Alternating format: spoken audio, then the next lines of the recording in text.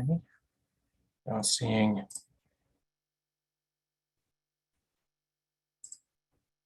screen share. Okay. Well, thank you all for being here. Thank you to Matthew, Tamana, the Center for College Workforce Transitions and the University of Wisconsin for hosting us and for pulling this symposium together so we could be in this space to talk about these important issues. I expect we are all going to leave with some fresh ideas, some actionable items that can impact our students and their professional development. I'm excited to be here today to help set some context by sharing some national level data and analyses we've conducted based on student responses. So without further ado, let's jump into a small data dump. We have interns paid status by employer type in our student survey. And the first thing you see here is about 70% of for-profit internships are paid, about 30% are unpaid. We'd like that higher. It's been fairly stable for the last 5 years. However, we know from our internship survey that goes out to employers about their internship programs, nearly all of them pay. So what that tells us is that the small and mid-sized businesses are having a harder time paying their interns. And I'm very excited to hear from Emily Pettinato in a future session today about some work they're doing helping fund internships for small and mid-sized employers. If you look down at the next bar, you'll see at the federal government, about 62% of internships are paid. This is as of the 2021 academic year. If you go back to 18-19, the numbers were about 50-50. So big shout out to Pay Our Interns, Carlos Vera and his allies. The work they've been doing in the last few years appears to be moving the needle. So huge congratulations, huge thanks, gratitude. Keep going. That work seems to be paying off.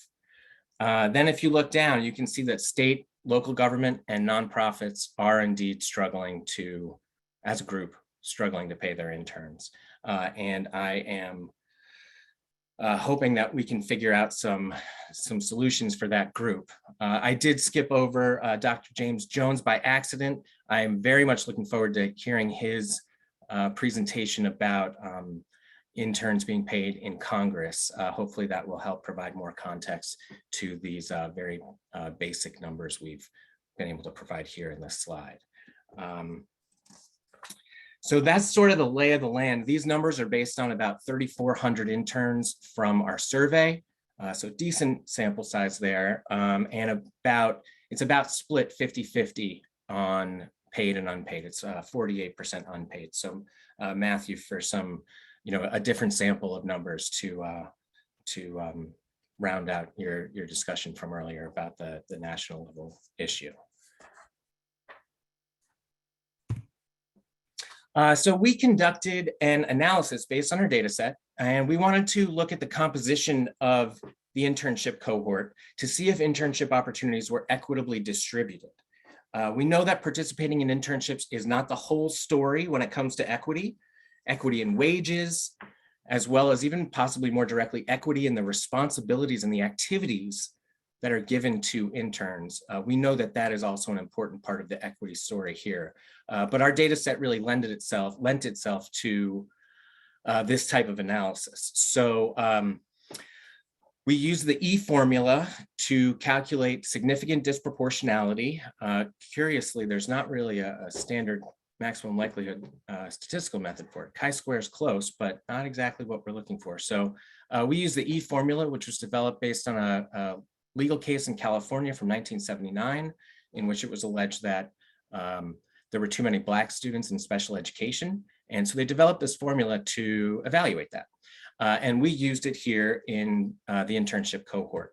The first thing you see is that women are overrepresented as unpaid interns. Men are overrepresented as paid interns, which is to say that men are disproportionately getting paid internships, more paid internships than proportionately they should have.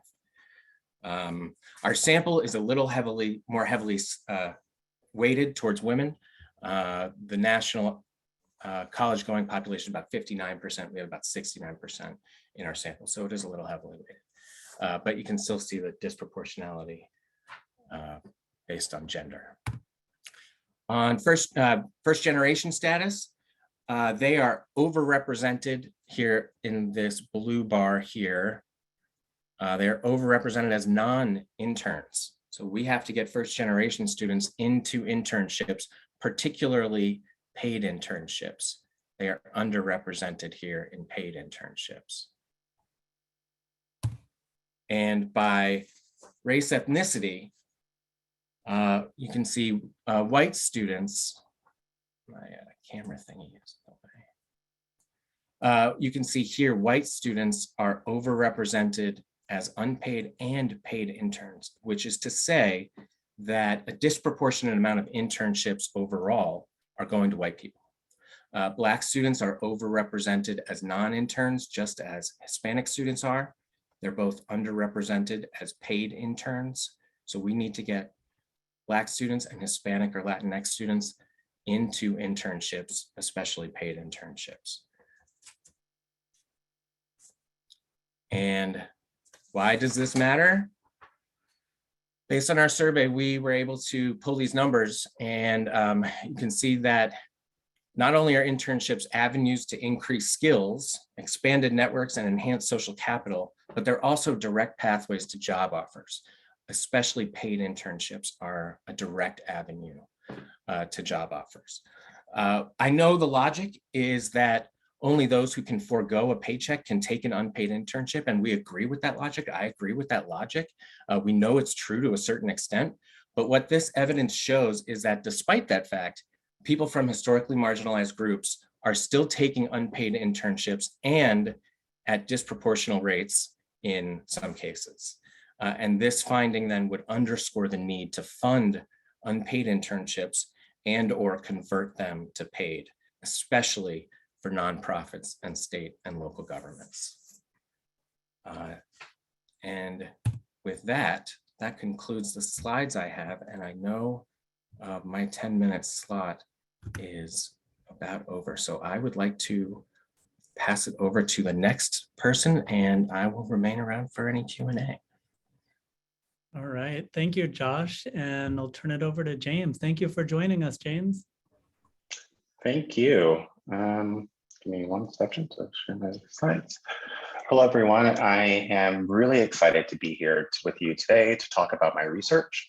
I'm a professor at Rutgers Newark, and my research explores who holds positions of power in American politics.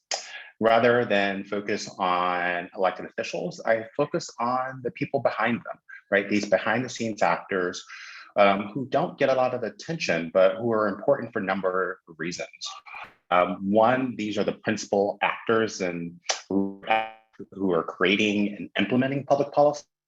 Also, this group is under not the most representative group as we think about race, gender, and class.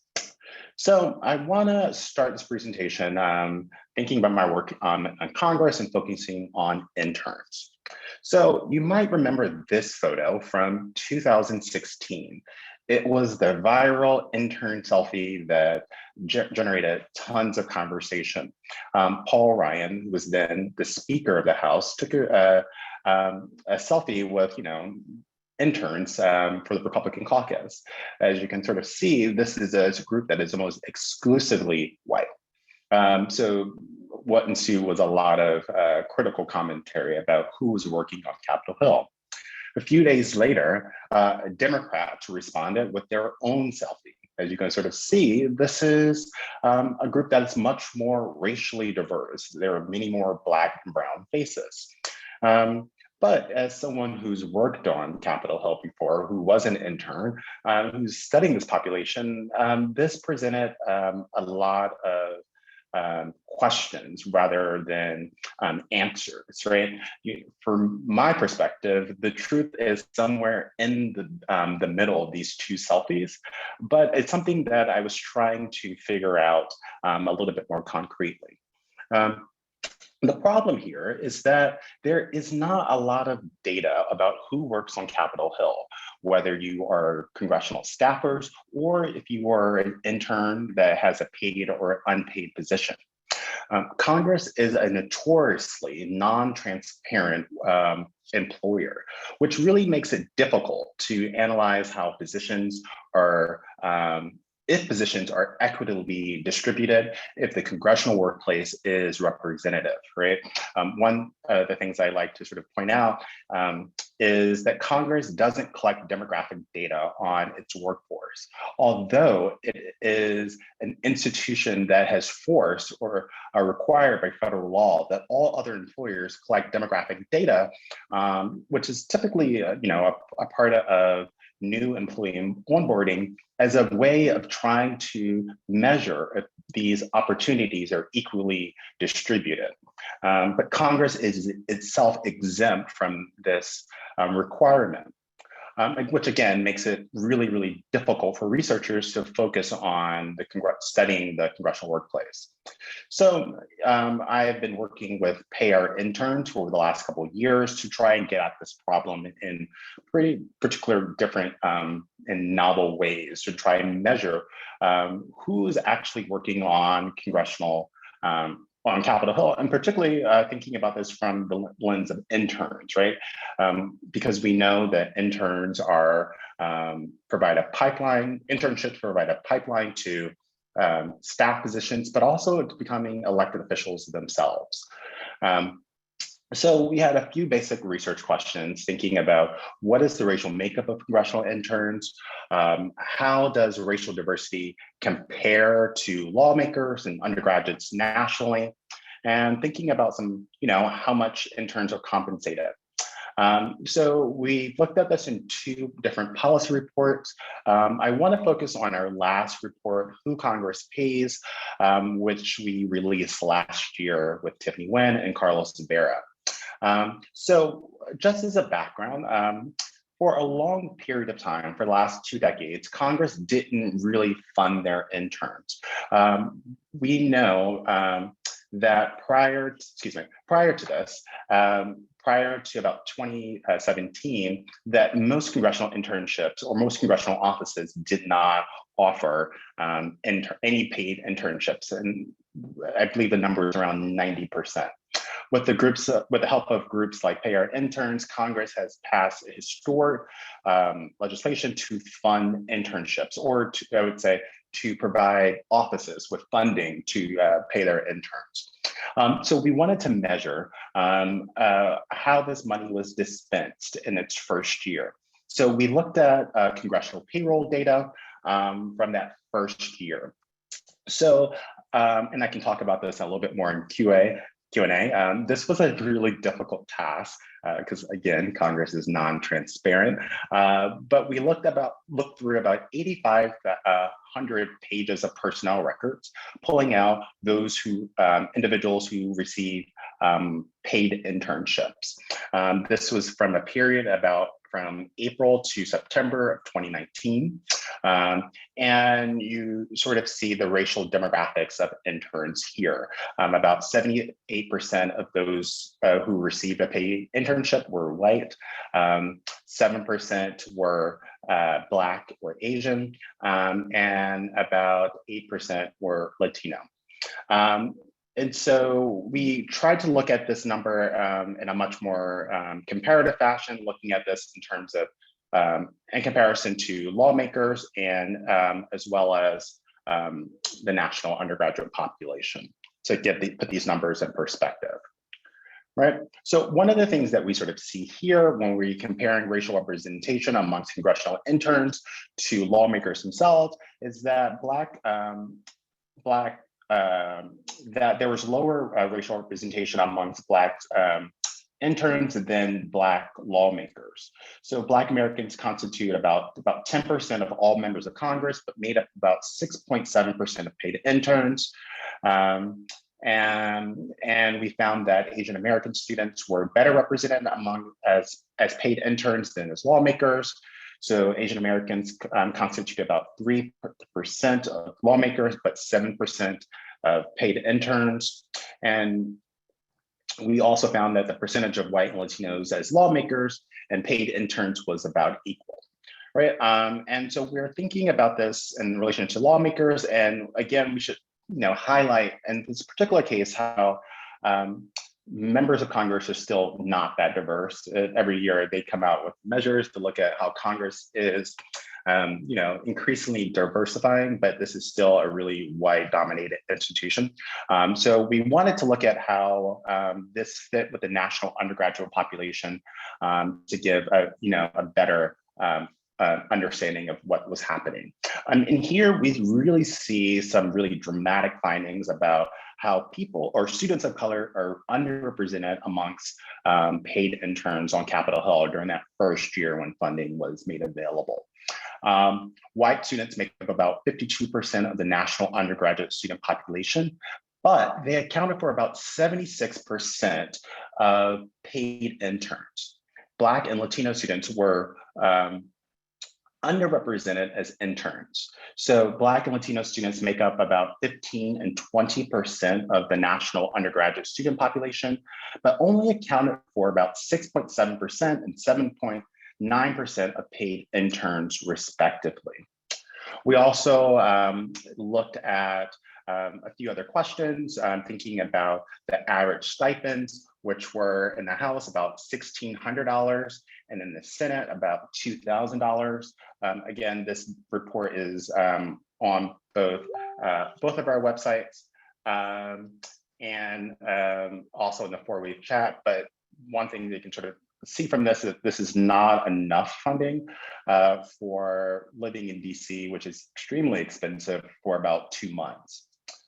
Another big finding that we found is that the percentage of paid congressional interns who attend private universities is 2 times greater than the percentage of undergraduate students' populations. So again, we have students being overrepresented as paid interns. I'm just going to go really quickly here.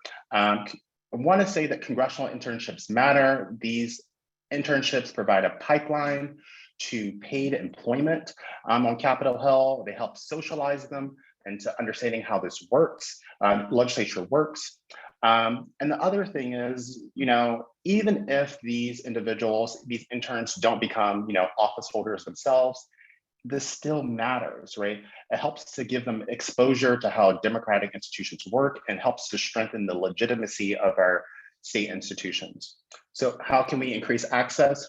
Of course, we need better funding, increasing stipends that are based upon a living wage, increased engagement with recruitment from communities of color. But one of the big threads or findings from my research is that Congress really must adopt transparent hiring practices.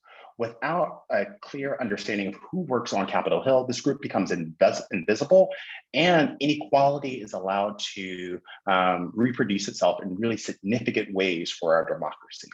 So I'll stop there.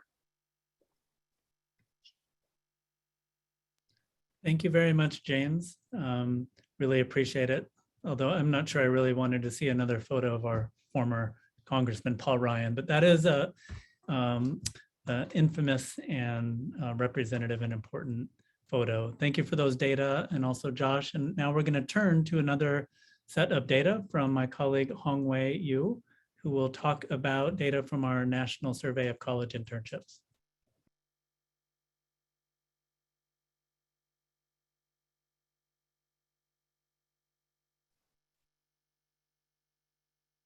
Thank you, Matt, for this. You guys able to see the slides? Okay. Hi, everyone. My name is Hongwei Yu. I am the Survey Director for the National Survey of College Internships. Today, I am really excited to have this opportunity to present to you about our recent findings about internship access and barriers. So in this brief presentation, I will talk about the National Survey of College Internships, and then talk about the barriers and for the non-interns, and then paid and unpaid internship for the interns. I will summarize the research findings and provide some implications. So the National Survey of college internships was launched by the CCWT in early 2018. So we have underwent, the survey has underwent several rounds of piloting, rigorous piloting. Right now, we have more than 18,000 students from 45 institutions participated in the survey. So including the institutions from HBCU, the HSI, private and public 4-year and 2-year institutions. And we're looking forward to working with more students and institutions to know more about college internship experiences. The survey is built around the internship scorecard. We have the 3 critical elements: the prevalence, quality, and equitable access. So then let's talk about the data sets we're using in the presentation. So in spring 2021, we have more than 12,000 students from 17 institutions to participate in the survey. 15 of them are 4-year private and public institutions, and 2 of them are 2-year institutions. The response rate varies, ranging from 19% to less than 5%. I want to emphasize that we're working with institutions to promote the response rates, either through the incentive or through other kind of measures to ensure that students respond to the survey, more students respond to the survey. Of the students who answered the survey, about 22% of them reported that they participate in the internship. That's the overall picture of the national survey of college internship. Okay, so first let's focus on the non-interns. So I think to echo Dr. Matt Harris saying that we want to give voices to those students as well about those who would be interested in internship but end up not having the internship because of the various obstacles. So from the figure, you say that about 80% of the students do not have internship. And among those students, more than 2/3 of them had wanted to take an internship, but they could not do so due to a variety of obstacles. So in our survey, we have a list of items, a total of 9 items, asking students what are those barriers. You'll see from the bar chart, basically you can say that students reported that they're not sure or they don't have adequate knowledge to find an internship. And some students also report that the cost load was too heavy to them to get an internship. And of course, there's a pandemic, the influence of the pandemic. Because of that, some institutions cancel the internship, so the students end up do not have the internship. What is really striking to us as well is that we find that the students reported hard to work at a current job and insufficient pay offered as important barriers for their internship participation. I want to say that even from the NCES, is that the need to earn money where internship or job is simply a fact for 43% of full-time and 80% of part-time students while attending college. So that really speaks the importance of getting paid internship. But I think from the presentations you have already seen from Joshua and James that the paid internship is really not prevalent. So if you see from our data, the left goal chart will show that 40% of students do not have a paid internship. And if you look at the table on the right side of the slides, you will see that those unpaid internships were disproportionately pursued by female students, by students of color, and first-generation students. And this is a clear trend. We're looking into that to say what are the reasons for that, and then what are the possible implications for such a gap between the implications for a gap in terms of internship learning and internship outcomes. So to summarize the presentation is that students really encountered barriers to internship participation, and there are multiple factors that contribute to such kind of internship participation. This year data we report 22% of students participate the internship, and this is way lower than the previous reporting from other institutions, including the NACE, about the internship participation. So, and we found out that the work at the current job and insufficient pay are really important obstacles, and that's really connect with this sense that students will have to achieve a certain sense of financial stability. And unpaid internship, of course, will not contribute to that. And unfortunately, we found that unpaid internships are prevalent and are disproportionately pursued by students of color, women, and low-income students. Given that, we would argue or would advocate that the campus to develop campus-wide supporting system. I'm not talking about merely the centralized career centers. I'm talking about also academic units, as well as financial aid services, to kind of work together in a collaborative manner to ensure students have the information available for them to pursue internship, have the support from faculty members, also have the financial support. I received during the analysis of the data and also the anecdotal evidence from the literature, I repeatedly found that the students mention about relocation cost as one important factor that they're not able to afford internship, or they are not able to afford an unpaid internship. So it's better for the institutions to provide a certain amount of aid to help students to get the internship.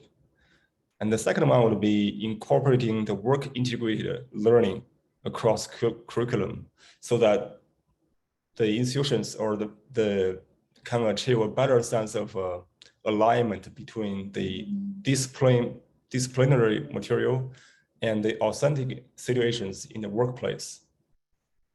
And then the center would argue that we want to conduct further research on internship obstacles. We talk about paid internship opportunities, and also about look at the STEM or non-STEM majors in terms of their internship opportunities. Last, I want to say, I would really appreciate if you have any questions, and we very much look forward to working with the institutions and students to know more about internship learning and then outcomes.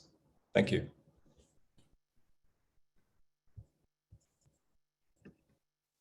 Thank you very much, Hongwei. As Hongwei mentioned, if anybody has any questions, please use the Q&A function in 4 waves. There's also the chat function if you just want to make some observations.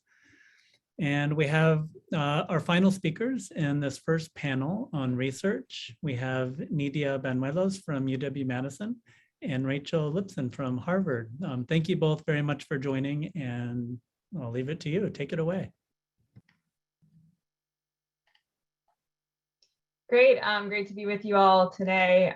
Really looking forward to this important conversation, and especially appreciate the focus on bringing researchers and practitioners together. Very quick introduction to me and to the Project on Workforce at Harvard. We're super excited to be co-sponsors and partners on this event. Really at the core of all of the work that we do is focused on that research practice connection, as well as bringing an interdisciplinary and cross-sector lens to these issues. So we bring together Harvard Business School, the Graduate School of Education, and the Kennedy School, our policy school. We're focused on particularly how do we create smoother connections between the education system and good jobs, and also increasing the availability of good pathways into good paying economic opportunities. So I personally view paid internships as a key part of this broader systemic question, and excited to dive into the solutions that are tackled today. I was asked to just say a few words in particular about one component of why paid internships matter so much, and that's really around the strength and importance of social networks and social capital. Just very quickly here, a lot of the folks on the call are probably familiar with some of the well-established research in this space, but at a high level, we know that social connections, professional networks, access to people who can help you in your career does matter a lot in the job search and in long-term career advancement and progression.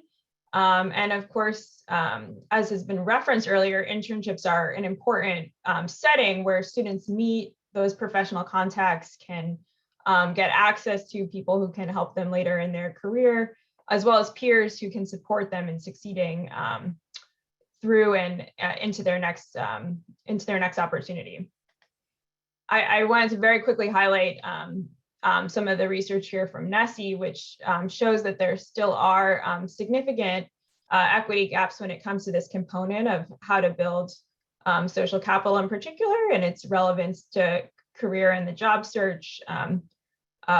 They found consistently in their 2021 survey and work with Strata that there was a disparity between for first generation students and for students of color in terms of access to some of these social capital building experiences, although I'm excited to hear from Nydia's research, which will tell us more about cultural capital and the important role it can play here. The final thing I'm just going to say before handing it over to Nydia to talk about her work is I think there's actually good evidence in the research that this connection can go in both directions between the importance of social networks and social capital, and then access to paid internship opportunities and career success. So we've seen a lot of at least anecdotal evidence in the field that having this stronger social networks can get you more opportunities to find those paid internship opportunities. And then on the backside, that once you've had a paid internship, you then get more access to this network that can help you not just for that short period of time, but in your longer run success in the labor market. So I just pulled out a few quick examples here of organizations in the field that I think are doing interesting work, particularly on the intersection between social capital and paid internship access. Some of you may be familiar with UW, which has had a number of randomized control trials, provides a paid work-based experience, often in collaboration with community colleges. They've placed a huge focus on the cohort of the students who are participating, but also on the networking aspect of meeting people in the field. Handshake, some of you probably are familiar with the platform, has recently doubled down on some of their equity efforts, particularly around, to the point Matthew made earlier, of those private sector paid opportunities. How do we expand the pool of people who have access to them, and thinking through creating more pathways for students who may have otherwise been left out in the past to find out about and connect to those opportunities. So I'm going to pause there because I'm excited to hear about Nydia's work, but looking forward to the conversation. Thanks, Rachel. Okay, we're going to do a quick swap of the PowerPoints. Okay, I hope everyone can see this and can hear me. So I just wanted to start with a caveat. As Rachel mentioned, there's a lot of links between the things that I work on and internships, but I'm not an internship expert. So you may be asking, why is this person here today? Well, in my work on the college to career transition, there's this kind of big focus on helping students build their social capital or develop their social networks. And obviously we see that in the internship space as well. But when thinking about social capital, researchers have historically viewed certain kinds of network configurations as just being better than others, right? They're more likely to land you a job, they're more valuable in terms of the resources that pool within them. And often these good networks are attributed to members of dominant groups, which means that students who are considered underrepresented minorities are depicted as lacking the right kinds of social networks, and interventions are often directed at improving their social capital, right? Well, as other scholars have pointed out, this kind of one-dimensional thinking about social capital leads to these really well-regarded strategies for networking that don't actually work for everyone in the same way. And perhaps more damaging, this way of thinking tends to depict students from certain communities as like needing to be fixed or saved or improved in some way, which can be very demotivating and can turn them away from certain kinds of work experiences. So like other scholars before us, my colleagues Ross Bembo, Kyungjin Jang, and I started turning to these alternative models of depicting capital to address this issue. And so we really recently started using the community cultural wealth framework in our research. Community cultural wealth, or CCW, was developed by Chicana feminist scholar Tara Yasso to respond to these deficit-based narratives about students. So the framework highlights the assets that students bring to certain spaces that were not built with them in mind. These are assets that schools and employers tend to ignore, but they shouldn't, both for their sake and for the students' sake as well. So just because I have limited time, I'm not going to go into each of these forms of community cultural wealth, but if you have questions about them, please feel free to ask. I just want to draw attention to a couple here. So familial capital is when students have knowledge, orientations, or practices that are given to them by their families. Families also happen to be a very good source of aspirational capital, which shows that all these forms of capital are linked. Aspirational capital refers to students' hopes for the future, which drive them to pursue their goals even in the face of obstacles. So for example, in our interview studies, we have found that students often refer to wanting to get a job that will honor their parents because of the sacrifices that they have made. Here's an example of a student whose mother was a single teenage mother who was low income, but still managed to get her college degree despite these obstacles. The student says, her mother's story helps her not make excuses for herself, because if her mom could do it, why couldn't she? So here you see her familial capital kind of giving her aspirational capital to succeed. Our survey results also reveal that students with more familial capital were also more likely to value their family's needs when choosing a career. That's an obvious one. But they were more likely also to visit the career center and to express having more work volition. Work volition just means that students feel very capable and agentic in choosing their future careers. So our study design, which we've piloted at this point with Latino students at one college here in Wisconsin, relies both on surveys and interviews to measure students' social networks and community cultural wealth. So we ask students who they discuss career and academic matters with, and then we identify the different resources that they get through this network of people. So we actually map their social networks, and there's just a fake example of how it looks there. So unlike traditional social network research, which focuses really only on dominant social capital, we're also measuring students' community cultural wealth through these networks. So I want to talk very quickly about probably two of these three findings for the sake of time, that are not specifically about internships, but I hope can spark conversation about the internship space. So our first big finding was that students' academic and career support networks are very family heavy. So about 45% of the people that they list are family members. This is only noteworthy because we're asking students who they talk to about their academic and career plans. So you would imagine these would be more career counselors or faculty, but in fact, they're turning to their families for advice on careers.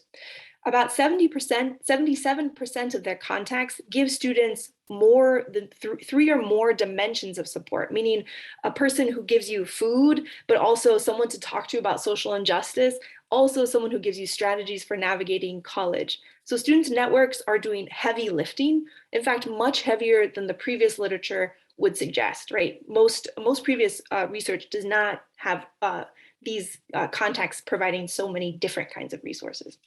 So one example of how this works in the internship space is that we had several students tell us that they found internships through family members.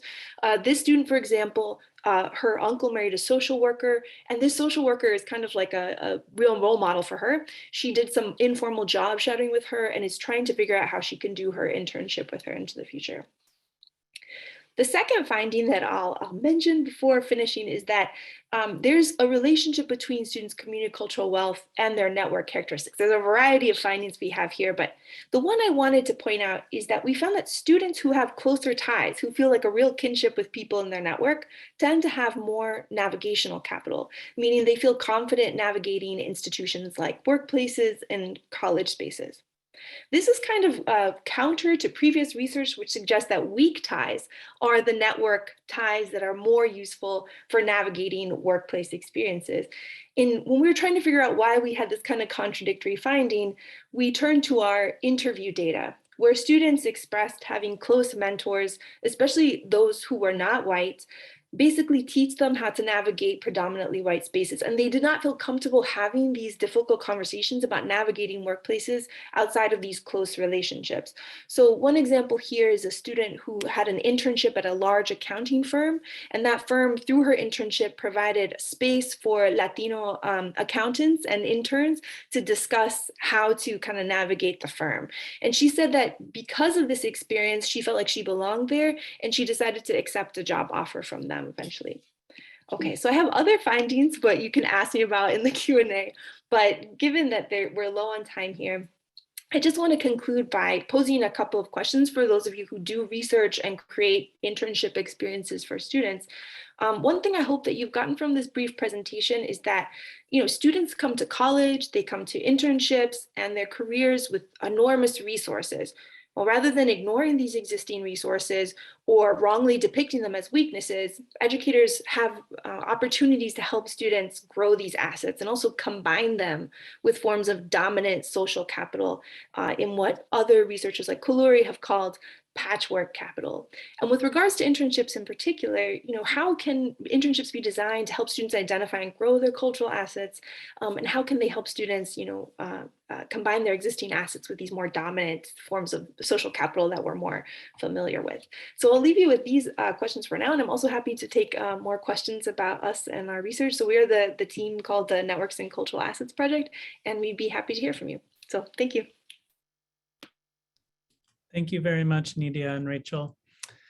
And now we have some time for Q&A. Before we open it up, and if you go into the 4Waves platform, you'll see in the schedule, you'll see Q&A and chat. If you click on the Zoom link, go ahead and fire away. Just wanted to make a brief observation though about why I put those 4 speakers together, because as you can see in the research on unpaid internships, we have work that's exploring the prevalence of unpaid internships and disproportionality within the cohort of students that are taking them. And you can see that in the work that Josh described, Hongwei, and James to a certain degree. And then the work that Nidia is talking about, the reason I asked them to come on is because when people study internships, often the outcomes that are explored are job attainment or wages. But social capital is one of the things that's often talked about as a benefit of internships. And we just wanted to complicate how the community of researchers and practitioners thinks about social capital. One of the connective tissues between the two that I didn't anticipate was James's focus on hiring, because hiring and the decisions that employers make in bringing students to a paid or unpaid position is very important. So now we have about 10 minutes for Q&A, and for other panelists that'll be coming on next, if you could turn off your camera and mute, that'd be great. And then in the Q&A, I'm just seeing a couple of questions. So if we don't have any more, the previous panelists, if you want to jump on and start, making observations or asking each other questions, that's great. But I'll go ahead and start a question for you, Josh. If the disproportionality numbers controlled for field or industry in your research? Unfortunately, no, they did not. We need more data by industry. We do have some anecdotal data, historical data that internships in media, entertainment, journalism are notorious for being unpaid, but we really do need better data by industry to get a little bit more of a detailed look. So unfortunately, no, that was just sort of students overall. Thank you, Josh. And I know that a few of the folks that registered for this symposium are from art schools, and I've had a lot of interest from people working in performing arts and media on this issue. And I know one thing in our data set is, and somebody mentioned this in the chat, unpaid internships definitely are not equally represented across disciplines. A lot of business students, they're getting paid internships. So the attention some people think really needs to be paid to very specific disciplines and programs.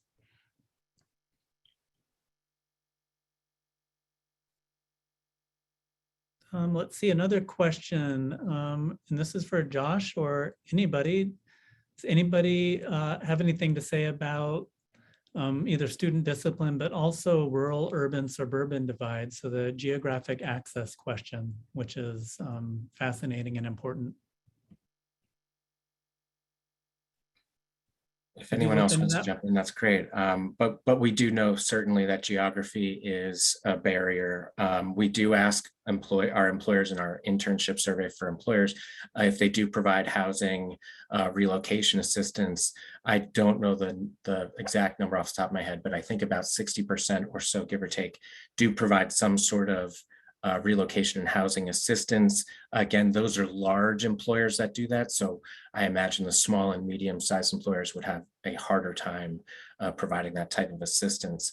So geography is certainly a barrier, which with the rise of virtual internships the last couple of years, that barrier is really not as big of a deal when you can have an internship from somewhere across the country. So we saw a lot of equity benefits in virtual internships, and hope that that continues to be a way that people can access this type of experience.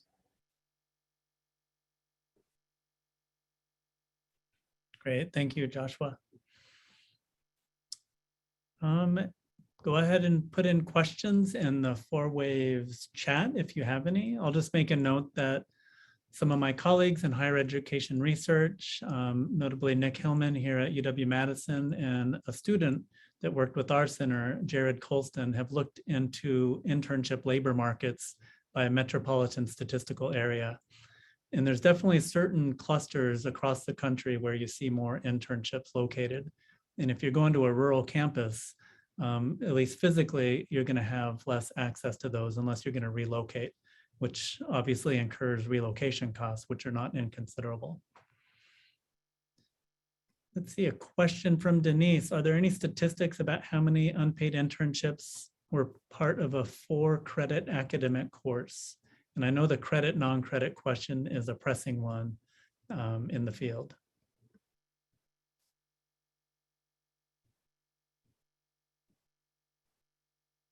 Do y'all have data on that, Josh, by chance? I am trying to think. We don't have that directly in our student survey, but we do know, from hearing from career centers that many of our students are taking them for credit. And that is a very sticky issue because a lot of employers say, oh, they're getting credit, so we don't have to pay them. But students are paying for that credit. They're purchasing that credit. And so sort of using it as both, some credit to graduate and that's being purchased, but also framing it as a sort of compensation to me seems like a squirrely issue there. And I think that could use some clarification from the Department of Labor in the Fair Labor Standards practice and guidelines. So that's going to be an issue that NACE explores in our advocacy efforts. We will see what we can do on that issue, but we don't have a direct percentage of students that are engaging in internships for credit. But we do know that that is a difficult issue and it's variable by campus. Especially when you consider many students, as part of their graduation requirements, are required to take an internship or even 2. So, they're paying for these opportunities in some way, if you think about it like that. So definitely an issue that needs some clarification there. Great, thank you, Josh. And I think one of the lessons from this panel is that there are data out there on compensation and internships, but we need more. In this particular question in our survey, we do have the data, we just haven't had time to analyze it. James, there's a question for you if you're still on the call. The question is there a percentage based on race and gender as to applications to the internship opportunities in Congress? Yeah, this is a really great question that I wish I could answer, but I think it goes back to the problem that Congress is really a transparent employer. So I think one of the challenges to really thinking about equity in congressional internships is that Congress is a really decentralized institution. So this means that internships are meted out amongst 535 personal offices and committees, and they don't share that data with anyone. And oftentimes they don't systemically collect or organize that, right?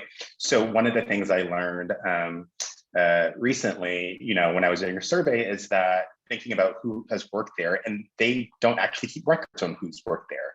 They don't measure for racial or gender representation to think about equity, right? And so that's problematic.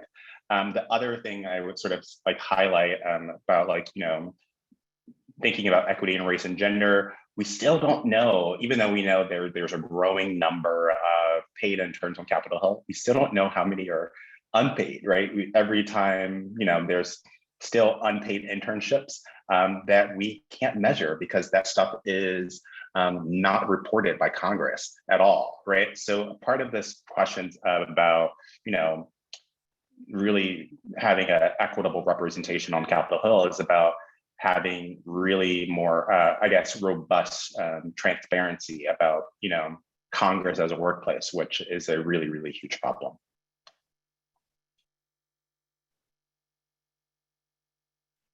Great, thank you, James. And as somebody that does research on hiring, I know how hard it is to get those data, but must be especially hard at Congress. And let's see, I think we have time for one more question. And this is a question I'm really interested in. It's from Julie. Any data about the impact of funding that comes from the college versus pay from employers?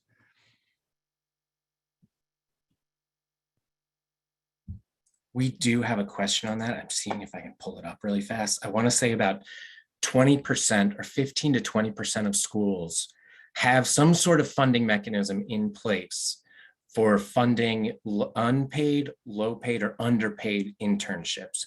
I want to say about 15% have some sort of mechanism in place and 5% are setting it up for next year. But some of those funding mechanisms, they're generally competitive. Very few of those schools just give money to anyone that says they have an underpaid internship. Most of the time they have to apply for some sort of competitive grant or scholarship or meet some type of criteria. So there are some, and we do see some growth in that over the last few years. It's a question we've been asking of our career centers.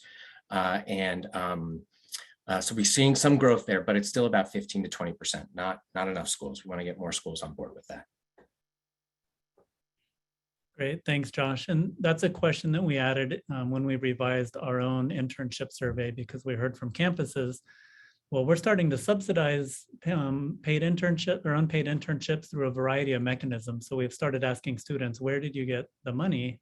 From the employer, from a fellowship, from campus? Again, we hope to have some of those findings out soon, but hopefully we can start to generate some evidence about this question. Well, thank you, panelists, Josh, James, Hongwei, Nidia, and Rachel. We're going to take a 5-minute break. I read that that's a best practice in online conferences, is give people a chance to take a break. And so we'll pause for about 4 minutes. At 12:15, we'll start the next panel. And so the next panelists, I guess, get ready, and we will reconvene in about 4 minutes.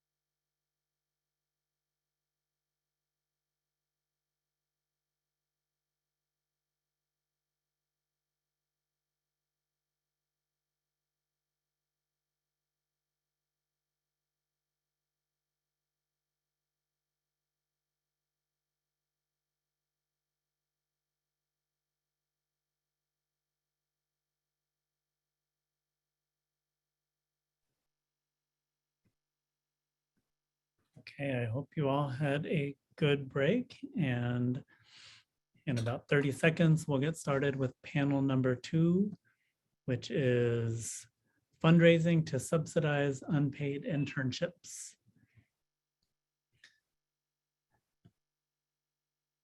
Hey, Carlos. Hey, Matthew. And we have Annie and Jessica and Emily. Yay, there's everybody. Awesome. So we'll go ahead and go in the order that we have in the program. We'll start with Annie, followed by Jessica, Emily, and Carlos. Again, this is our second panel on strategies for funding unpaid internships. And we'll start with Annie, and let's have everybody else turn off the camera. And Annie, take it away. Thank you. Hi, everyone. I'm just going to share my screen. First, I want to thank everyone who's worked so hard to pull this together. This is great. I also want to thank,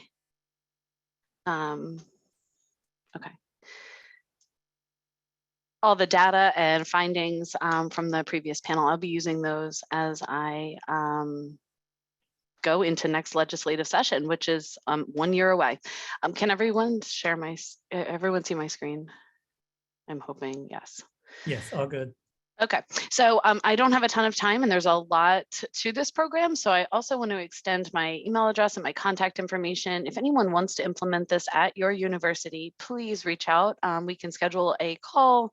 I can send you documents and process. I would not have been able to set this program up had it not been for other institutions who have gone before me, right? So the Maryland Technology Internship Program is the program that I manage and lead. I have the privilege of leading it on behalf of the state of Maryland.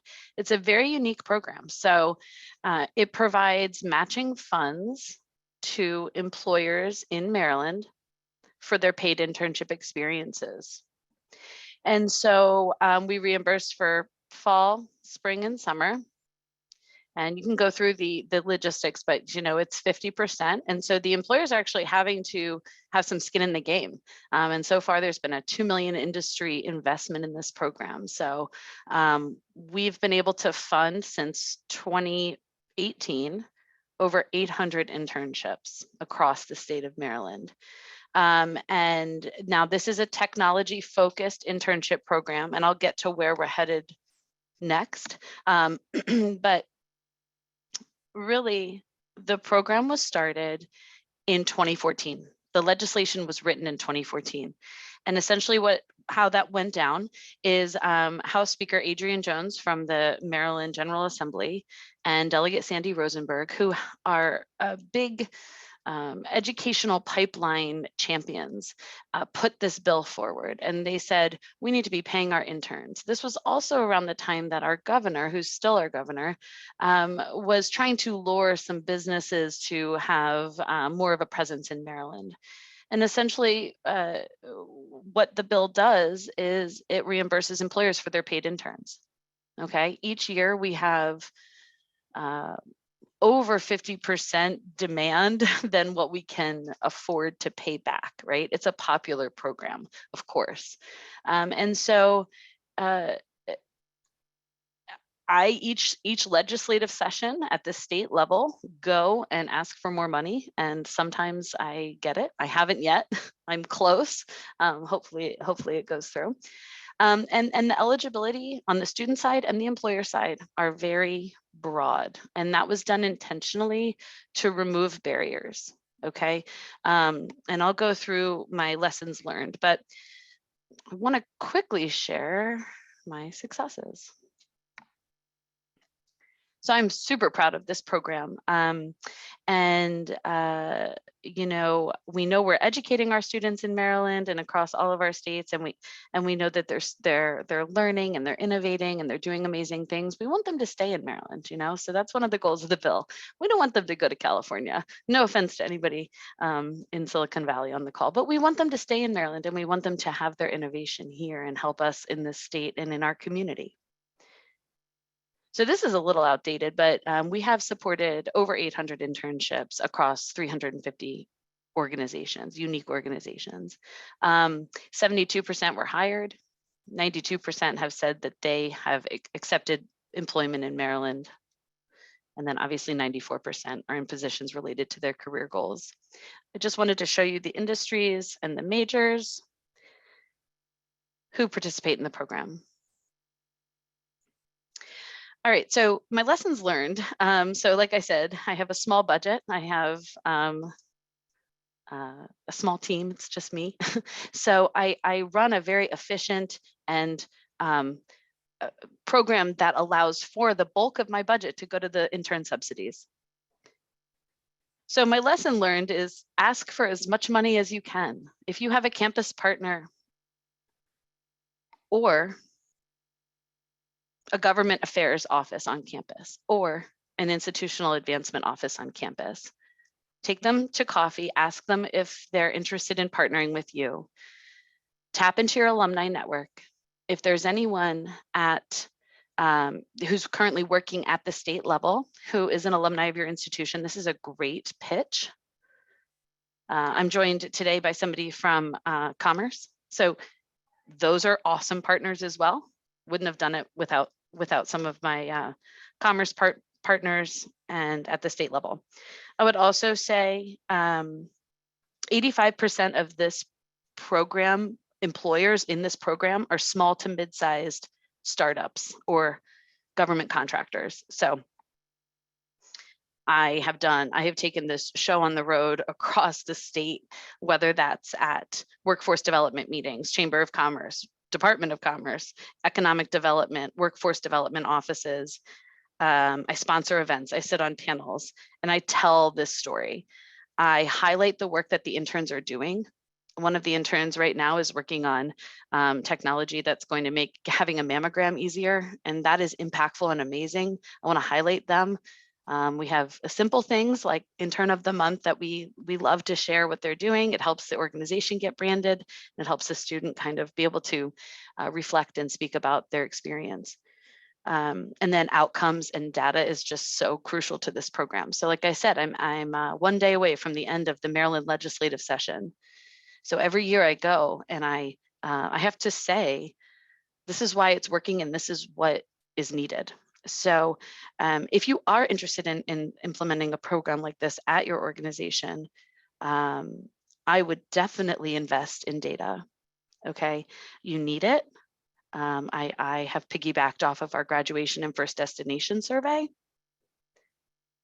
And then I just have students fill out surveys and I ask them where they're going, what they're doing all the time. And I try to develop a relationship with the students.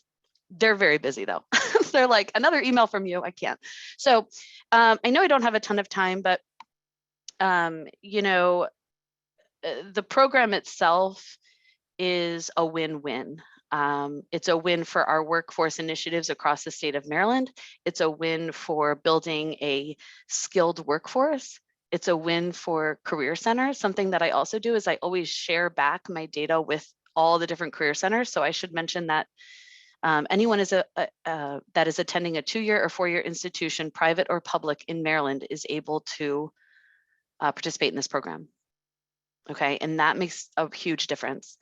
We have the university system, but whether you go to Johns Hopkins University or Morgan State University, you can participate in this program. It's also open to alumni 1 year out. So as we know, COVID impacted people on many levels. And so this program to me is about equity and access.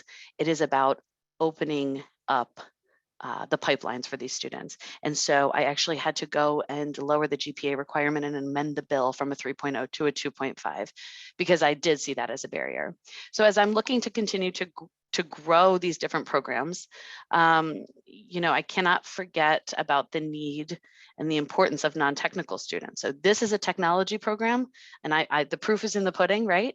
So now in this last legislative session, I went and I pitched a whole new bill, me and everyone with me, and we tried really hard. And unfortunately, it did not pass. But something that Delegate Rosenberg, who is the champion of this bill and many others, had said to me early on in this program, he said, it's about persistence. The state is slow, okay, and it's about patience. And so I'm trying to channel that. So it didn't pass this session. I guarantee you it will next session.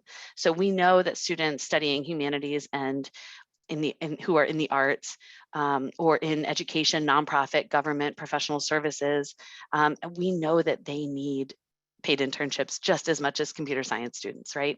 So basically I'm going to take this model and I'm going to replicate it. And then we're going to see what happens. So be persistent, be patient. Thank you for all of your data that you have shared today. Especially thank you to NACE. I use your data in front of the legislature all the time. And I talk about the disparities and the DEI initiatives and how I want to make Maryland an unstoppable workforce that, you know, no one else can compete with. And that is it for me. And I will hand it back to Matthew. Thank you so much for hosting me. And I want to give a special shout out to Lakeisha Matthews from University of Baltimore who connected us. Yes, thank you, Annie. And I have a quick question for you, Annie. You are based at UMBC, yes, correct? You're not working in the state legislature? Yes, that's something I did not talk about. So my email address is UMBC. My office is UMBC. I'm very much a UMBC employee. UMBC was selected to administer this program because there is funding, there is a transfer of funds, right? So it cannot come from Commerce and it cannot come from the legislature. It has to come from a university. We have to manage the funds. At least that's how it works in Maryland. And I also have access to the students, right? So do all of you if you work in higher education. So again, there was no question that this program would live at a university. The reason UMBC was specifically chosen is because we have a long history of these pipeline programs. So one started as the Governor Summer Internship Program, which basically places students interested in public policy in various state internships, paid, I should say. And I also just want to call out that we do also have the Intern and Service Fund at UMBC, which allows for an offset of cost for transportation and housing. But yes, I very much am a UMBC employee. This is a state-funded program, and I represent the state of Maryland. So it's kind of confusing, and it's hard for employers to kind of wrap their minds around it, but I'm a higher education professional who works in workforce development. All right, thank you for that clarification.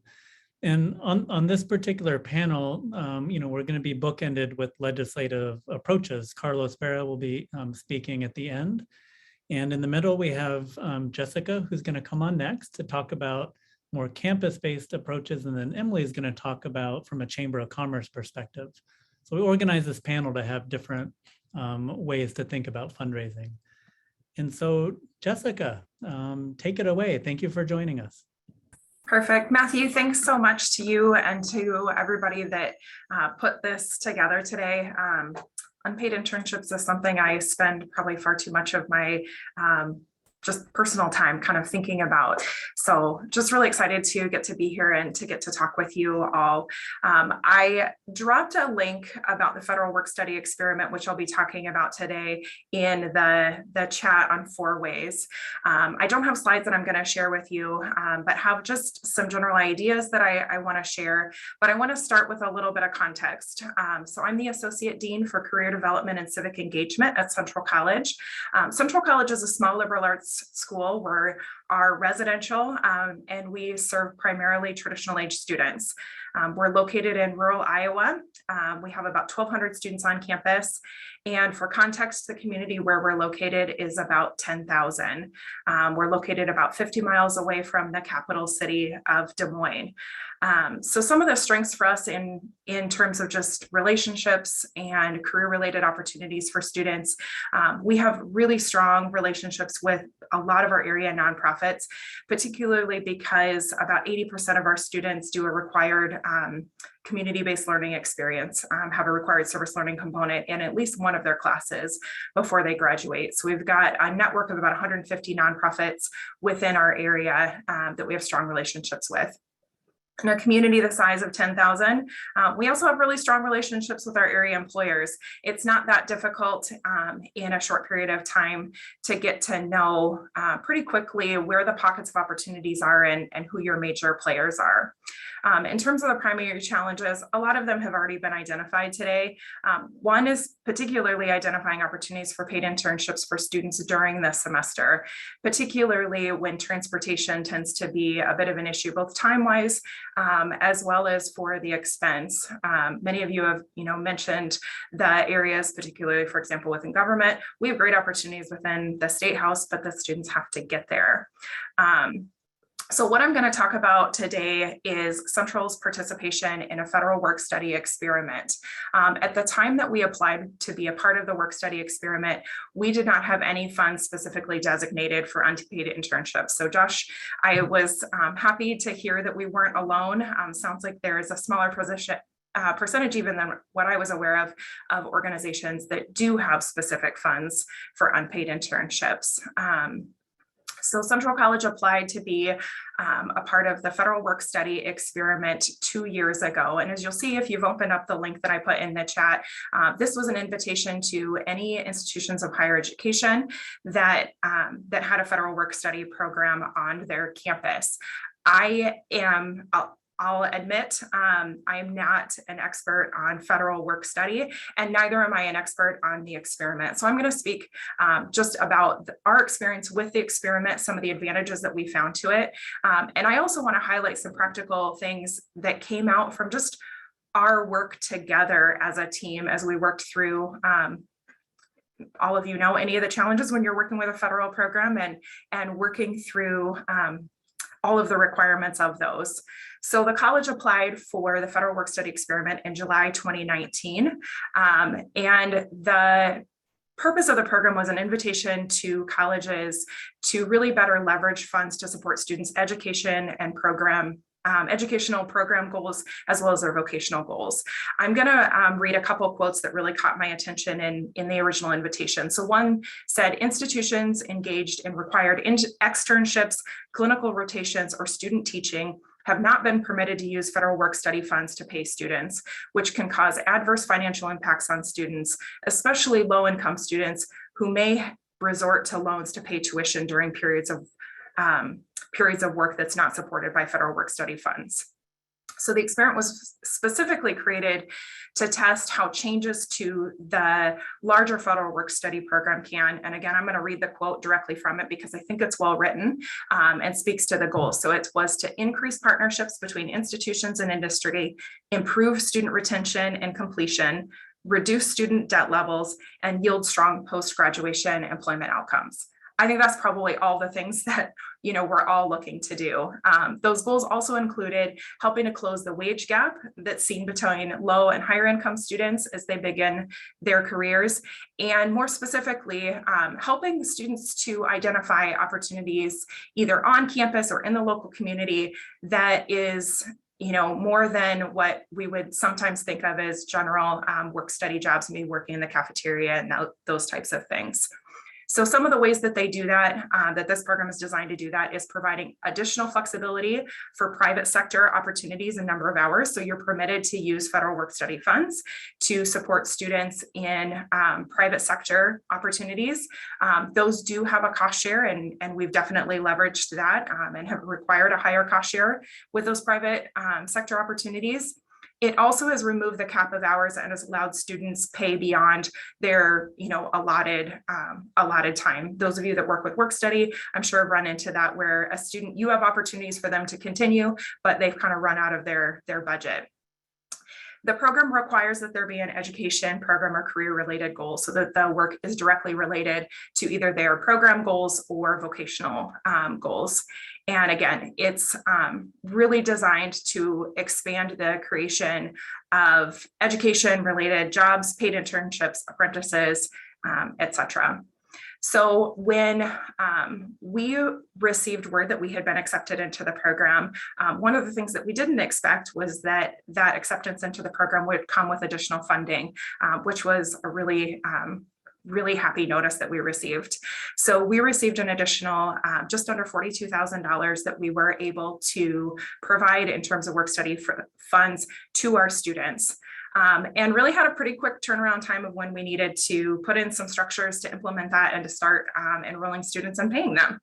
So we started with the low-hanging fruit, so to speak, worked with organizations who we knew had a capacity for stronger internships, maybe organizations where we had students completing some volunteer hours at a small percentage of time. If they were spending maybe 20 hours over the course of the semester, we wanted to look at, what is an internship where they're working 8 to 10 hours a week look like? We approached it kind of allowing a number of different ways for opportunities to come about. So we worked with students, invited them to complete a brief application where either they identified organizations or we asked them to identify the types of work that they were looking to do. There are some challenges to this program. The budget begins and ends on July 1st, so it really does require an accurate estimate if you plan on supporting students that are engaging in summer opportunities. And I know I'm running short here on time, Matthew, I'll wrap up quickly. But what I wanted to talk about just briefly is when we started working on this program, it really forced both our financial aid office and the individual in financial aid that oversees all of on-campus work study, our internship director, as well as the person that oversees community-based learning. And we also pulled in our pre-health advisor. Having all of us in the same room, kind of looking at this issue of unpaid career-related experiences, really opened up a lot of interesting discussions. It just so happened that alongside about the same time that we received word that we were accepted into the federal work study program, we also received notice from our advancement team of a small gift to support unpaid internships.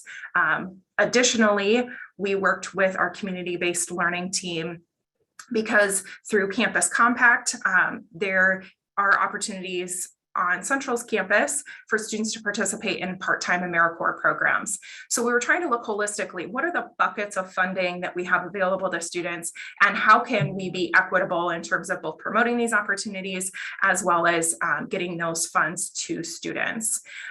So one of the things in terms of highlights or pieces of advice that I would have, one, if you're not already closely working with the individuals that work with your financial aid and your on-campus work study, I encourage that. And then if you're not currently working with the service learning folks, I was glad to see so many of them on today.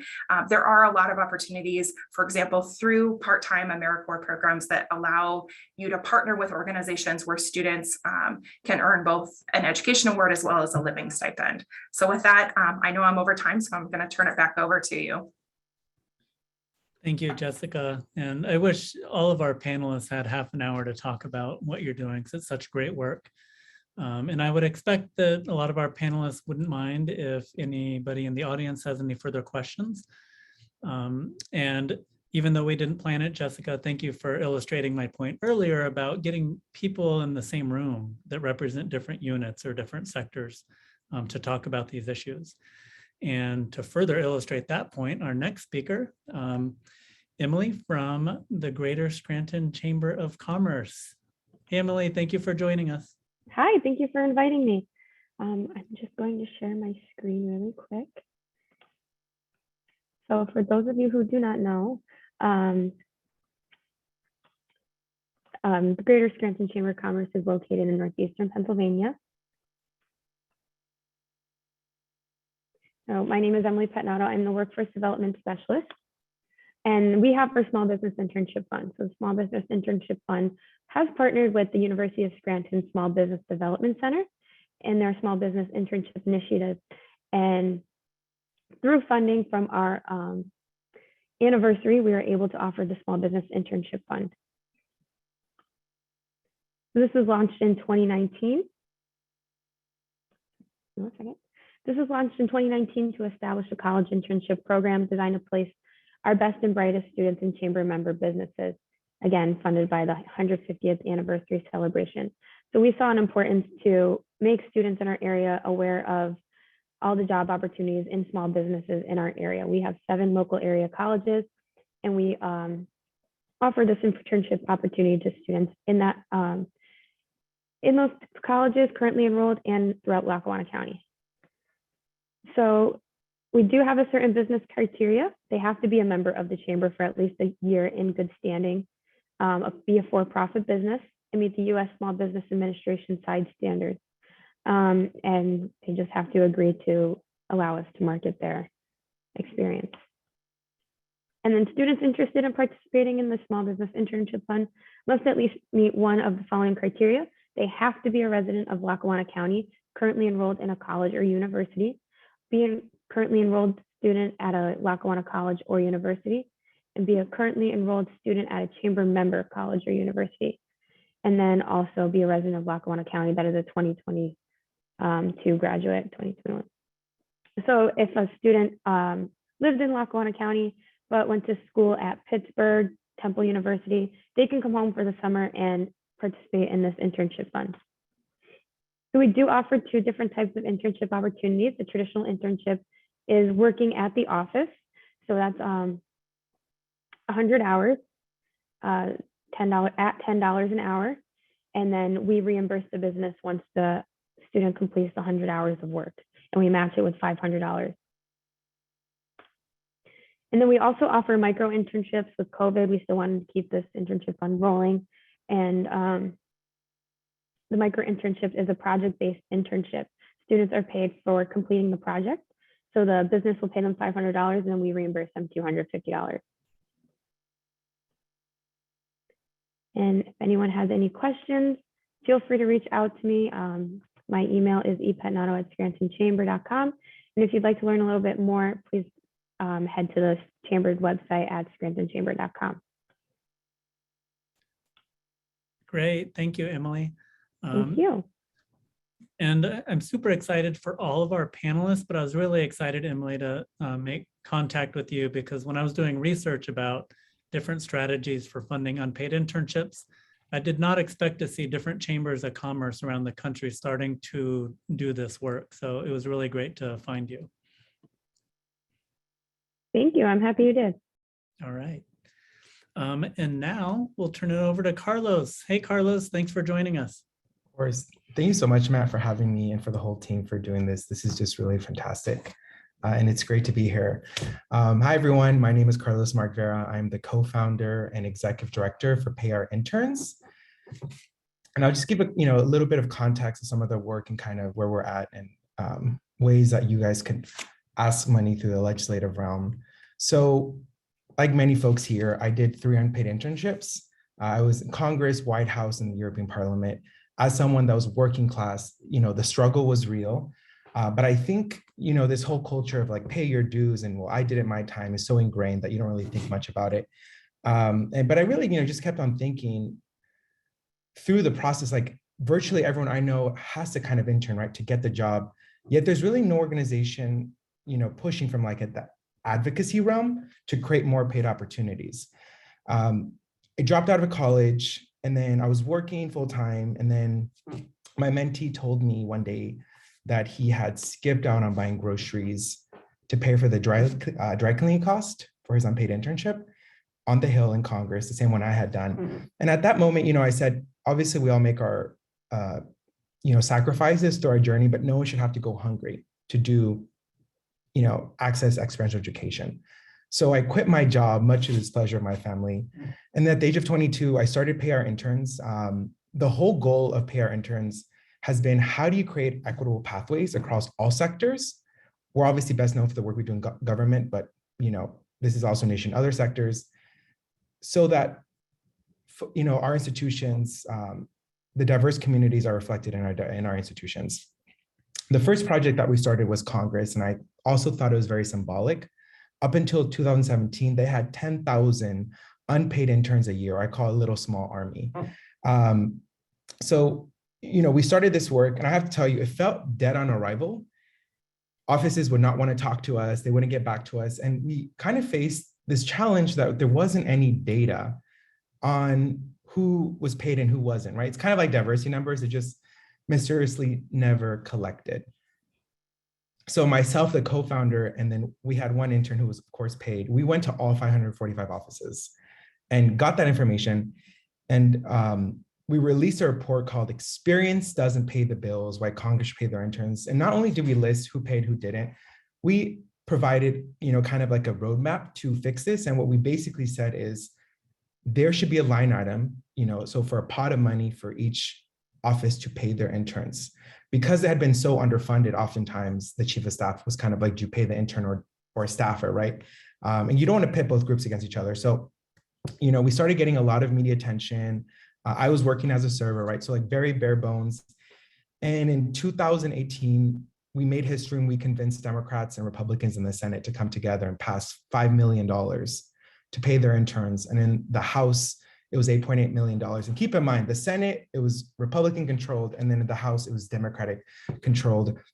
And I think one thing we noticed that's really been helpful is even though people may have different views on the role of government, everything, we started to notice that some folks like Senator Inhofe, who's very conservative, and Senator Bernie Sanders, who isn't, both paid their interns. That fund, $14 million, has actually increased each year. Now, as of last week, it's at $22 million. And it just says a lot that it's been very successful. Obviously, there's hiccups. I know you guys heard from Dr. James Jones, who we've collaborated on reports.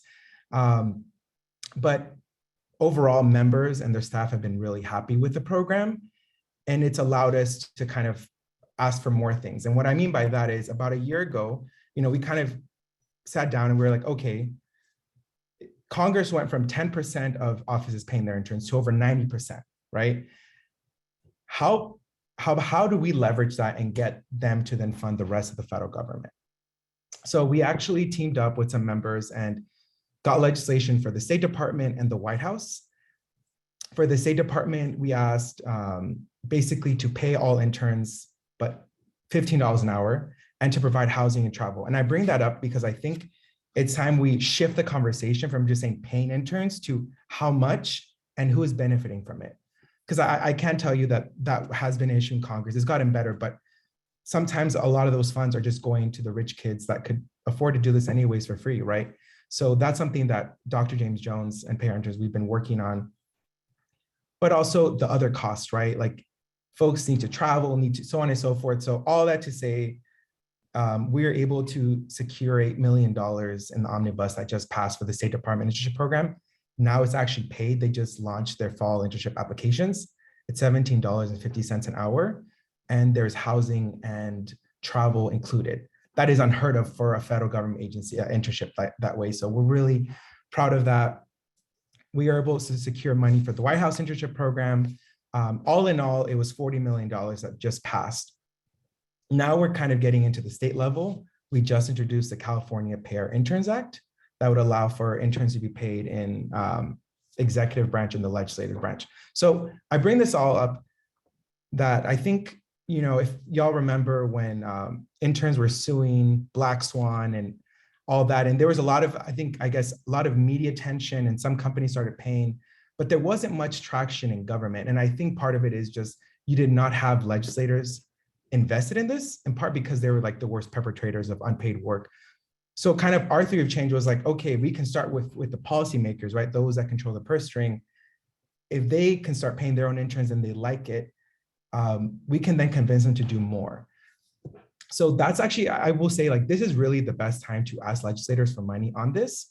And we're seeing this happen across the country. In Colorado, there was a bill that passed providing tax credits for farms that hire college students. The farm pays half of their bill, their stipend, the state pays half of their one. There's a bill right now in the California State Legislature for social work students. As we know, they have to do 900 hours of field work. It's usually unpaid. That's a big barrier. So there's legislation that would actually pay them while they're doing their field practicum. In exchange, once they graduate, they would work 2 years for California State Agency. So all that to say, there's a lot of momentum. I know one of the other panelists recommended this is for colleges, talk to the government relations office. They're quite influential. And, if you can kind of make it basically clear, like it's actually not that hard to do this, but asking specific money for community centers to help students with paid internships. So that's something that can definitely happen. And, I guess I just started this 5 years ago. There's a lot more work to be done, but, we'd love to chat with anyone about doing any potential campaigns, kind of giving y'all our playbook, kind of how we've been able to do this work. And yeah, so I think that's it from my end. And, looking forward to any questions at the end, or actually now. Thank you, Carlos. And I don't know if you all have seen some of the news items coming out. I think Business Insider, Fortune Magazine, was in the Washington Post. This funding that Carlos and his colleagues have been able to secure for the State Department, the White House, is truly a game changer. And so congratulations, Carlos. And yeah, keep up the good work. Thank you. So I've got a few questions, but if you have any for any of our panelists, go into the 4Waves Q&A or the chat. I guess if panelists have questions for one another, go for it. But I'll start with one. Annie, are you still on the call? Because if not, I won't pose this question. Oh, there you go, Annie. I am, sorry. Let's see. What strategies did you use to explain how GPA was a barrier to access for the legislature? I think that was the question. Yeah, so anytime I am in front of the legislature, I bring students with me. I have them upload written and I have them prepare oral testimony, and they speak from their own experience. As we know, GPA is not indicative of a person's performance in the workforce.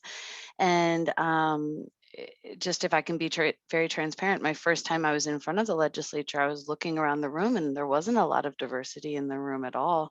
And so I really had to explain what those barriers mean for students and how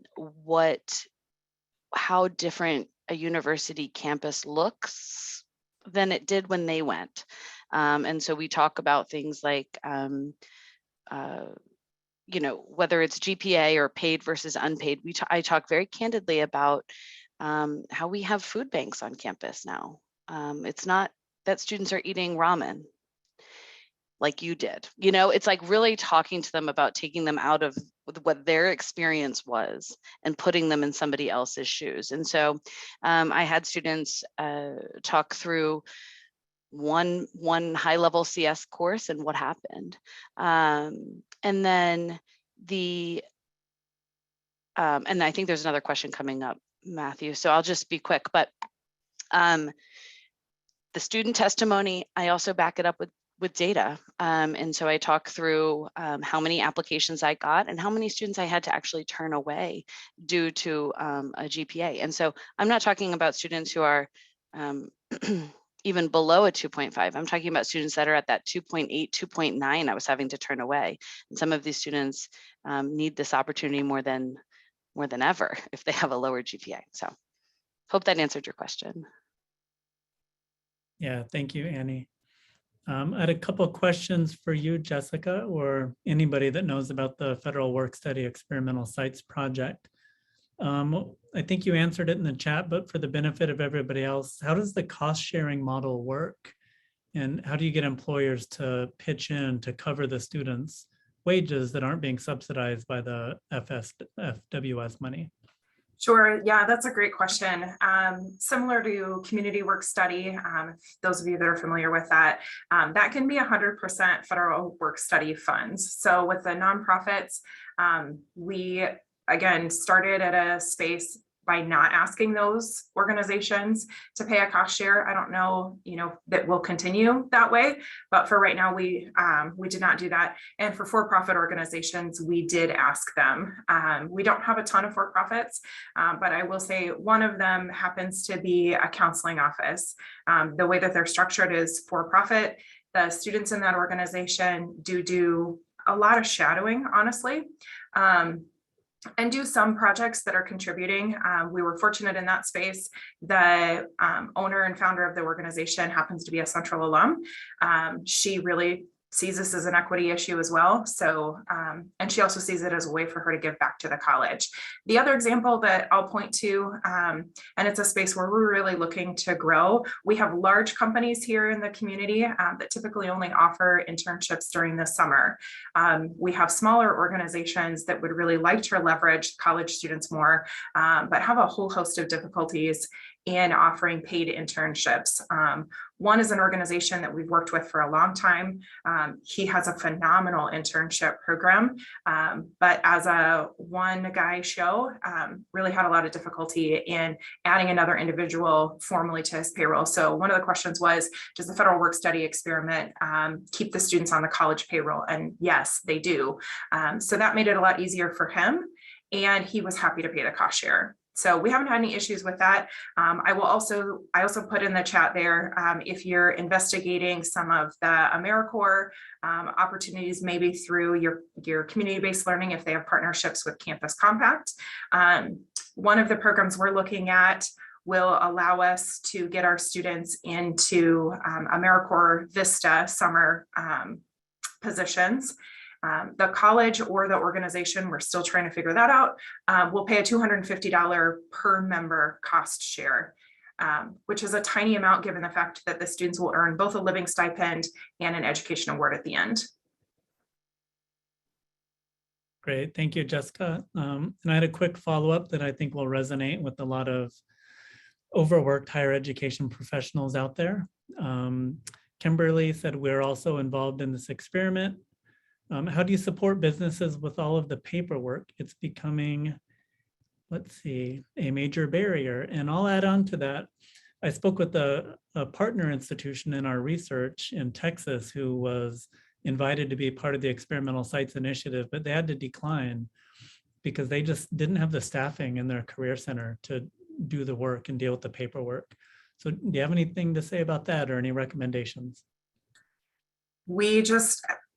I neglected earlier to do really a formal shout out to the team here. And it really has been a team effort. Yeah, the part-time AmeriCorps program and the federal work study are certainly not without their administrative work. There is quite a bit there. And you really do need a lot of individuals making sure that you're following the rules correctly. For the organizations, we've tried to do as much internally to Kim's question, writing the position descriptions, et cetera. We put a little bit of the onus onto the students to get those position descriptions and to help us figure out what do we need to document to make sure that they're aligned. MOUs between the college and the organization. Again, we were fortunate. Some of those were already in place due to our community work study. So I don't know if I have a ton of advice. We tried to spread the love, so to speak, and worked both with our internship director, community-based learning, and financial aid. But you're right, it is a lot of work. I have some advice for the higher ed leadership out in the audience is put more money into career centers and student supports. So there you go. Emily, are you by chance still with us? Because I got a couple of questions for you.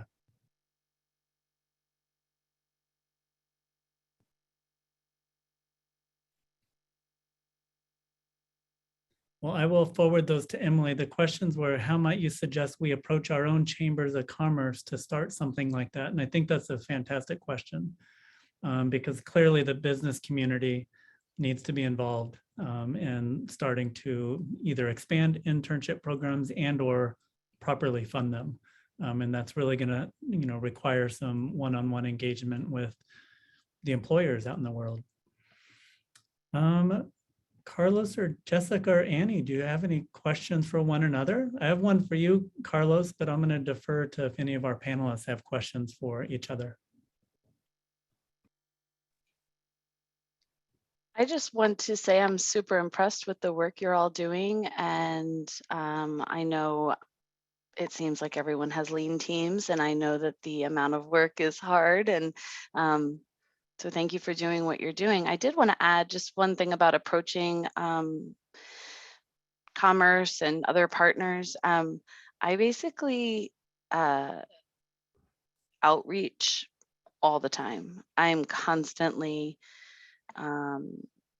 cold emails. Like it is so, and people, when they have me and they host, and so maybe it's a breakfast meeting, obviously COVID, but virtual, it's made it so much easier. So I'm, because Maryland, as everybody's state, it might take me 4 hours to get to Southern Maryland, or 2 hours if there's really 4 hours if there's really bad traffic. So, that's hard. So to cross the state and to really be broad, you want to think through connecting with people outside of maybe the metropolitan areas. And that kind of hits on the point earlier about rural versus, more urban areas. But definitely just outreach and explain what you're doing and see what they say. I mean, the worst they're going to say is no thanks, and that's fine.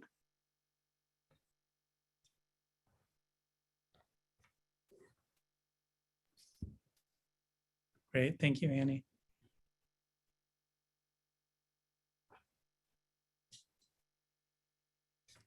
Matt, I was just going to jump in really quickly, just have some final thoughts. I think the first one, and I've noticed this, is as the report showed that we did with Dr. James Jones, is there is an overrepresentation of Ivy League, people that go to Ivy League, Stanford, in places of power, and with legislators, the governor's office across the states, right? And one of the issues we see is their idea, because Harvard has this $4,000 scholarship, right? If you want to take an unpaid internship, they'll give you $4,000. It's like $4,000 or $5,000 for the summer. A lot of legislators and their staff think, oh, well, we don't need to pay because the schools can pay, right? That is their assumption. And we know that's not the reality, right? We know that there are a lot of state schools, community colleges that you have 2-3 career center staff for 10,000 students, right? They're extremely understaffed. They don't have those kind of funds. So I think making that very clear that no, that's not an option for every school, right? Not every school has a couple $1 million to put towards this. So making this an ask for their legislature or Congress, right? I can tell you that Congresswoman Susan Bonamici back in 2013, she introduced legislation that would have given several, I forget how much, but basically would give in more money to the Pell Grant program. So if you're a Pell Grant recipient, you would get a $5,000 on top of what you receive to do an unpaid internship for 100,000 students. That is transformative. It didn't get very far in 2013, but we've been talking about how about we reintroduce it, right? So there's more money for schools to do this work. The other part is just overall, I think there needs to be more, which is why this is great having this conference, more communications. There's a lot of great work, right? That Annie's doing, Jessica's doing. Nationwide, policymakers don't actually know about that. I think having some sort of case studies that we could disseminate for other people, I think that would be really helpful. Great, thank you, Carlos. And with the case studies, are you saying that legislators could benefit from learning more about all these different efforts? So Annie's looking, yeah. So I think there's a wall, where the folks that are in the trenches, y'all don't really communicate with legislators, or legislators don't actually know what's going on, and vice versa.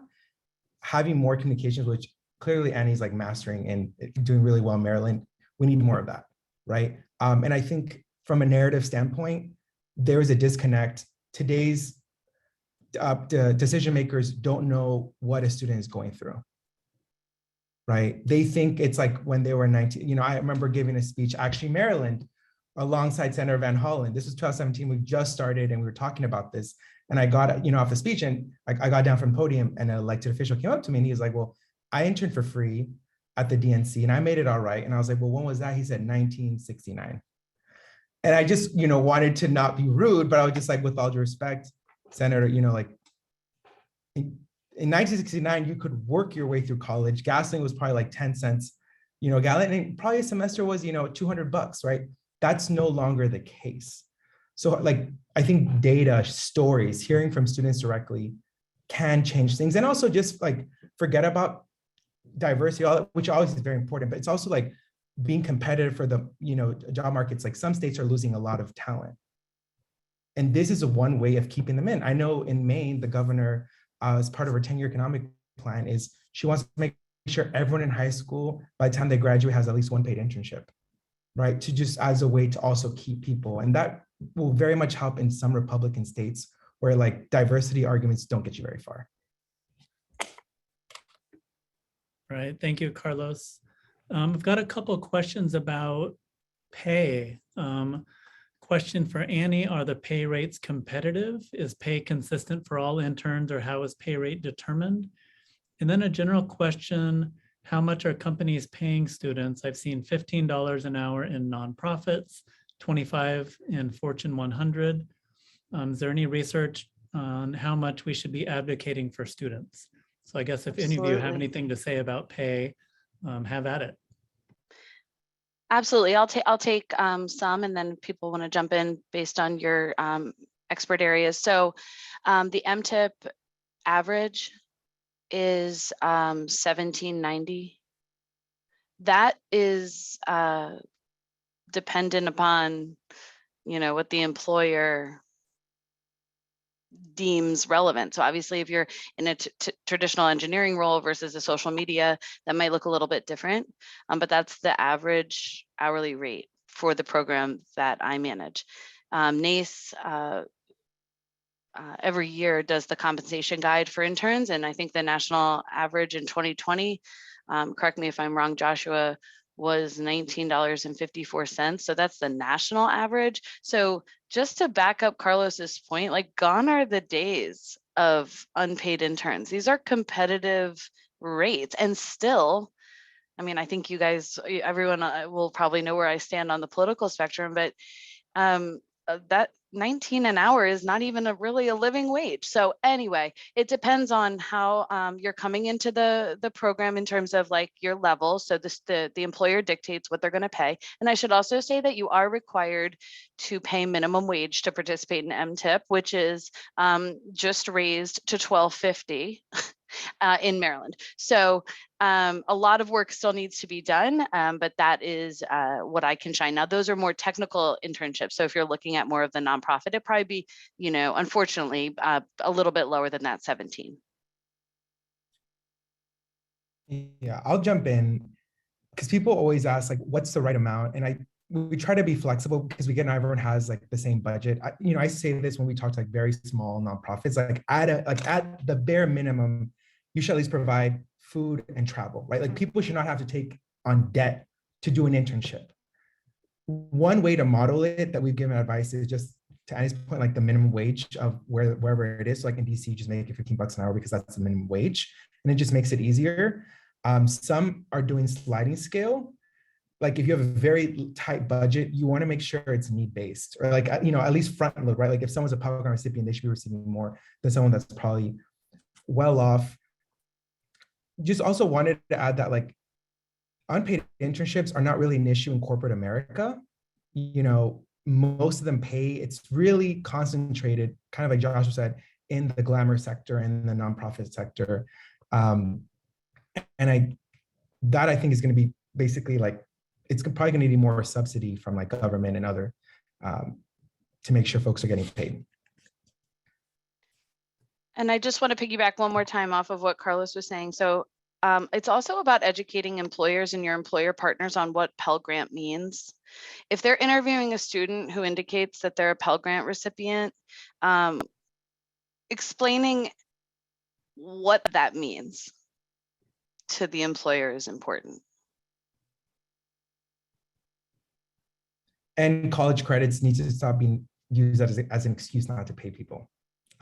That is something that we're actually working on legislatively. Like, how could we curtail college credits? In 2014, the Secretary of Labor started looking into it, and 13 leading college presidents sent a letter basically telling her to back off, and that colleges know how to self-regulate. I think it's a really big issue, and we don't talk often about it. I always hear like, well, if they're not getting paid, at least get college credits. Students are paying for that. So if anyone wants to reach out to talk about college credits, I'm all ears. I think that's a hot topic. You may get some people taking you up on, Carlos.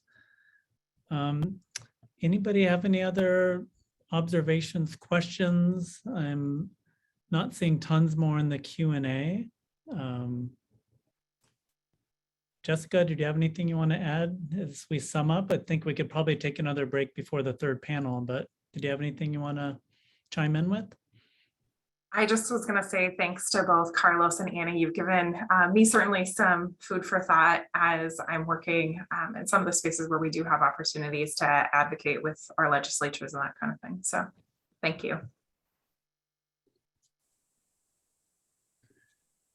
Great. Well, with that, thank you, Carlos, Jessica, Annie, and Emily. I think we can take another 5-minute break before we start our third panel, where we'll have some more strategies for how campuses can deal with unpaid internships. So go walk the dog, grab some coffee, go shovel the snow if you live in the upper Midwest. And we will be back in about 4 minutes for our third panel. Thank you very much.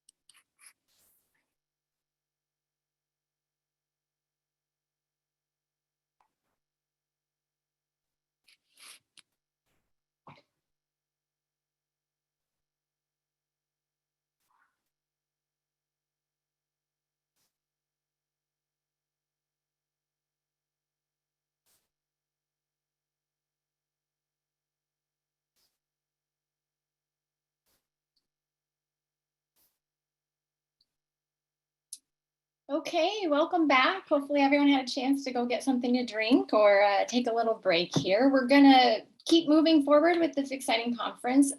For panel number 3, we're gonna shift just a little bit and have a discussion with some panelists to talk about campus-based strategies for change. So what are some success stories at the campus level for ensuring that all student interns are paid? My name is Shar Myers, and I'm going to step in from Matthew for this session to moderate. But I'm really excited to welcome these panelists. We have Kathleen Roos from University of Wisconsin-Madison, SuccessWorks. We have Dwayne Peterson from New College of Florida, Lena Farley from the University of Baltimore, and Gregory McEvelyn from Fayetteville. So with that, we're going to just go in order as we did previously. So Kathleen, I'll let you hop in and start your presentation. I'll be capturing questions as we go along, so feel free to put them in the chat and we'll make sure we get to them in the Q&A. Thanks so much. All right, thanks, Char. So again, my name is Kathleen Rouse, University of Wisconsin-Madison. I work at SuccessWorks as an internship coordinator, and SuccessWorks is the career center for students in the College of Letters and Science here at UW-Madison. So I'm excited today because I'm going to share hopefully some information about 2, definitely at least 1, depending on time, of our programs that really are seeking to address the things that we have discussed already in the panelists' presentation today. So certainly the statistics that Joshua presented at the beginning of the conference, those underrepresentations of different folks in different sectors and in unpaid internships or overrepresentations, those are the things that we are really trying to combat with our program. So I'm happy to share some information with you today. The first program that I want to talk about is the SuccessWorks Internship Fund.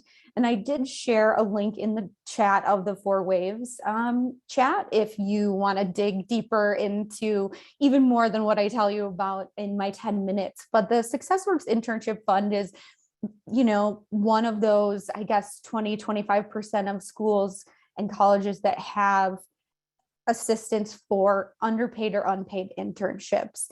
And as previous panelists have mentioned, it not only covers, you know, unpaid or underpaid wages, it also covers expenses related to those. So any relocation that's needed, housing stipends, food stipends. So our fund awards grants of $1,000 to $5,000 to about 50 students per summer. And that amounts to about $100,000 to $130,000, depending on the year, that we give away each summer to help students with their internship funding. And I was asked to talk a little bit about the origins of this, and it's actually kind of interesting that this program, not in the iteration that it currently is, but just helping with internship funding, started in 2006 for us. And it was actually the donors, this is 100% donor funded, that came to, you know, the college, the school, and said, I want to give money for internships, which wise beyond their years or something, because these folks knew even before we were working on some of these access issues how important funding is. And so we started with $5,000 from one donor that knew the importance of internships, and it was, I think, granted to 2 students, $2,500 each, and grew from there. We were not actively fundraising for this. So again, it was more about who knew the importance of it and was interested in internships. And so that grew to, you know, 4 or 5 donor families, about $30,000 a semester. And then we did shift gears, and our executive director, Rebecca Pere, and our leadership decided that we were going to actively fundraise for internships. And that is how we went from, you know, the $30,000 a summer to $130,000 a summer, which we are so fortunate to be able to award. And just some information kind of about those fundraising efforts that I'm aware, and maybe some tips for you all. Of course, we work really closely with the foundation, which is our fundraising arm here at UW-Madison, in terms of identifying donors that might be a good fit for us, that their interests might align with funding internships.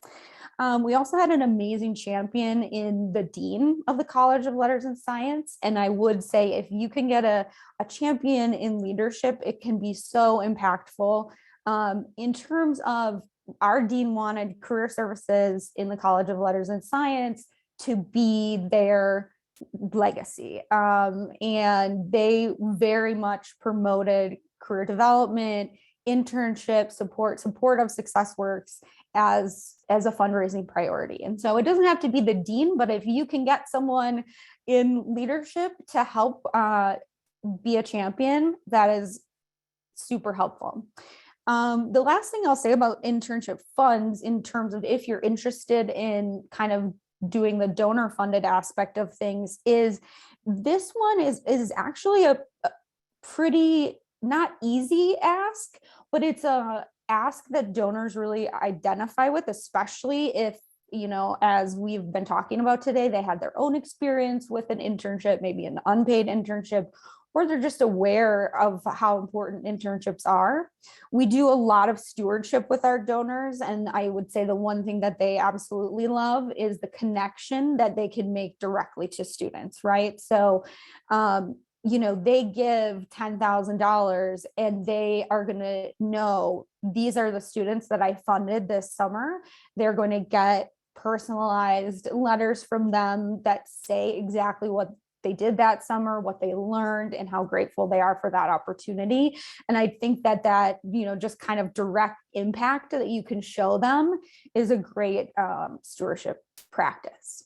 So that is our internship fund. And just very quickly, I'll share a little bit about our community impact internship program. I believe that my a colleague after me will maybe be talking about a similar program, but did want to share really quickly about that. And I will also put information about that in the 4Waves chat as well. So the community impact internship program is new. And this internship program actually very much kind of pieces together different things that our previous panelists have said. So we utilize work study, we're utilizing the experiment of work study, and essentially providing paid internship opportunities for our students in the local Madison-Dane County area. And we started that focus on social justice and specifically racial equity issues. And so reached out to folks in our community doing that work and partnered with them to get students either paid by an hourly wage or a stipend to intern with them.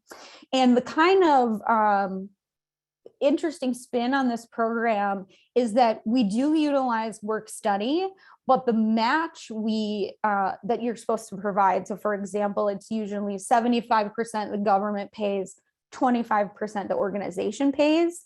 With the nonprofits and the community organizations, we actually cover that 25% for them, because we know they actually have no budget for an intern, not even the 25% of the hourly wage. We've recently expanded with the help of 2 grants that we just received. And so this summer, we're going to expand into the arts and humanities space, which we're very excited about. So we're keeping our social justice focus, but we're also expanding into arts and humanities spaces. And I'm just very excited because, you know, as previous panelists have mentioned, these are the under or unpaid internship areas. So we're really focusing on those. And we have seen, which I think just really proud of this work, an overrepresentation or a correction, if you will. I don't know that overrepresentation is the right word, but on purpose, in terms of both our internship fund and this community impact program, we have a larger representation of women, students of color at first gen, and of course, #1, students with financial need.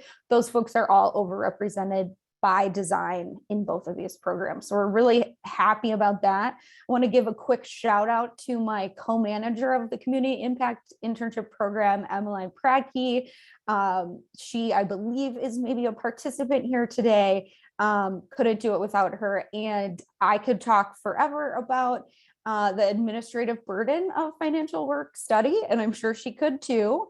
And I will say, you know, to kind of address that question from previously, we spend at least 50% of our time helping our partner organizations with that paperwork. I mean, it is truly, there's this step and this step and this step. So besides the funding, I think the administrative assistance and just kind of walking them through, even just getting, you know, approval for work study is one of the biggest benefits that we provide to our partners. So I will stop there, and I'm happy to answer any questions or chat with anyone post the conference. Thank you, Kathleen. That's great.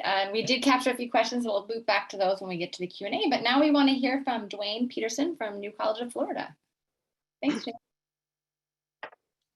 Thank you, Char. Good afternoon, everybody. I'm so excited to be here. So thanks to Matthew and CCWT for inviting me today. I wanted to start my presentation today by talking a little bit about New College, because I think we are a very interesting institution, very different than what some other institutions might look like. So we're a public liberal arts honors college in the Florida system. So we're public. We have about 700 students strong. I do not have a business school. I do not have an engineering school. I do not have an education school. I don't have a nursing school. All my students, with the exception of maybe my computer science students, are all traditional social sciences, arts, humanities, and sort of natural sciences areas. So getting students to prioritize work-based learning in our environment is a significant challenge, period. And so we've been doing a lot of work to fix this. But about a couple of years ago, New College was awarded a grant from the Andrew W. Mellon Foundation that talks specifically about connecting our community, our institution, to the community, specifically in the range of arts and humanities. And so we knew we wanted to kind of get some of that money to help with internships, but we didn't know exactly how to go about utilizing that in the best way. And so we started really digging deep into sort of the barriers that we've talked about in today's conference. But arts and humanities students, I think, face a lot of different kinds of barriers, and a lot of it has to do with the prioritization of these types of learning experiences, but also like you know, the kind of other things we talked about, the types of environments they want to work where paid internships are pretty rare. We think that there's a lot of data that says that our students oftentimes see them as exploitative because of some of the national press on, you know, sort of how issues related to this have been in the national press in the arts industry specifically. So we also knew that those students are probably the least likely to use the Career Center for sort of job search purposes. There's some national data about that as well. So we knew that we could just, you know, give the students the money and have them go out into our community. So New College is located in Sarasota. Sarasota has a very robust arts industry. It could rival any other large metropolitan area. Sometimes we even think we could rival like a New York. I mean, that's how robust our arts community is. And so we thought, you know, well, we could just give the money to students and have them go out and find an internship, right? And to kind of make that a little more equitable. But then we realized like that may not be very considerate of the community's needs. You know, so how would the community receive those students? I loved what Dr. Yu talked about, the fact that, you know, our students oftentimes don't know where to start looking for internships, right? So how would they even get started? Most 85% of the students who come to New College are not from the Sarasota area. So how would they navigate through that to find the right kinds of experiences? So we knew that the community need to play a bigger role in the kind of the design of these projects, and we really needed to listen to their needs and then try to help match students to those particular projects. And as we were started digging this deeper, we also learned that the community is rarely invited to partner with career educators and faculty in the design of learning projects, where we ask the community to really think about the learning outcomes that we as educators want to see from those particular projects. So we had this theory that if we basically sent out a request for proposal to arts and organizations, as well as humanities organizations, which was very broadly defined, to design projects with very particular learning outcomes, and then we provide consultation services to them to make them very strong in combination with faculty who can help influence those projects, and then present those to students as internship experiences like any other, we thought that this might be an actually more meaningful experience, and it actually turned out to be just that. Our theory actually was proven that it works. So what we do is we send out a request for proposal. We do it fall in the spring term because New College doesn't have a summer program. So we focus on the academic year. And we have structured the proposal process to really get community partners to tell us what their needs are, but in the context of learning. And then those proposals are reviewed by faculty and career educators who then sometimes provide feedback back to the site to strengthen their projects. Or a lot of times the projects in themselves are ready to go because we've structured that proposal process so specifically, so intentionally, we really get the sites to think about the types of learning outcomes we want to have. And then we essentially take that project and we position it as a paid internship, and we fund the internship project to the actual organization. So we give the money to the organization. It covers the salary at minimum wage, as well as a small little stipend to the site to cover any particular administrative costs. So right now we just do minimum wage. So these internships cost about $1,600 each, which we want to see increase, but we just thought that this is what we have to start with. So we started there. What's been really interesting is now we have faculty and community and career educators all working together to think about that learning experiences. These experiences are 4 credit experiences that are sponsored by a faculty member. That faculty member is responsible for evaluating the learning that happens in that site. So we really designed these to be very high impact practices that would be reflective of a rigorous honors liberal arts education. So we've had great success with this. We fund about 60 internships over the last 2 years. The outcomes have been very, very interesting. 100% of students who participated in these internships have told us that the pay alone is a motivator to do an internship, even though it's only minimum wage. We've also seen that these internships have increased connections, perceptions about paid versus unpaid experiences in their industry. So a lot of times students were aware that in arts and humanities related kind of work, there wasn't a lot of paid internships. This has helped them with that perception of that there could be paid experiences that align with the types of interests they have. We've seen it increase students' feelings about their future preparation for their careers.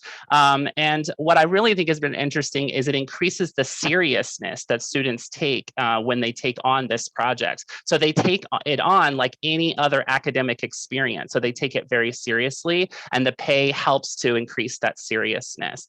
And because it's an academic experience, there's space carved out in their academic schedule to take it seriously. So we actually have students who are using this in place of a part-time job or sort of other things that might supplement their income. So we're really, really proud of this.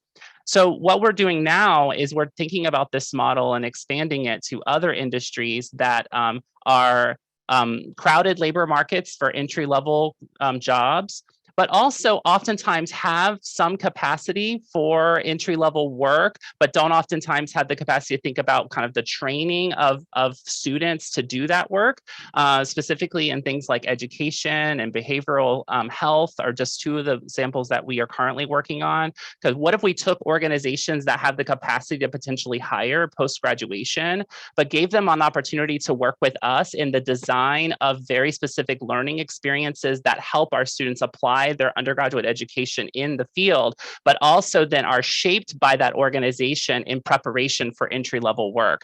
And we're going to see how that kind of unfolds. But what we think will happen is that the site will be thinking about grooming that person for potential entry-level roles, which will help meet their needs. And this is really important in the nonprofit space, community hospital space, these kinds of industries. So that's a little bit about our program and what we're doing. So hopefully that helps. Thank you, Dwayne. It's really neat that you're doing community-based input there. So that's great. Okay, so next we're going to hear from Lena Farley from the University of Baltimore. Welcome, Lena. Hi, I'm actually going to share my screen. I just have a couple slides. Okay.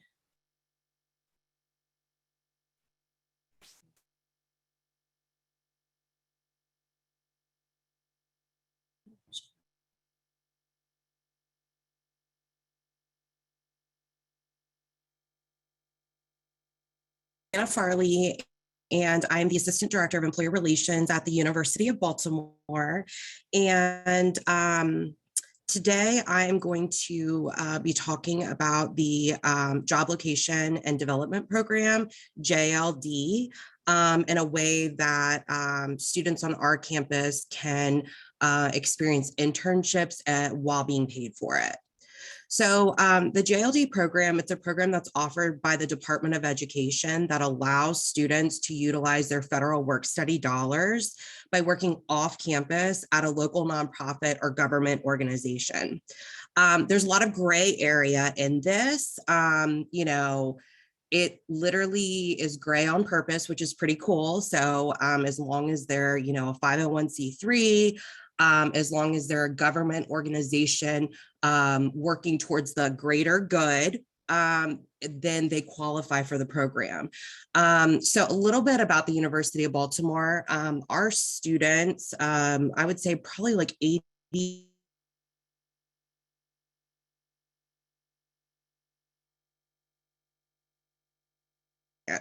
So our students, we're a non-residential campus. So our students come, they're transferring from community colleges. Some are, you know, taking a break and coming back to school.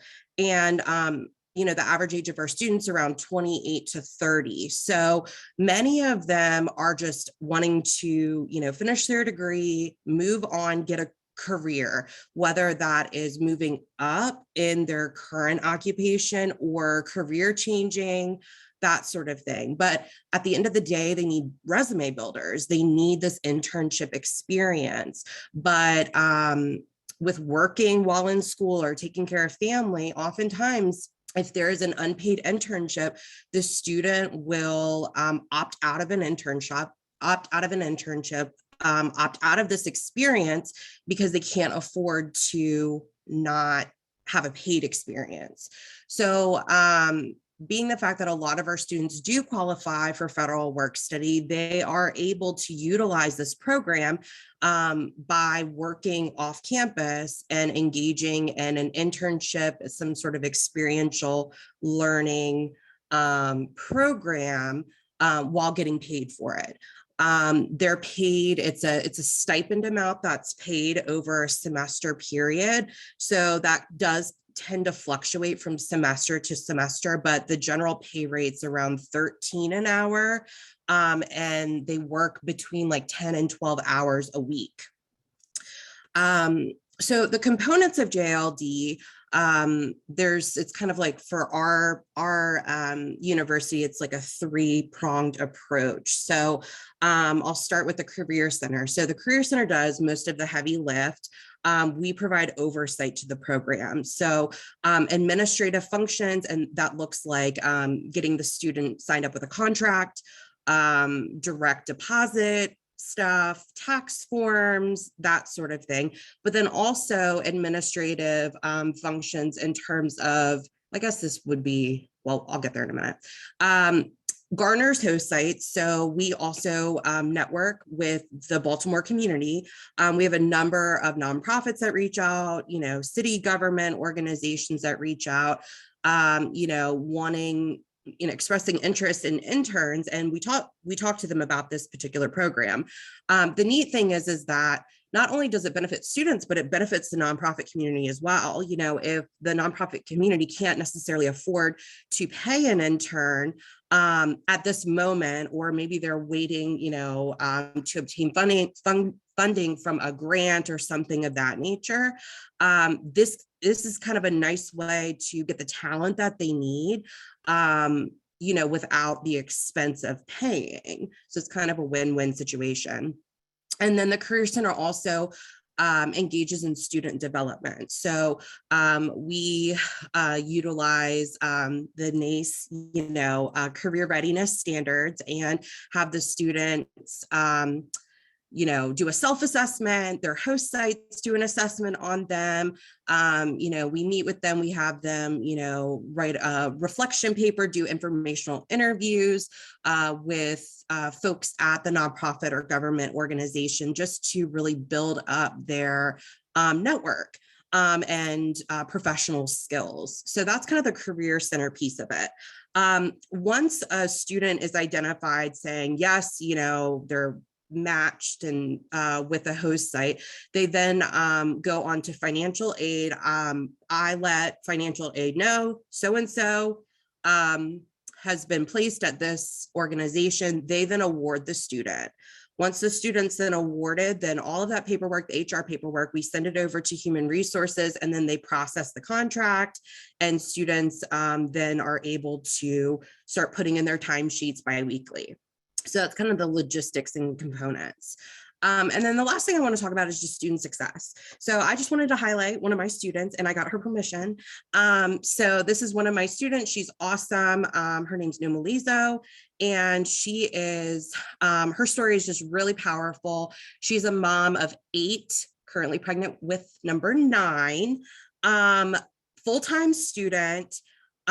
She owns her own business, and she needed an internship because she's passionate about public policy, international affairs.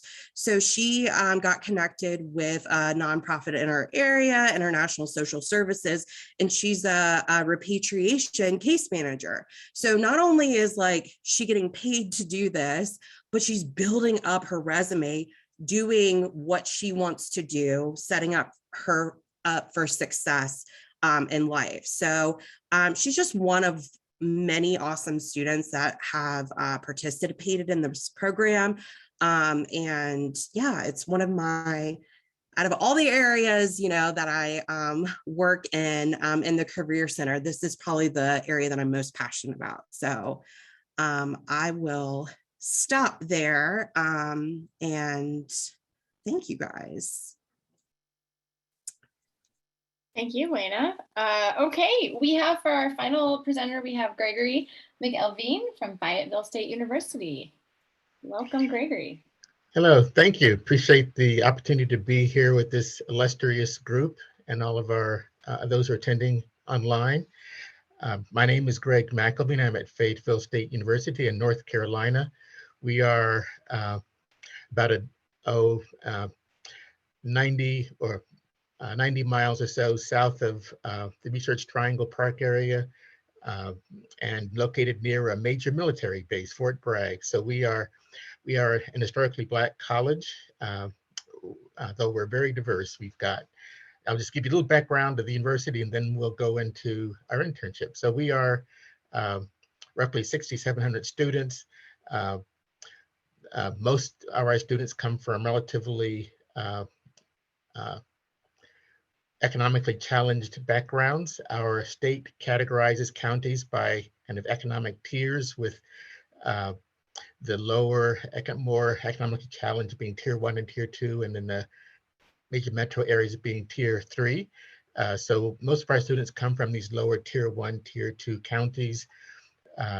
Most are Pell eligible. Roughly half are non-traditional learners, adult learners, 25 or over. And so we've got a significant contingent of traditional people coming from high school, and then many transferring in, and roughly 25 to 30% are military affiliated. So a broad variety of students from a variety of backgrounds. I'm going to share my screen. Let's see if I, whoops. I seem to be frozen.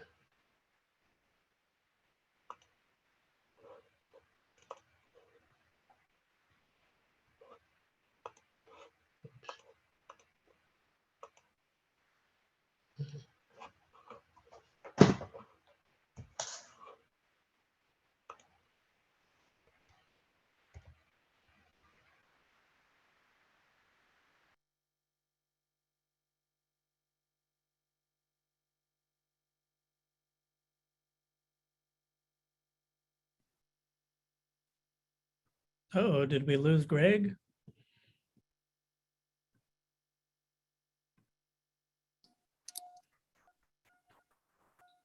It appears we did lose Greg, although he's still on, so maybe we'll give him a second. I think while we're waiting, there was a little bit of a conversation in the chat about just a general question about if any of the panelists work with campus volunteering office or public service centers on these programs, and just how those relationships work with our nonprofits. And we had a few of our participants chime in at work study internships, community service centers, and career success and experiential education, but they're separate programs. So if anyone from the chat wanted to chime in on how that, or from the panelists want to chime in on how they use that.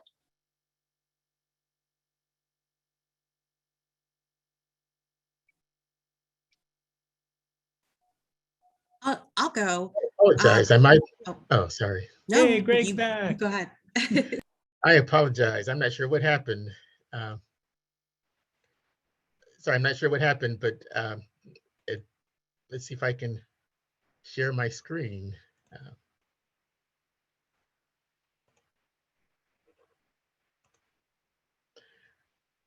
All right, so can everyone see the screen? Yes. All right, so so I was giving you a little background on Fayetteville State. I apologize for the interruption. So we actually had begun thinking about how to make our university more better prepared to prepare our students for success after graduation with the grant from the United Negro College Fund called the Career Pathways Initiative several years ago. So that we began to bolster our career services organization. We began to infuse more career prep type skills in the curriculum. And we began to kind of encourage internships, but it was not moving aggressively. And then as was pointed out, I think with one of the speakers earlier, leadership can make a big difference. So there was, we had a new chancellor appointed about a year ago, March of 2021, and this chancellor will really prioritize workforce development, workforce preparedness, and internships.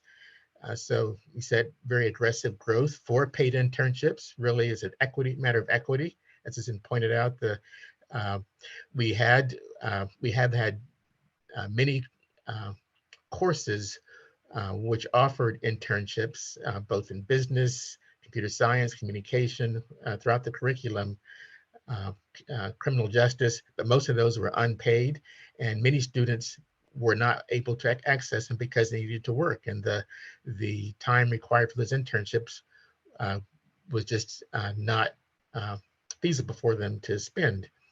So we really wanted to focus on paid internships throughout the year.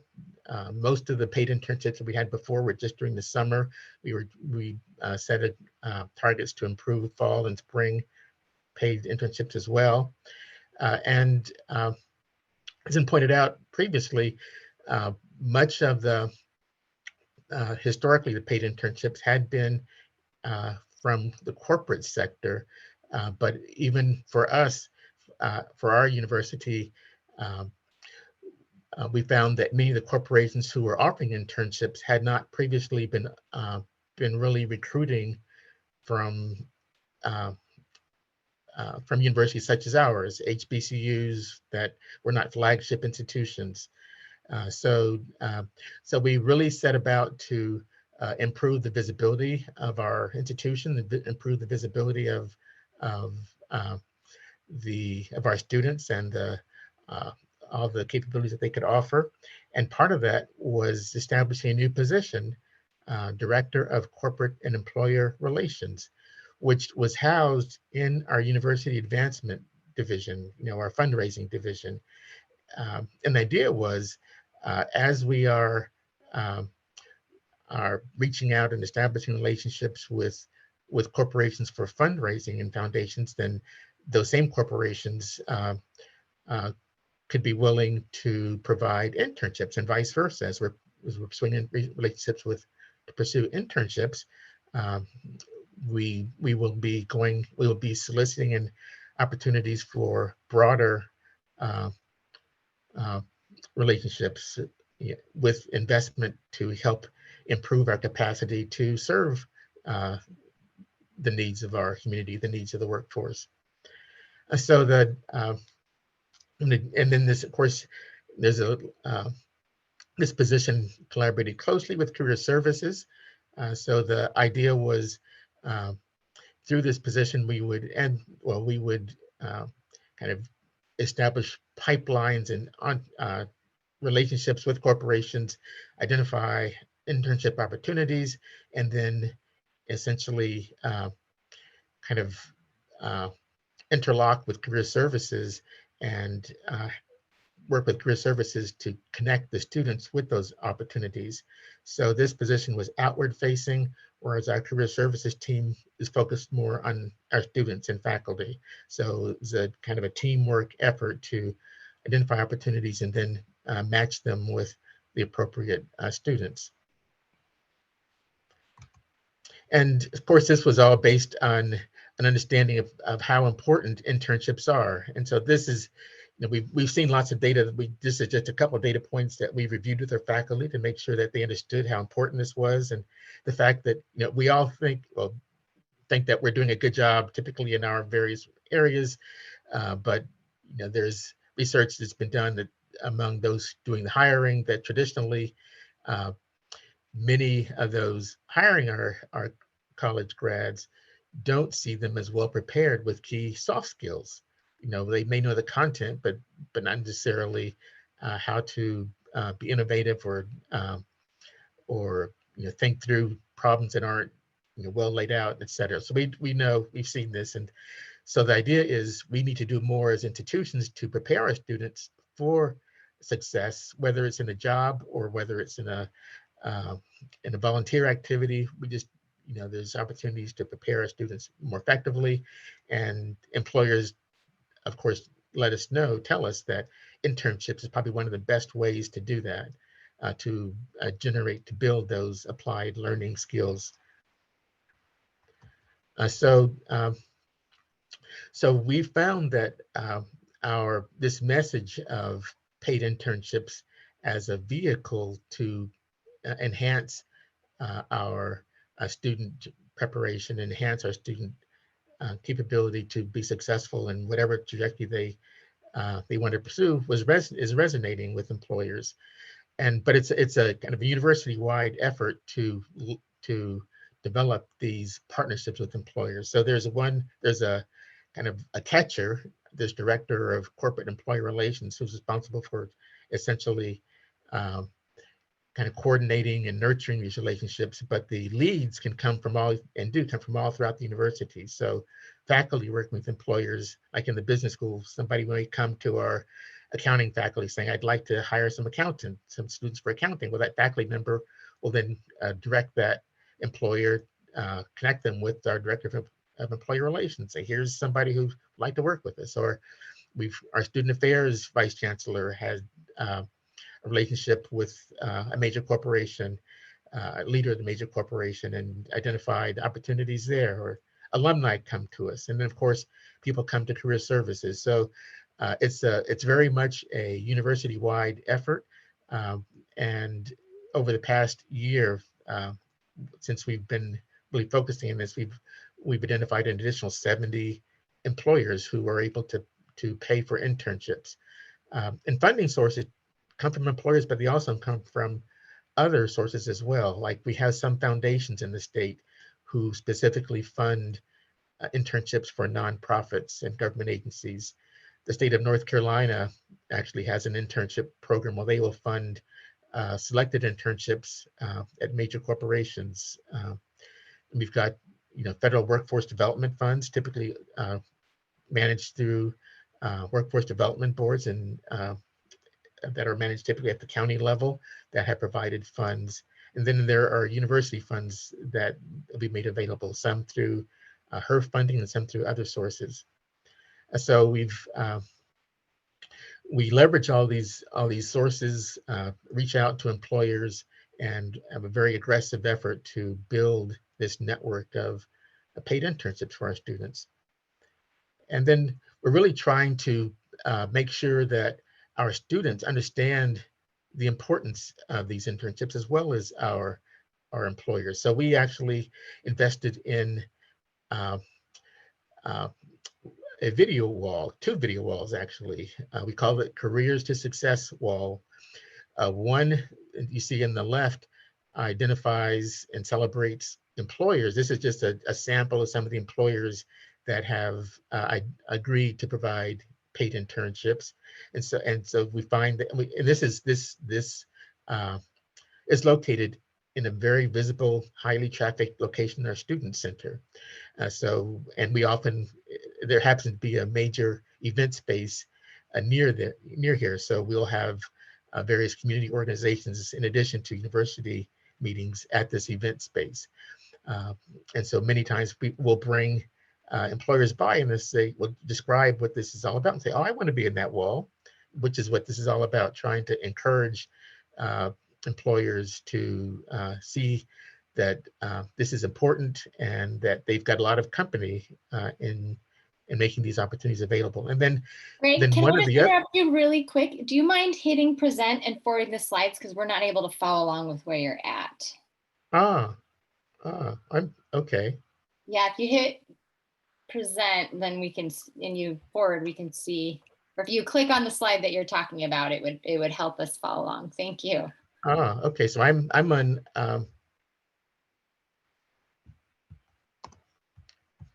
I was on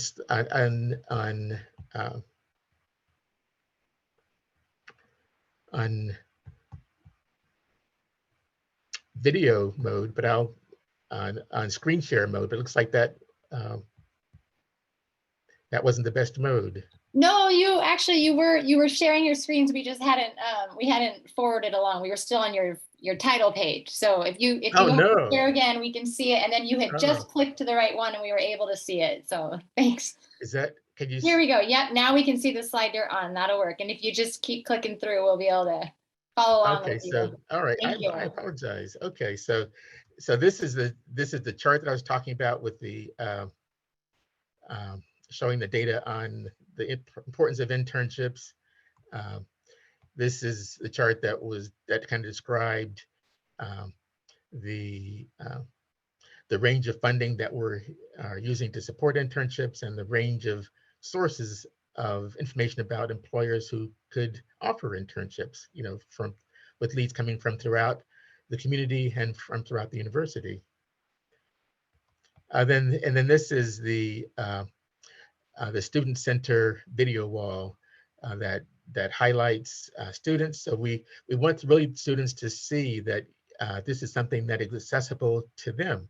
Often, and so each picture on each student picture has, in addition to the student name, their major, their classification, and the employer that they interned at. And there's some pretty impressive employers. And so often our students, our students are from typically non-metropolitan areas. Their relatives haven't worked in places like this. So many times they see this as beyond their attainment. So one objective is to show that this is something that's available to them and that they their education is valued in the workplace.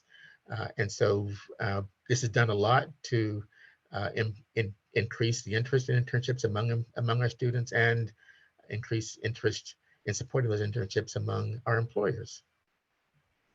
Right, so I apologize for the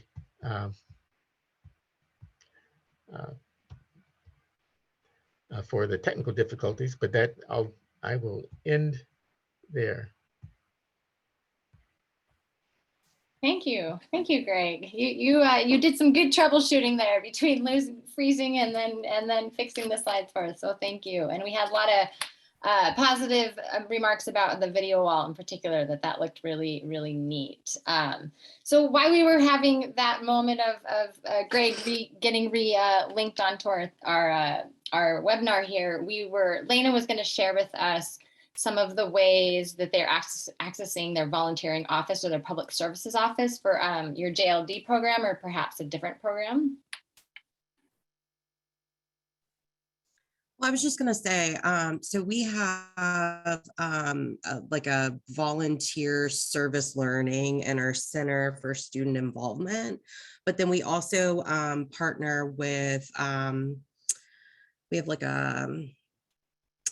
we partner with the UMBC, University of Maryland, Baltimore County. They have a Schaefer Center for Public Service. And so they are actually one of our JLD host sites, which is pretty cool. But with regard to our volunteer office, we really share different nonprofits. So oftentimes we'll meet with, government or nonprofit employers together, as well as, faculty members who may be interested in service learning. And we all kind of just listen to what the needs are of that nonprofit organization, and then all take a piece of the pie, if that makes sense. So if there's opportunity for JLD, then, I'll move forward with that contact. If it's more of a volunteer situation, or if it's for, credit with service learning or capstones, then, they'll be in contact with that person. But I will say that something I love about our institution is there's a lot of synergy. So it's not greediness. It's not like it's mine. It's, how can we all work together with this employer to help push forth their mission, as well as let our students gain experience. Thank you, Lena. Okay, and we saw a few questions in the chat about Kathleen, some of the things you were talking about with the funding, just a little bit more information about that. So like one of the questions was the average gift for the UW Internship Fund and some of the back of the house admin side of your program. So, getting interest and facilitating that. If you could share a little bit, it'd be great. Yeah, certainly. So like I mentioned, the awards for the internship fund range from $1,000 to $5,000 each. And I would say the average is 2,500 probably, or 2,000. So we have very few that just get $1,000 and probably very few that get the whole 5,000. And most of it falls in the middle in terms of what is given to students. The back house administration piece, that is basically me in the springtime. And we do have a committee that helps review all of the applications. We have, a set criteria for that and scoring. I'm not sure if there's a certain aspect of the administration that anyone is interested in, but yeah, it does. It has a significant administrative burden to it. Thank you. I operate an internship fund in the College of Arts at the University of Minnesota, and we do it 3 times annually, and it is a big lift each time, but it is also so key for students to access some scholarship funding as they move forward with unpaid internships. Well, I welcome. Oh, I was just going to say, Shar, I think it's amazing that you do it 3 times a year, because we currently only kind of have the capacity to do it, in the summer. But many of you all are maybe, thinking about fall or spring internships as well. And so that's awesome. Yeah, we align it with each term. So that's the kind of reasoning behind that. I welcome others to add some things to the chat, but I actually had a question for Dwayne in looking at the community-driven internship program. I'm very curious about the grant you received and thinking about sustainability of the program. It's an amazing program supporting where we know there's the highest need in the arts and humanities. And I love the community concept, like going from the community first, like what is the need? How are you meeting the need? But I'm wondering kind of two things. First of all, do you have some sort of assurance that you're going to be able to continue the grant for like how long do you have this funding? How long will it go? Because you talked about expanding, and or have you given some thoughts to how you could make the program sustainable once the funding dries up? Yes, we are already thinking about that. We have about, I think, a few more years on the grant, which is giving us time to put a fundraising development plan in place. Kathleen is maybe a little bit further ahead of us on that, but we will be following in her footsteps. We actually already have been. We have secured additional grant sources, some small local grants that have supplemented those fundings. We've also received some private donation gifts from alumni and other supporters of our college who want to support career education and work-based learning. So we anticipate that this will continue to need to be a fundraising goal for at least our office, but the college as a whole. And I think that's what's really been interesting about this program is it is really the whole college. It's not just the career center. Although we are doing a lot of the administrative support, the faculty are very involved, the foundation is very involved, the administration is very involved, and of course our local community is very involved. So that's allowed us to get a lot of traction in terms of interest, and the interest can sometimes turn into gifts. And that's exactly what we're seeing. That's exciting. That will help. I've had the opportunity to help facilitate the career ready grants. I think from Great Lakes. If any of you have heard of those, they had been facilitated over many institutions across the nation, and particularly in the Midwest. And at both places I ran it, the challenge is once that funding was gone, how do you keep it going? But it did. Often you'd get invested community partners, invested students, and you had these stories to tell, which could sometimes jumpstart fundraising and continuing it on. Mm-hmm. Actually, because of the other types of grants we've already received, it's allowed us to expand beyond arts and humanities. So when we started the program, it was really about arts and humanities, but now we actually call it community-driven internships. And so now it's expanded much way beyond that. And a lot of it is because each of these foundations have different constituents they're looking to serve and different kind of ways in which they want to invest in the community, which has allowed us to expand the industries that we can tap into for this model. Excellent. Any other questions in the chat, or any of the panelists have questions for one another? Welcome you to chime in.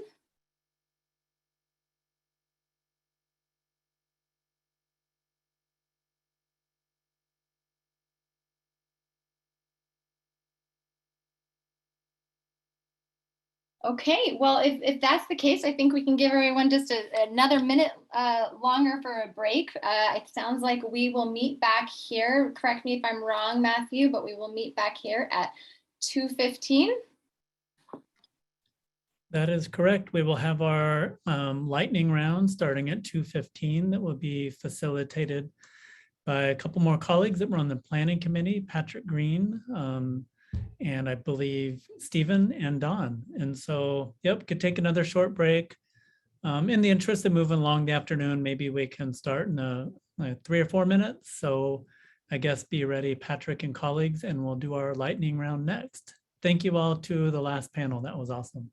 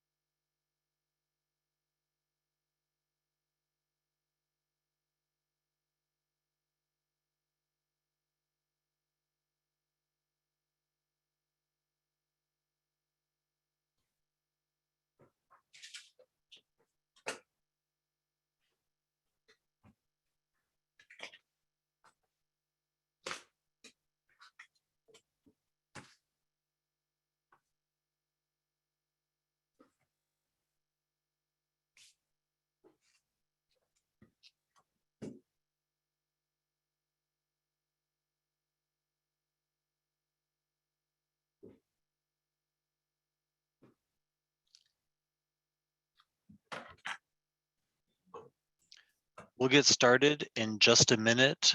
And to the panelists that are part of this next session, just a reminder that I'll be leading the slide deck, so you can simply say next slide when it is your turn.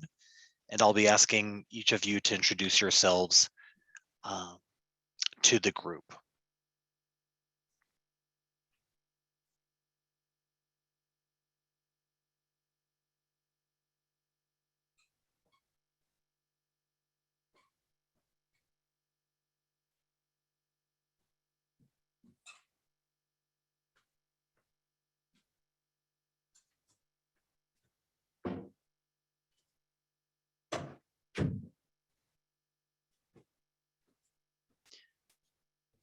We're going to start in about 1 minute.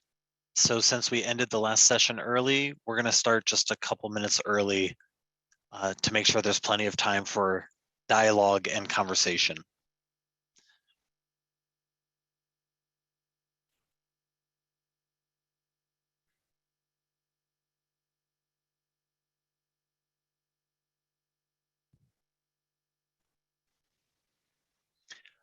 All right, everyone.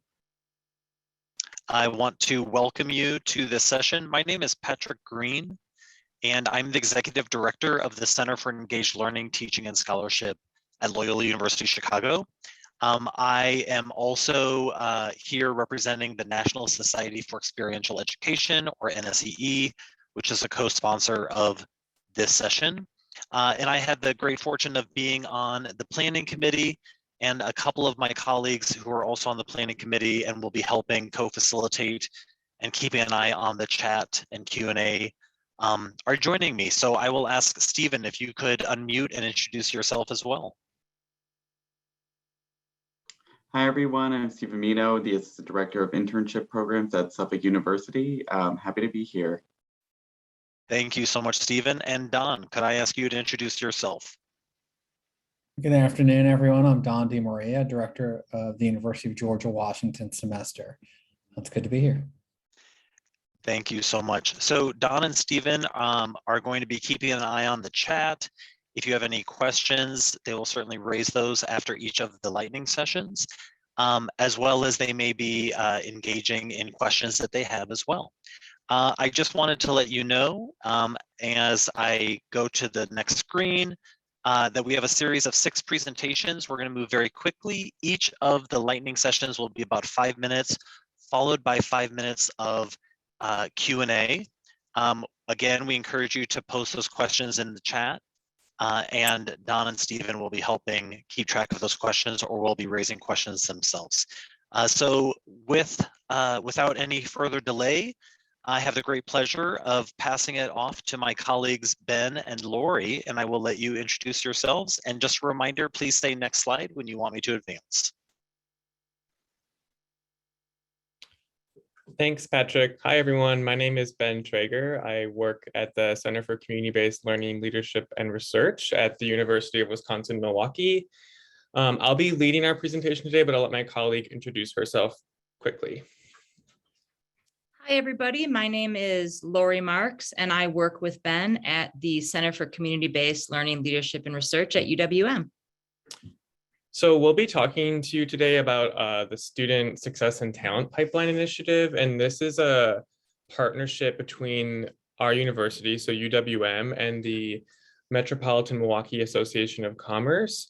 It's a grant-funded program through the Department of Workforce Development, and it's seeking to support businesses in our region address employment disparities that exist in the metropolitan area across racial and ethnic lines by creating a pipeline and recruiting a diverse range of students into internship positions. Next slide, please. So just a little bit of context so you can understand where we're coming from. So I did mention the employment disparities that exist here in the metropolitan area. And in thinking about that, UW-M is also the most diverse campus in the UW system. So you can see some of the demographic information on there. So that really made this program relevant and timely. And then also the program is housed in our office, which is basically a community engagement office. So that orientation really sort of infiltrates all of what we're doing within the Student Success and Talent Pipeline Initiative. Next slide, please. These are the resources and sort of the takeaways that we have from this. So the first thing I wanted to mention is that this really grew out of a existing federal work study internship program that we had used primarily to work with the nonprofit sector and government agencies. And recently, using the experiment that was mentioned in an earlier presentation, we've expanded that. So we leveraged the momentum that was coming from that. And to address one of the questions that was posed earlier, I think one of the sells to employer partners that we've learned from that first internship program structure is that the university serving to support HR functions and payroll processing, as well as recruiting and really taking that first step to develop the pool, is one important takeaway that we've learned from leveraging that federal work study internship program. Another piece is the on-campus learning that occurs. So incorporating a one-credit class and ensuring that the internship structure is happening on campus, that creates parity in the student experience. So many of our partners do have existing robust internship programs at their sites, but others don't, and there's a wide range. So having that on-campus piece has been really pivotal and to ensure that students are having a true learning experience. Another piece that we've been learning through this process is intra-institutional collaboration. So there's a lot of different resources that exist on our campus. And so leveraging those and working across departments and divisions within the university with people who might be key stakeholders in whatever sort of like the niche of your internship program can help support both with student recruitment and also partner recruitment. And then last but not least is this idea of authentic partnerships, which really stems from this being housed in our office. So focusing on reciprocity and mutual benefit. I think what this has done is really help partners see themselves as co-educators, also creating clear lines of communication so that when we need to engage in resource sharing and respond to each other's needs, both the partners and the university, that we can do that. And then being able to have like really intentional conversations as needed to move the program forward. Next slide.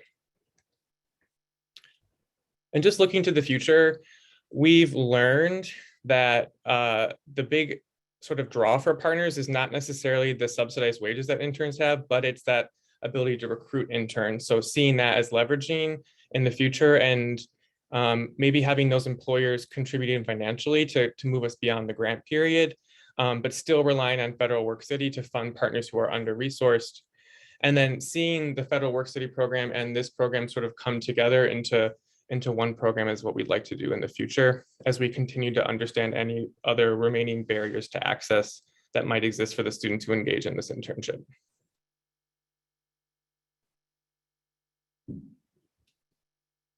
Thanks.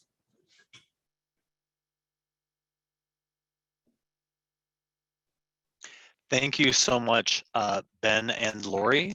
And I want to open it up with Don and Stephen. Any questions that emerged for you as you were listening to their presentation and or emerging from the chat?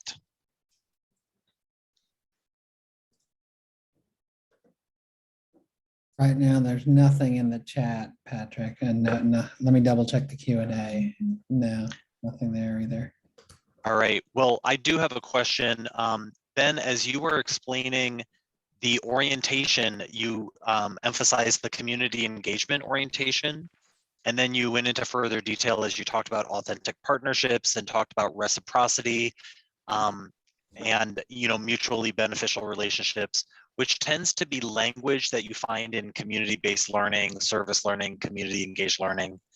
Can you just talk a little bit about how that orientation makes the funded internships and or learning experiences of the students different? Yeah, so, and Lori, please feel free to jump in here too. I think it really centers the partnership, which then ensures that the employer partners really see them as having full stake in this process, so that it's not just us placing interns at an organization and saying, cool, you have an internship, like we'll check in with you at mid-semester and at the end, but they are really empowered to see themselves as having a full stake in ensuring that this internship experience is not only good for them, right? Like they're gaining like labor, but also good for the student. So I think that has really shifted as we have moved towards that direction here at UWM. So I think that to us has been a key learning. And just sort of to build off of that, like we need to have tougher conversations with our partners with this initiative, like reducing or fully eliminating GPA requirements, or like having to incorporate intentional DEI trainings into hiring practices or professional development pieces. And so centering the relationship first makes those conversations a lot easier.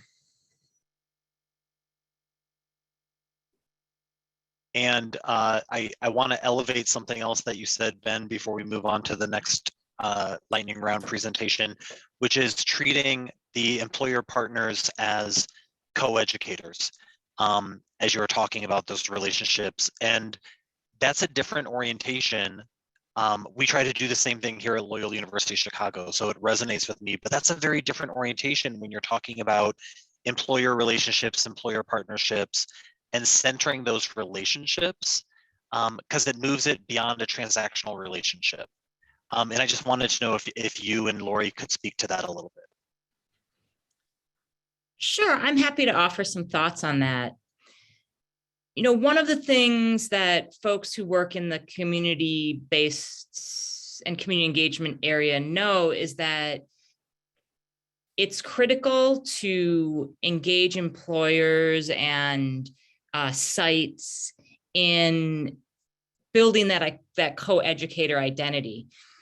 And it does two really important things. The first thing it does is it's through that identity, they're really intentional about not only how they interact with students and sort of serve as a mentor, but it also really helps the site supervisors to think about what the student will learn as they're engaging in projects or work at the site.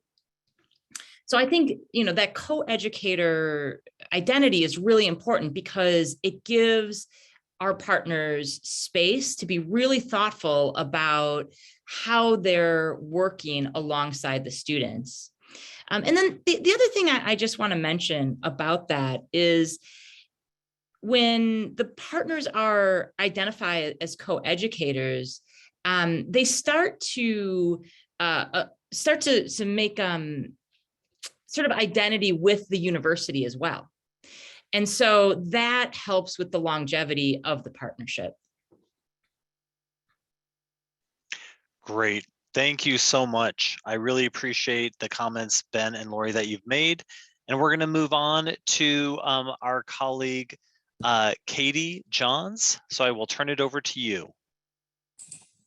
Awesome. Thank you so much. Hi, everyone. So my name is Katie Johns. I work at Nevada State College. We are in the greater Las Vegas metro area, technically located in Henderson, but not everyone usually knows where that is. So Las Vegas.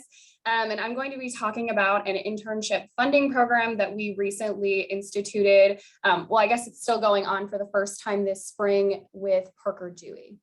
So just to give you a little bit of context about Nevada State. So we are about 7,000 students strong. We are the only four-year public state college in Nevada. So we really help to fill that niche between our R1 institutions, which is University of Nevada, Reno, that's our flagship, and University of Nevada, Las Vegas. And then we have a good handful of community colleges, but we are the only four-year public state college. In 2020, we were named the second fastest growing college in the country. So despite COVID, we actually saw a really large increase in our student population, which has been really exciting. Again, because we do feel a need in the community and in the state that other universities are not able to do. A little bit about our student population. We are over 30% first gen, over 30% Pell eligible. We're not a women's college, but we are almost 3/4 female students. 80% of our students also are non-white, and 60% of our students are part-time students or less. Additionally, and this will come into play in a minute, we are a Dream.us partner institution. So that is a national college scholarship for students who are undocumented because they typically cannot get financial aid. And we do have 100+ undocumented students right now going through that program. They have cohorts every year that I think have 20 or more. We know that we do have more undocumented students than that at the school, but we only have the data on students who are actually a part of that scholarship program. And then our institution is comprised of 3 schools, which is education and nursing, and then liberal arts and sciences. If you can proceed to the next slide. So a little bit about internships at Nevada State College. So our internship program primarily refers to our 4-credit internship courses in our liberal arts and sciences school, or liberal arts and studies, sorry. Because in nursing, our students have their nursing clinicals, which are those hands-on learning experiences that are part of their curriculum. And then our education students have student teaching if they are a teacher education student. Within our education school, we also have a speech language pathology program. So they're doing what they call clinical practicums, which is what I would consider a mesh between like a nursing clinical and a student teaching experience. But again, regardless, our internship program, again, primarily refers to our internship courses in liberal arts and studies. Our internship program is fairly new. So I believe it started around 2016 or 2017, and it used to be housed under our Dean of Students when we were a very small college and everyone was wearing multiple hats, which we still do, but we have grown quite a bit since then. And our average yearly growth has been anywhere from 10 to 20% in participation. Again, despite COVID, we have seen increases in internships and students understanding the benefits of those. But despite the rapid growth of the program, our paid internship rate is unfortunately pretty stagnant. So only 1 to 3% of NSC students are typically paid each year for their internships. There are a few factors to that. One, with COVID, we did see quite a few, especially local, smaller, mid-sized businesses that were no longer able to provide compensation. Our students do compete with other university students, so particularly with University of Nevada, Las Vegas. They are about 4 times bigger than us, and therefore have a lot more students looking for internships. So when we do have paid opportunities, we often do have a lot of those UNLV students beating out our student population, unfortunately. Also, again, this has been hit on a little bit throughout today, but just disparities in paid opportunities among disciplines. So liberal arts and sciences, right, we have like our psychology students. It technically also houses our physical science programs like biology, environmental science, and math. But regardless, more of our social science programs like psychology and criminal justice have the biggest participation, and those, as we've noticed, are more often not paid. Also, just generally a lack of awareness surrounding paid internship opportunities. I can tell you 95% of the students that come and talk to me say, oh, I thought I had to do an unpaid internship. I didn't know that was an option. So just students that are unaware, again, they're often first gen and they haven't had the opportunities to have those conversations with folks in the past. And then also going back to my point on the previous slide, we do have a large population of undocumented students. Some of those students do have DACA, so they have work authorization documents. Some of them do not. The term undocumented, typically when people talk about it, it encompasses both, whether they have DACA or not. But particularly if they don't have DACA, there are not a lot of legal avenues to have income generation. And then even with students who do have DACA and do have work authorization and can typically get paid in any sort of regular employment, they often assume that they can also only do unpaid internships. Can you proceed to the next slide? So, just for context, a little bit about the main crux of what I wanted to speak to today is what we designed this last year, which is our Scorpion Intern Funding Program. So for context, this last year, our office was awarded funds for career development program initiatives. We could kind of decide what we wanted to do with that. And so we did decide on an unpaid internship funding program. It's the first one of its kind we've had at the institution. The goal for the program was, again, generally to help remove barriers to internship participation and increase opportunities for income generation while gaining that direct hands-on experience and supporting our equity-focused mission by opening up this funding to as many student groups as possible. That was really the key here, is making sure as many students who wanted to engage in this as possible could. We were given $30,000. This money did come from the institution or our general higher ed system, NSHE. Just for context, that might help illuminate a little bit how we were able to spend these funds. But we decided to use these funds on a cohort of 20 students for this first year. So they each received $1,500 for a minimum of 120 hours of work at their internship. So that comes out to about $12.50 per hour, not necessarily taken into account if there's taxes and things like that.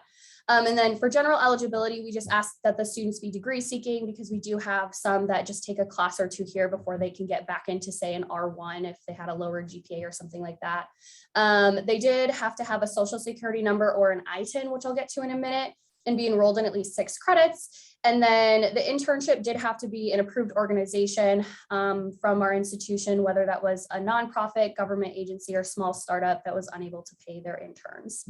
Go to the next slide, please.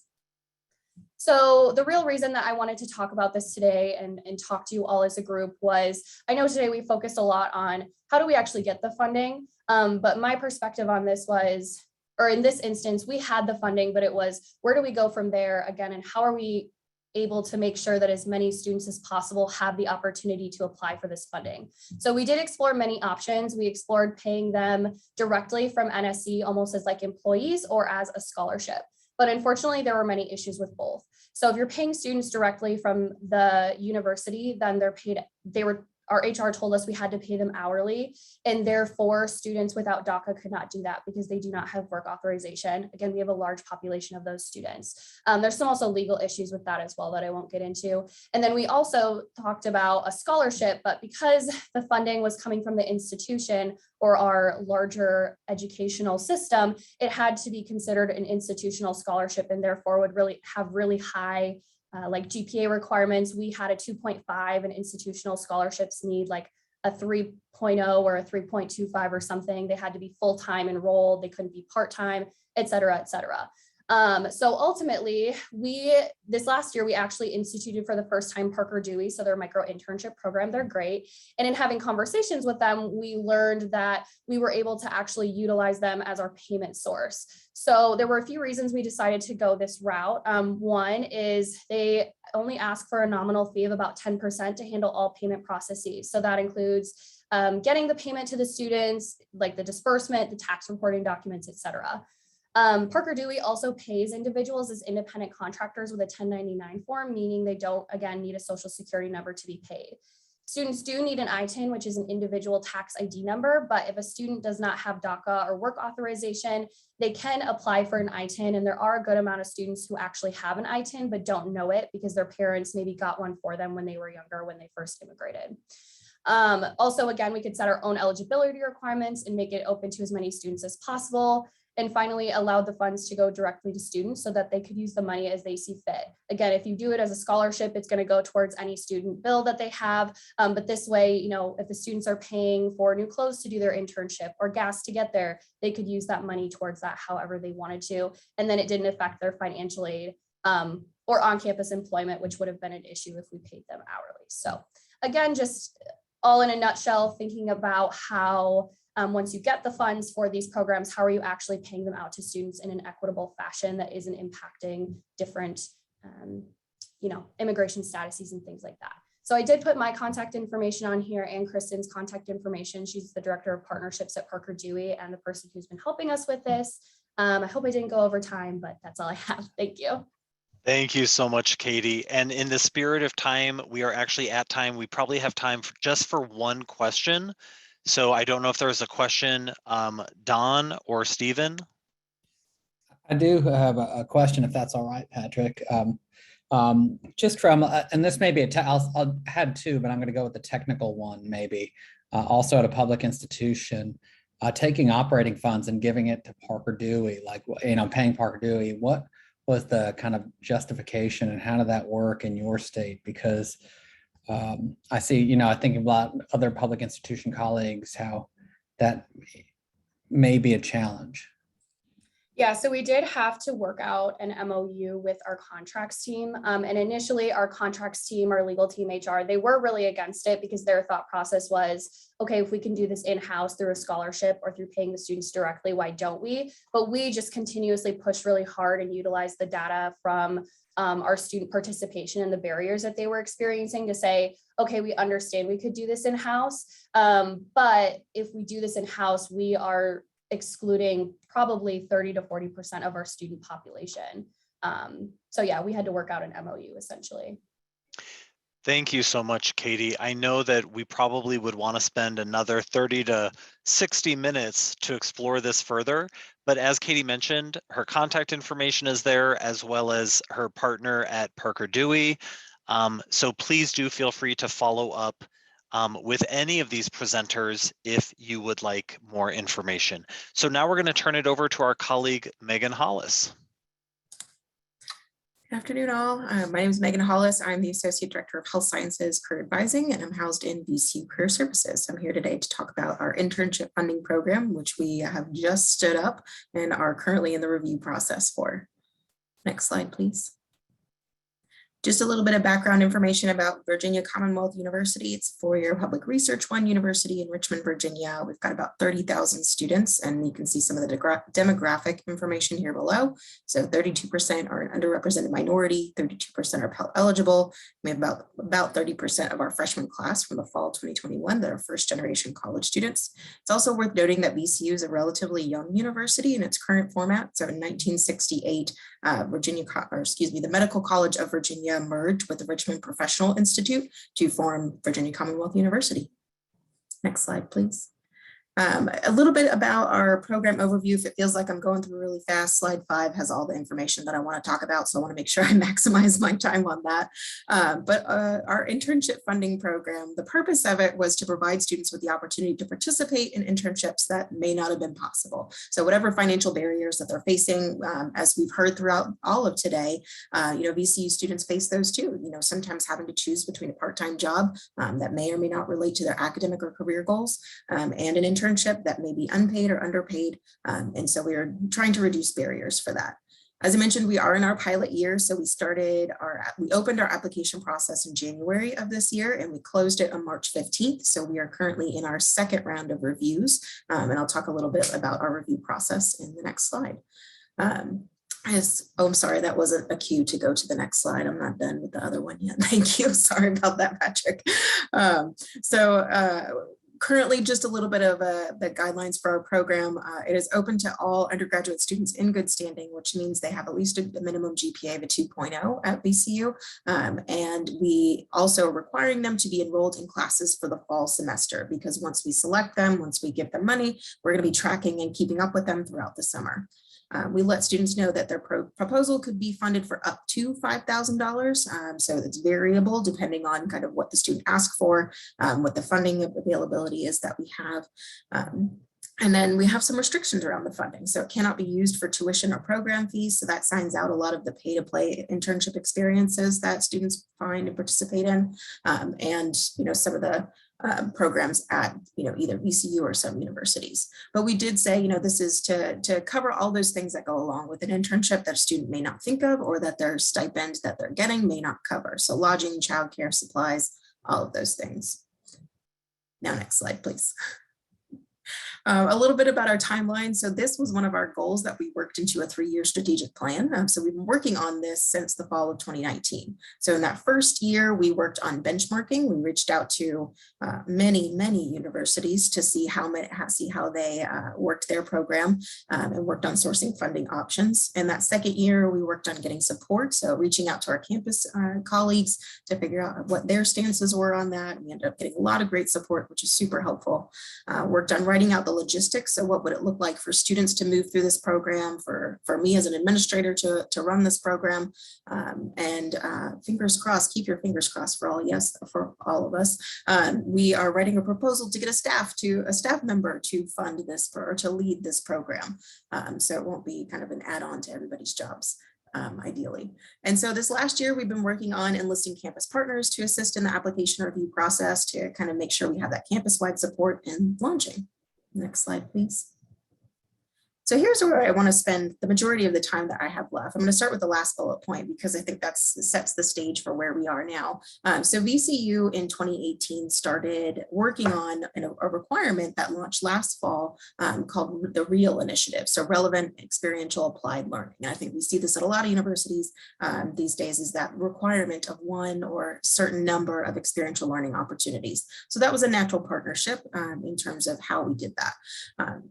And with some of the research that they worked on before this experiential requirement was launched, some of the research that they found was three main points, three main barriers. So financial barriers obviously being one, information inequity being another one. So students not being able to access the same information across majors, across departments, across colleges, and then a disconnection between academic studies and a knowledge of career options. So that kind of set the stage for us to be able to get so much support around campus. I mentioned benchmarking a little bit, so I'll skip over that one. I want to spend a little time talking about campus-wide support. So one of the earlier things that we did was we got about 10 staff members together to write a white paper to make the case for using we have a kind of general student fund that has a line item for internship funding like this, but it wasn't kind of used in a big way for us. So the white paper was to showcase the state of internships at VCU or lack thereof, and to make a case for using that fund for something like this. So that was written by leaders across campus, 10 different people who spend many, many hours over a summer working on that. So that set the foundation, again, for a lot of the things that we were able to do. The review committee was also a huge part of getting campus-wide support. So we were very strategic in who we reached out to. So we have a first round review committee, which was made up of 23 different staff members from all over campus, from both campuses. VCU has 2 different campuses. And then, so the second round is 6, so a smaller group. So we're in that second round review process right now. So they're going to be the ones who decide on the funding. We also were strategic with the systems that we use. So VCU has a centralized hub for scholarships, and that's where we put our application process. So in a system called Blackbaud or Academic Works, we call the RAM Scholarship Hub. So the applications were through that, a familiar software for students so that they can easily navigate, something that they're comfortable with.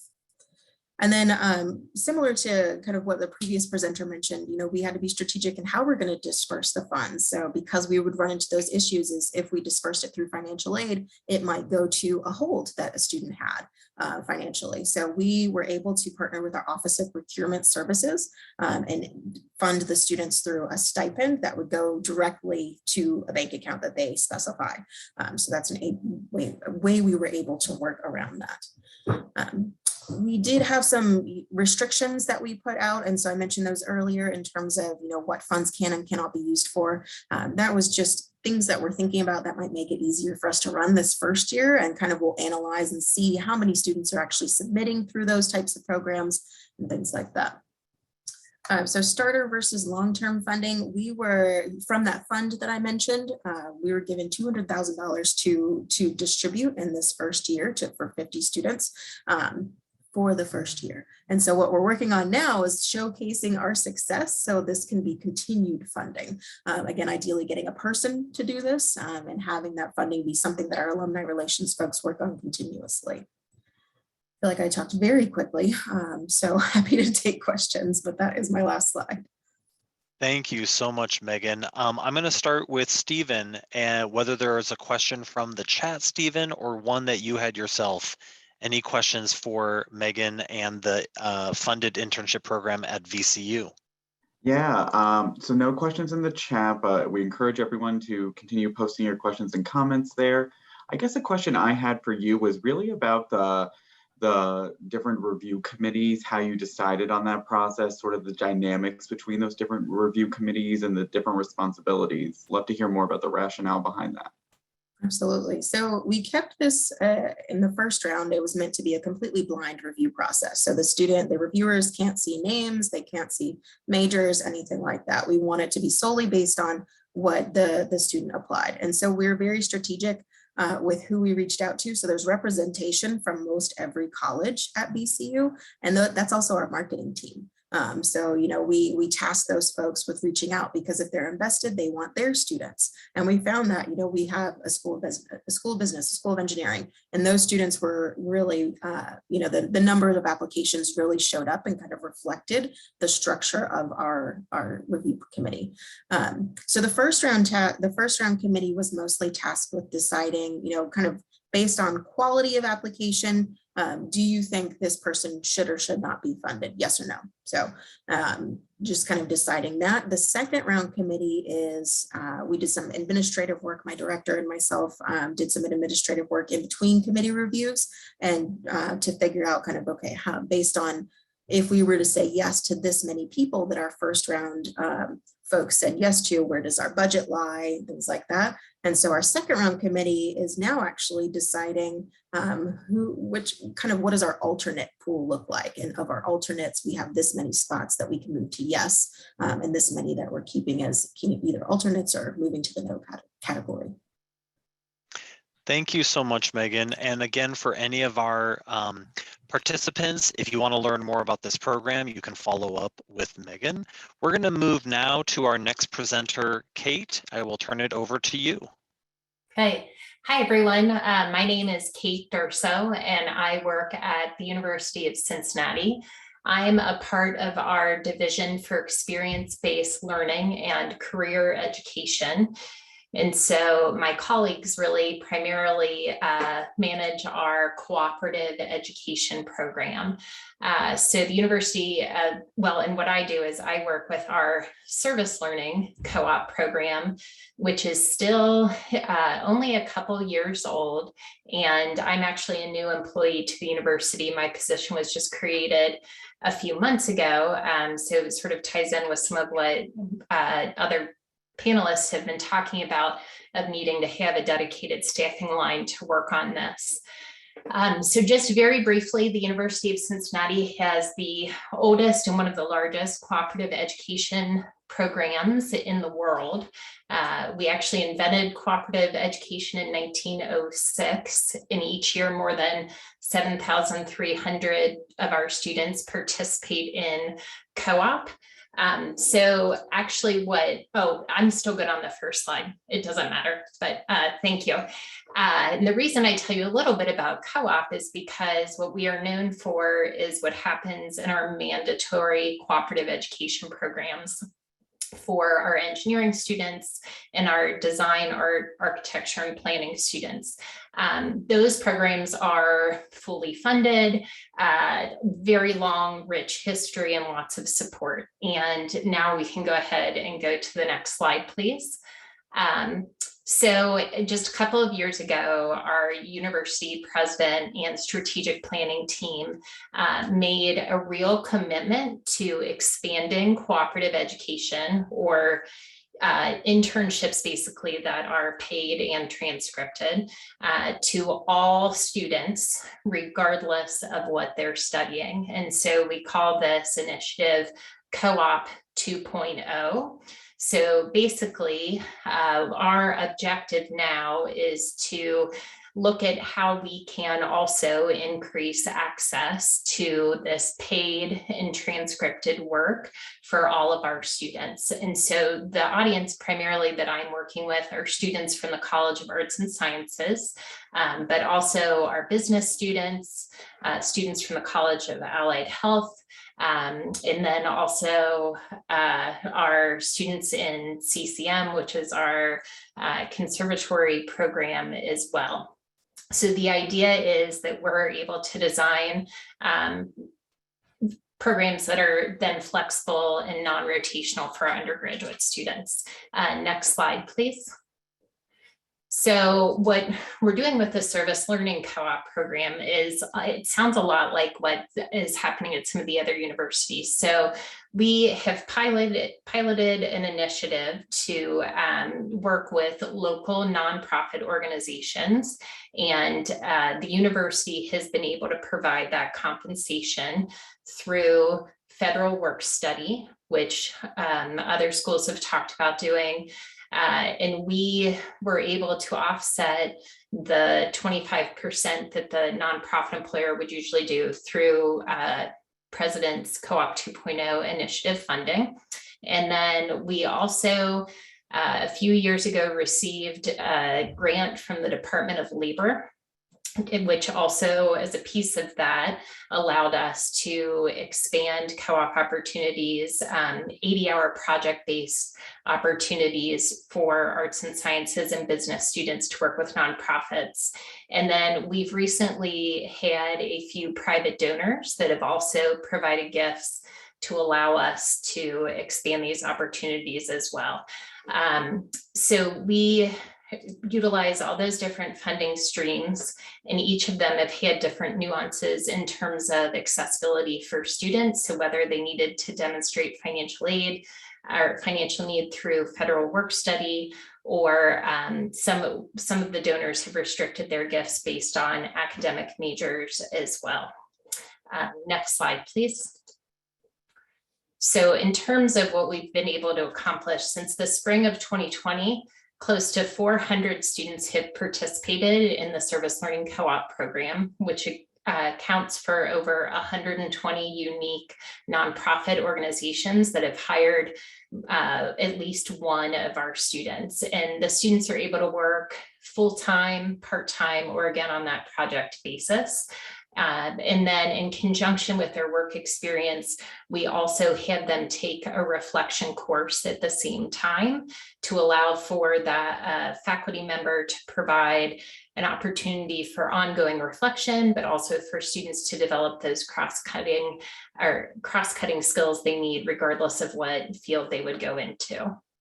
And I think that was it. The next slide just has my contact info as well.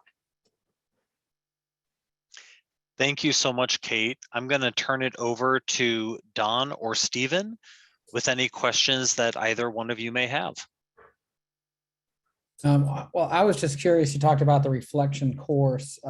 Who oversees that for students? Is that something that would be central, or is it something that's more disciplinary based on the student's major? Yeah, so our course is modeled off of the required reflection courses for our mandatory co-op program. So the division I'm part of, the experience-based learning and career education division, we have close to 90 members of our team, and it's primarily faculty, but also includes some staff members. And our faculty are actually the people who teach those courses. So rather than being taught within different academic majors, right, or housed within an academic department, they're housed within our division.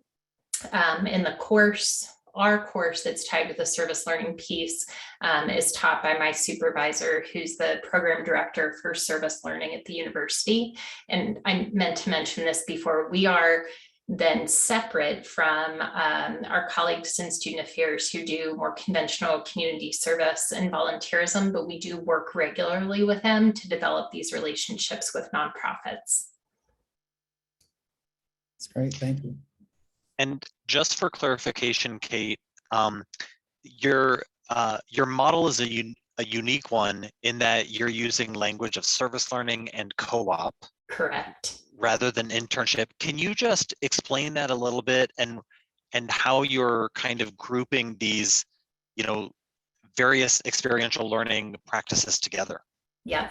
So again, I will just be honest, I've been at UC for about 5 months. I've worked in higher ed for a while before that, but the way that I'm coming to understand it, and I think how we talk with our students, is that oftentimes, at least within our campus, because we're the birthplace of cooperative education, we typically consider a somewhat bright line between an internship and a co-op being that piece of compensation, but more specifically, it's not just compensation because we do paid interns, it's when there's a reflection course or that guided reflection that's tied into it. So we know that we have a lot of students who might have internships, but they're not necessarily receiving any kind of mentoring or coaching from a faculty member. And so that is really a hallmark for us at UC in terms of the language around co-op specifically.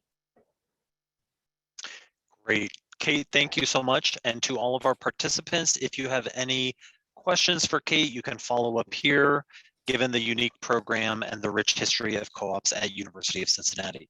So with that in mind, we're going to turn it over to our colleague Sarah, presenting about the NYU Changemaker Fellowship. Hi, Patrick. Thank you so much, and thank you for having me. My name is Sarah Rosenthal. I'm the manager of experiential learning programs at the NYU Wasserman Center for Career Development. NYU is a very large institution. We have students from every state in the United States and over 130 countries and about 50,000 students. 20% of our student population is Pell eligible.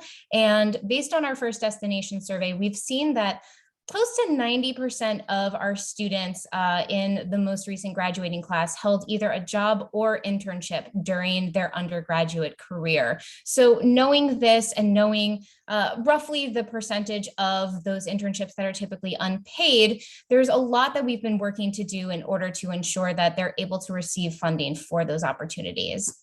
Next slide, please, Patrick. So the history of the Changemaker Fellowship is really a conversation that started in late 2019. NYU has the cross-cutting initiative on inequality, which is really focused on racial and economic inequality, as well as social impact work. It's run by the former deputy provost, and they came to the Wasserman Center, to our office, asking us about how they could do more to ensure that students pursuing work in these areas could be compensated. We actually had a very successful grant program that I managed for funding unpaid internships where students are able to receive a $1,000 grant. And so we were able to look at some of the data from that program, also look at existing successful programming that we do around career and leadership development, both at the Wasserman Center and the Leadership Initiative. And after many conversations, we were able to secure funds from a donor who had this particular interest in social impact and inequality, but really in particular wanted to support those unpaid internships. So, what we were really able to do through those conversations was finding what we're already doing well and extrapolate from that in order to create this really wonderful program that is now going into its third year. That has allowed us to really also, because we've been doing this for the last 2 years and it's based on data from other successful programs, we've really been able to market this to donors through our university relations and alumni development offices in order to just continue bringing in funding and donors who care about supporting these types of experiences for students. Next slide, please. So I won't talk through every single component of the program, but I did want to talk about sort of common themes that we see throughout the 3 different aspects of what students experience when they're accepted as fellows. There's an orientation program, summer-long coaching, both individually as well as small cohorts. And then there's a fall retreat where we bring all the students back together to have them really, get to look back at their summer experience and think about the work that they're doing moving forward. So some of the themes that we see through these program elements is a lot of reflection, thinking about the development of SMART goals, focusing on networking and building support for the work that they're looking to do, since many of us know that a lot of students who pursue unpaid internships, especially in the fields of social impact or economic or racial inequality, a lot of those students and the organizations they work for are very mission driven. And so ensuring that they're able to build the connections that will allow them to continue doing that work in the future. And lastly, just thinking about connections between their academic experiences, what they're doing in the classroom, and what they're doing in their internship and what they hope to do in the future. Next slide, please.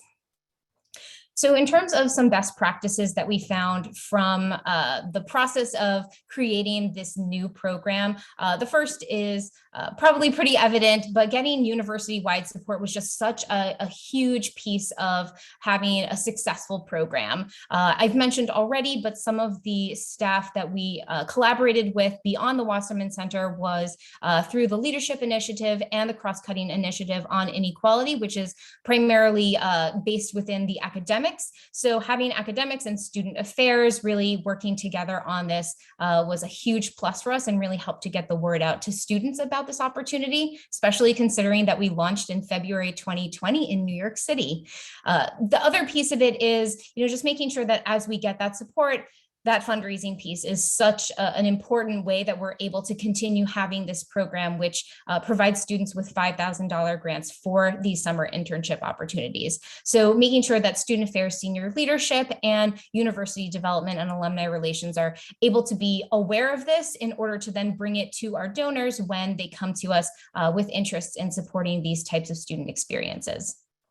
We also have just general marketing that, we obviously were tapping into social media and direct email campaigns, but what we found to be most successful was really meeting students where they were. So going to academic departments, specifically where students might be interested in pursuing these types of internships, working, of course, with our peers within student affairs, but also going directly to student groups and finding them where they're already looking to engage with each other. Lastly, continuous improvement. So we were able to, after our first year, ask a number of questions of our relatively small fellowship cohort and really get their feedback on what they enjoyed about the program. And we saw the number of students in the program quadruple going into our second year. So we really wanted to make sure that we had a consistent experience for those students. So creating a summer curriculum so that they would be able to think about similar action steps, next steps, things that they can be doing in between their coaching experiences, both individual and as a cohort. And lastly, just thinking about ways to assess and collect feedback from our students. How can we either grow or scale this program, especially considering how we had to make changes to move things either remote or hybrid, and also knowing that so much of a fellowship program like this is about building community. And as we probably all know, there can be challenges around doing that in a remote setting. So how can we keep doing these things? And it's really through asking students what their experiences were, collecting that feedback, and then iterating upon what we've heard from them about what they would like moving forward. I believe the next slide just has my contact information. Oh, apologies. There's one last thing that I wanted to share, and this is a quote from a student who participated last year. And they said that I know I wouldn't have been able to pursue my internship without financial support given to me through this fellowship. And for all of the things that I said we include as part of this fellowship, the orientation, programming, coaching, the fall retreat, all of those pieces were important to our students and we had wonderful feedback on it, but we know that it really came down to the financial support that we were able to provide in terms of what stood out to students and was a common thread throughout all of their feedback. So now I do believe that the next slide has my contact information and I'm happy to answer any questions. Thank you so much, Sarah. I am going to turn it over to, I'll start, Stephen, with you. Are there any questions that you have for Sarah regarding this program? So a question I had was, as part of the orientation, have you considered integrating anything related to like financial literacy or how to manage the money so students kind of have that toolkit once they are given the funds?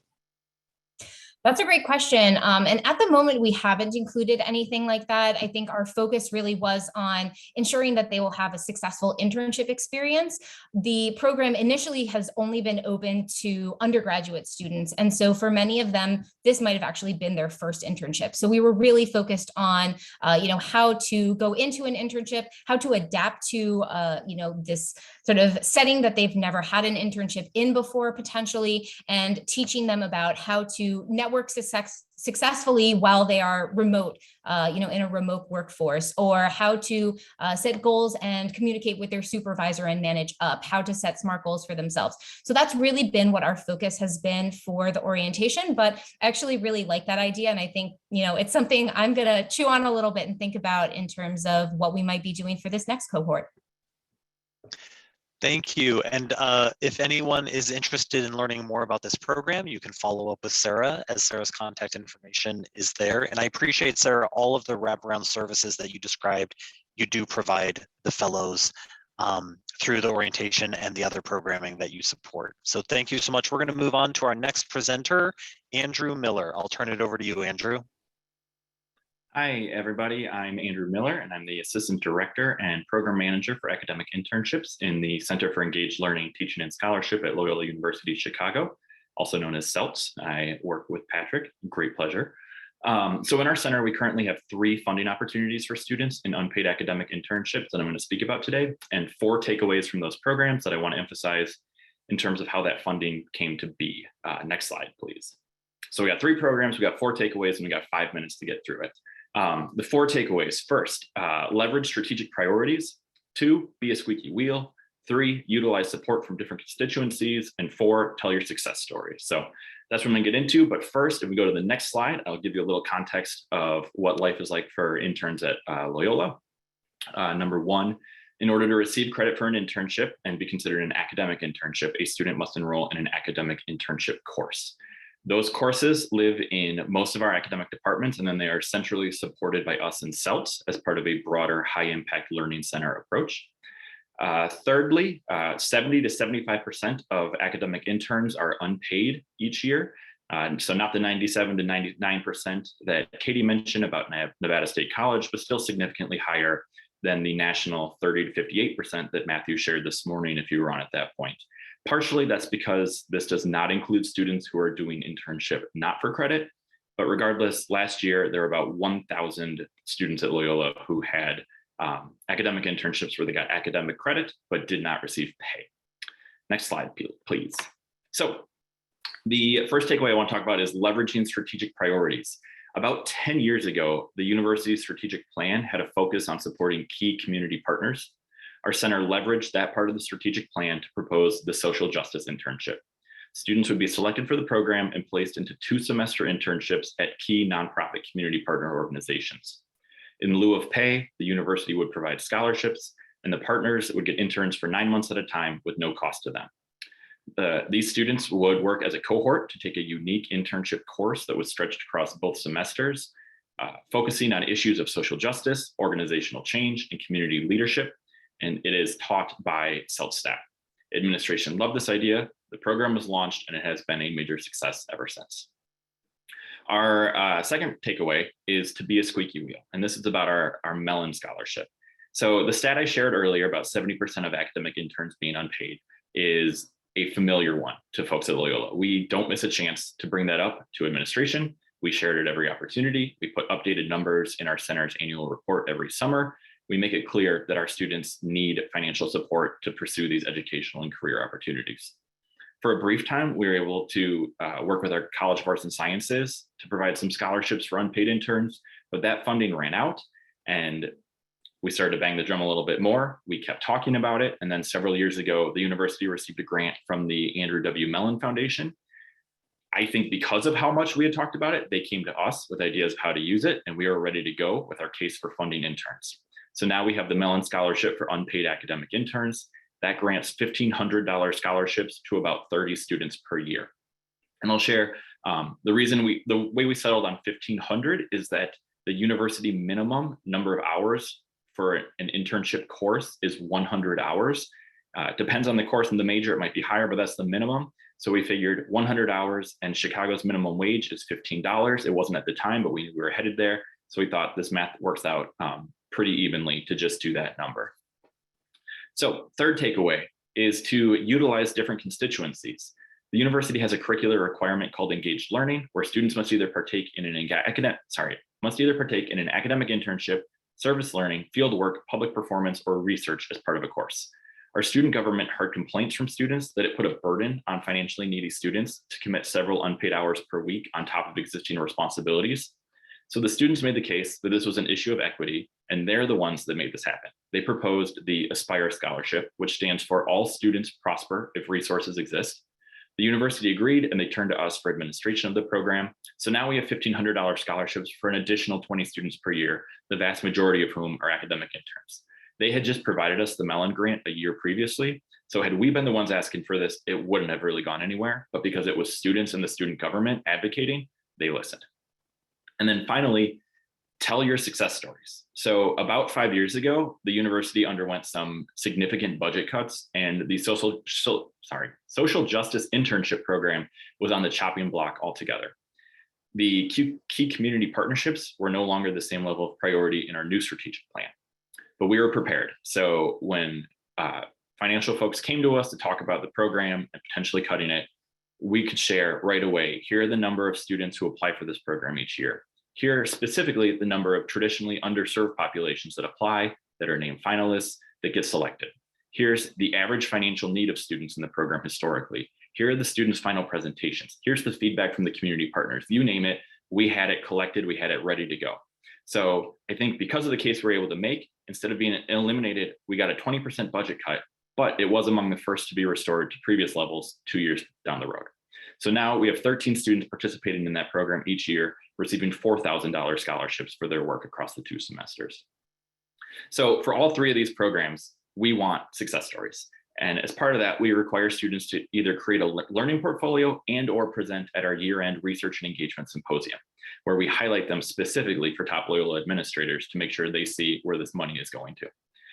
All these students get profiled on our website. All the programs get featured in our annual report. These programs have been fantastic for our students, and we're just trying to do our part to maintain and grow opportunities like that. So to recap what has worked for us at Loyola Chicago to get institutional funding, leverage strategic priorities, be a squeaky wheel, utilize different constituencies, tell our success stories. There's my contact information, and we got 3 minutes to finish this session. Thank you so much, Andrew. I want to open it up to Don at this point. If you have any questions, Don, regarding this program. And certainly I think it's great when we provide the resources for students, especially who are unpaid. Have you considered looking at trying to encourage employers to pay? With that large percentage of people in unpaid, do you think that growing programs where the university supports unpaid interns will keep employers, community partners on the sidelines, so to speak, when it comes to pay? Yeah, great question. We kind of take an all the above approach. And so despite all this, we're looking at 63 scholarships that we can give out each year to 1,000 students in unpaid positions. We're a drop in the bucket for a lot of these students, but if we can get 63 of our more financially needy students, we know it helps. So we are always working with our employer partners, especially with the nonprofits. One significant factor is that the state of Illinois, COVID has made time fuzzier than usual. But several years ago, the state went without a budget for, a year plus. Just absolutely wreaked havoc on nonprofits in general. And a lot of them have not fully recovered all the way budget-wise. And it also kind of just changed the path of a lot of them. So we saw some significant changes there. But we're always working with folks to encourage that and work on ways that they can be creative and provide support, whether it's hourly pay, stipend, even just understanding the value of the student's time and creative ways that can support them. So good question. We try it all. Yeah, thank you. Thank you. Thank you for that question. And again, if you have questions for Andrew regarding any of these funding programs for unpaid internships, Andrew's contact information is right there. I'm going to stop sharing right now, and I simply want to close the program by saying thank you to all of the panelists. We wanted to feature programs across the country and unique programs that address this issue of unpaid internships in really unique ways. I think one of the observations I would make is that not only did these programs achieve the goal of funding unpaid internships, but they also achieved really distinct goals around enhancing learning and experiences for students. And so the original goals of the Academy are elevated through these programs and in really unique ways. And I wanted to highlight that as well, because I appreciate that. Thank you again to all the panelists. Thank you to my colleagues, Stephen and Don, for engaging in dialogue and questions with the panelists as well. And I'm going to turn it over to Matthew, and we are still on time.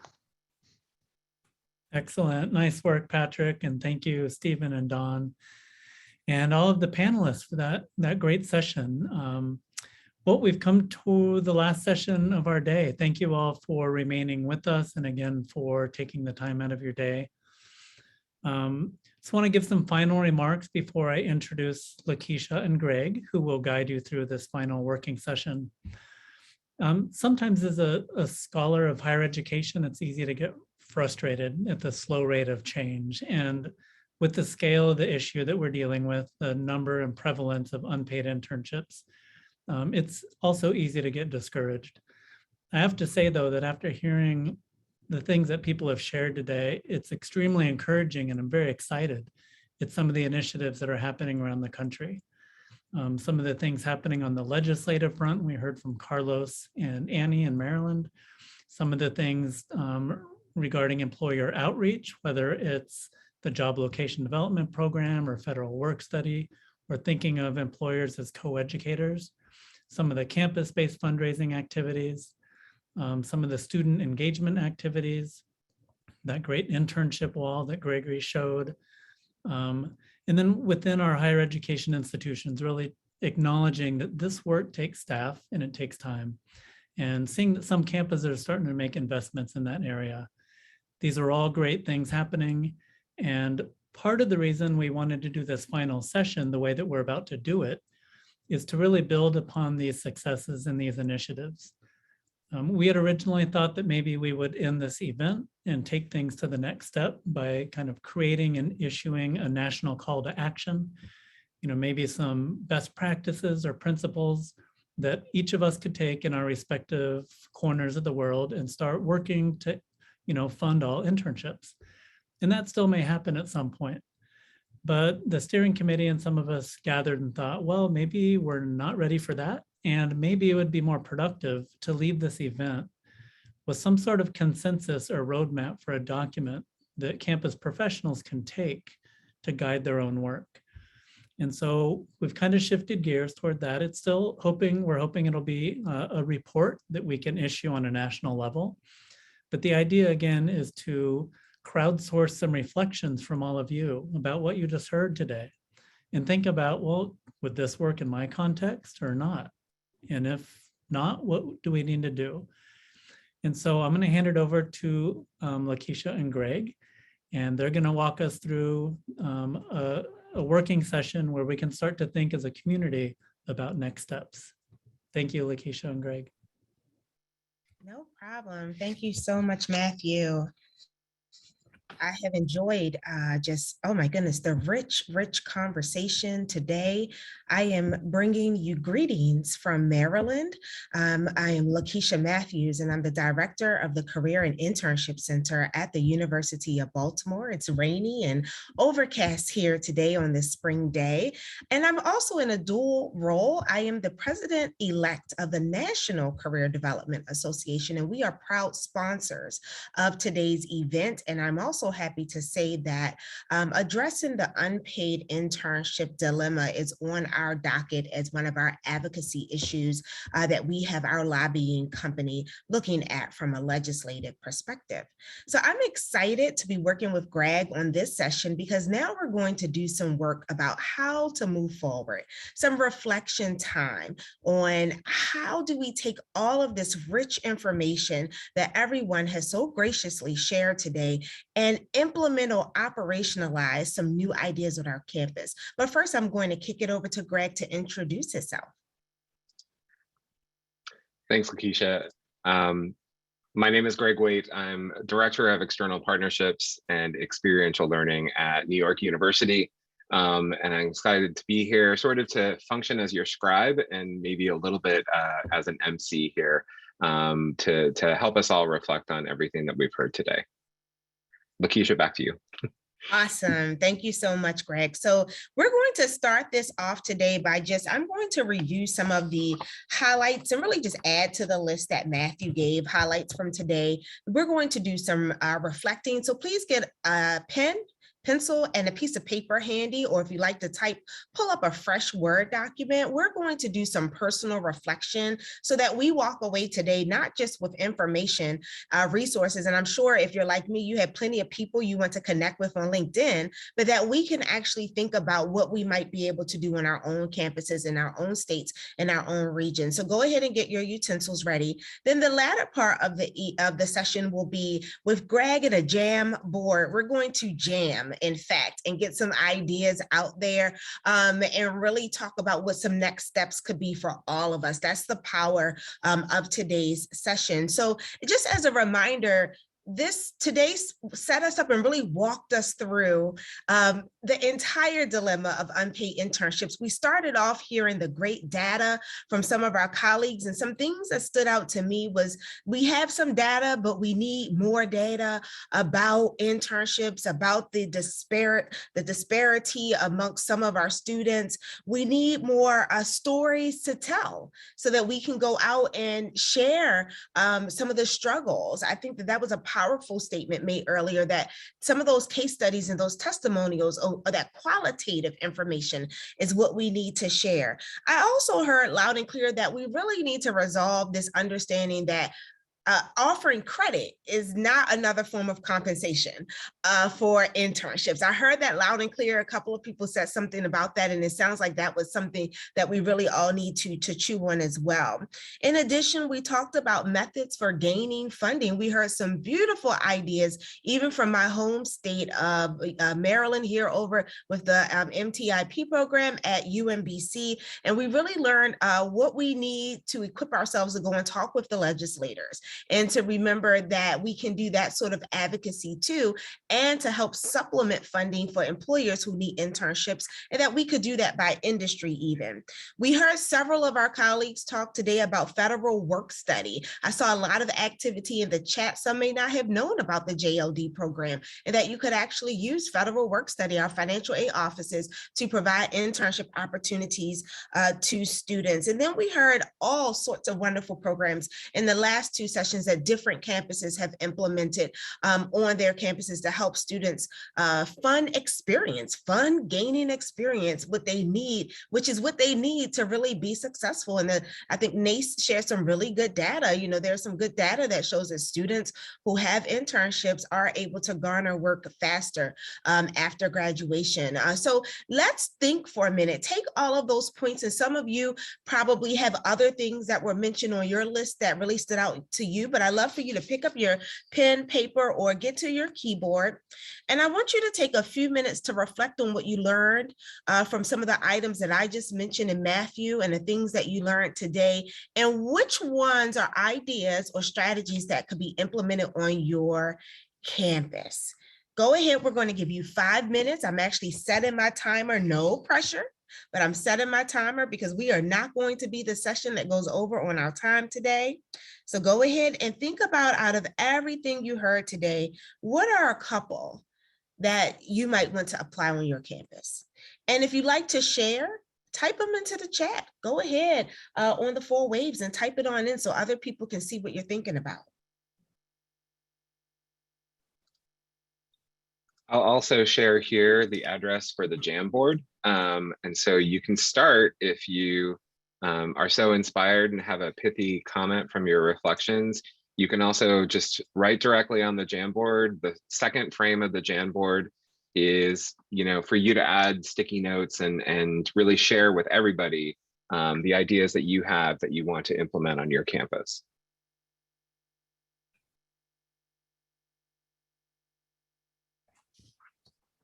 Thanks, Greg. I'm going to go over to the Jamboard now too.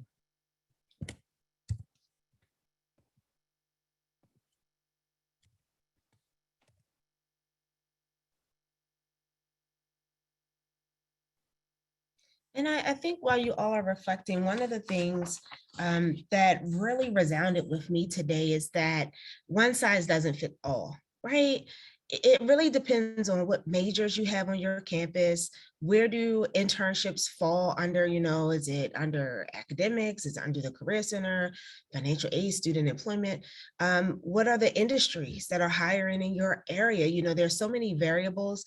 We all have to really craft something unique and authentic for our campus. So I think this reflection question is so key. On my campus, I'm happy to work with Lana Farley, who spoke earlier, and we use the JLD program as an outlet for this. We have a significant amount of Pell eligible students from a limited income background, and many are eligible for financial aid. So that JLD program has really been a great avenue for students to not only work while they are working on their academics, but also to get relevant experience in the form of internships.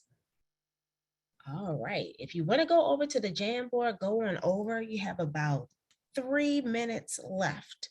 If you want to post some ideas in the chat, or if you just want your own list, that is perfectly fine.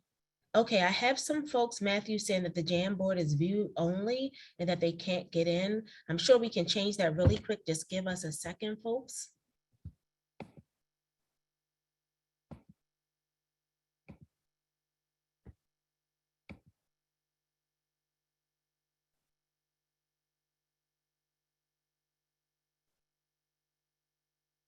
Okay, Greg is saying we can refresh. So for those who are trying to get into the Jamboard, go ahead and give it another try. It looks like Lisa R was able to get in. Awesome.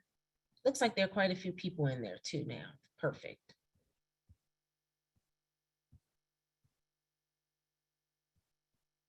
All right, let's see here. Take about 1 more minute and get your thoughts down about what you learned that could possibly work on your campus.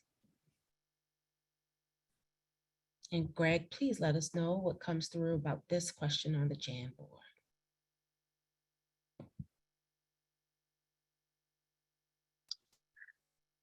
Well, the first person to share said having different rounds for unpaid internship funding, which I think that's a good point, that a lot of the funding opportunities don't necessarily need to correspond to what our typical calendars are. And so giving those opportunities to students throughout the year, that's a good opportunity to increase equity.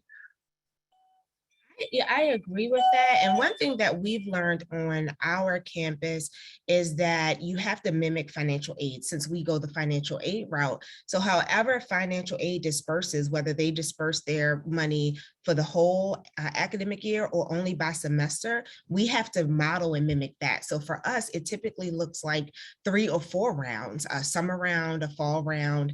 Sometimes there's a winter round for students who want to do opportunities over the winter break, and then a spring round. So that's really important. There is no perfect model, I think, for setting this up. It's very specific to your campus. What else do we have, Greg?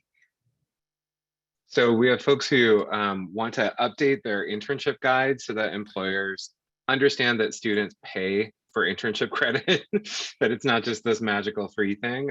So I think that's a good point to emphasize as well. And something, the discussion around the pay our interns discussions with Congress people, the same applies to, leaders in business and even in nonprofits, that when they went to school, things were a lot different probably. And so making sure that employers, both nonprofit and for-profit, understand the pressures that students are under these days. I also like the, using, I think the federal work study usage was something that might have been an aha moment for a lot of people attending today. So definitely, I think that's going to be something that people are going to learn more about on campus. And I also, like the idea of having this justice orientation to these efforts, and to that was something that Nevada State really foregrounded in terms of making sure that their efforts were supporting students who were undocumented. So I think that's also a good point. Absolutely. I really like that point you raised about that internship guide. I saw in the chat someone said, does your campus have a definition for internships? My campus is very decentralized and we have tried, Lord knows we have tried. It is like running your head up against a brick wall sometimes for us talking with campus constituents about this. But the one thing we were successful with was creating an internship guide with our Office of Financial Aid. And it really expanded more broadly to just student employment and defining graduate assistants, student employees. So for some of you, if you're looking for a small step, something that's tangible, consider starting off with an internship guide. For some of you, it just might be a guide to inform employers. Some of you, it may be a good handout for students, because sometimes students get lost in the fray here. They don't know who to go to when they need an internship. Is it faculty? Is it advisors? Is it the Career Center? You know, who do I go to? And for some of you, if you have great collaboration, it really could be a campus guide where everyone has buy-in, but that's a really great first step. All right. Anything else, Greg, that's popping out to you on the Jamboard? I think, also you mentioned the importance of data, and I think including data to, in all aspects in order to justify the work that people are doing on campus, but also to understand, the differences that you get from paid and unpaid internships. Absolutely, the impact. We were very fortunate, Matthew has just been great. We really have to tip our hat and give Matthew kudos for being the national leader around this area. Some of Matthew's work is a national longitudinal study of the impact of internships, and my university was able to participate in that. And we got some really good feedback from our students concerning the challenges and barriers that they have around this. We also, when we went through the accreditation, Middle States accreditation a few years ago, realized that no one was tracking internships. Can you believe it? On our campus. And I picked that up. I said, you know what, let's do it. We'll even track the 4-credit ones that don't fall under us. And we now have an internship engagement survey that we track every semester. We can look at the number of jobs being posted or internships, and we can look at the students who are participating in them from a 4-credit basis. We have found now that our faculty need that data for their own program accreditations, and our provost office needs it for system level reporting because we're a part of the University System of Maryland. So if there's no report on your campus and you have the bandwidth to take that up, that's another great opportunity to collect some data and then be able to advocate. Fantastic. All right, one more. Any other point of insight, Greg, and then we'll move on to our second reflection question. I think that, just going back to the importance of the surveys and how important they are, but aligning survey of current interns with identity groups to provide data, not just impressions, but also breaking things down. Disaggregating data is always the second step that sometimes gets lost in the shuffle when we have so many other things to do. Absolutely. Capacity building. Someone mentioned it earlier. Some of our career centers are 1 or 2 people. My lovely colleague at UMBC says she's a 1-person office. So you really have to look at how can I collect some of this data. We're fortunate in our office that we actually have a graduate assistant who takes care of much of our destination reporting, including internship engagement. But it also doesn't have to be every year. Sometimes maybe you just need to capture it every 3 to 5 years, just to do a look back at, what is happening on your campus. I will say this, if you're having a hard time reaching out to faculty tend to really like data. They can really be proof is in the pudding. And if you're able to get that data, that can really open the door up for a conversation. Thanks to everyone for writing on the Jamboard. We have another great reflection question for you. And this one goes right into what we were just talking about with faculty. And this reflection question is about, if you think about whatever strategy you identified that you might want to implement, who do you need to talk to on your campus? Who do you need to have a conversation with on your campus to enact that strategy? Go ahead and think about that a little bit. Go ahead and plop that onto the Jamboard as well. Who do you need to connect with on your campus?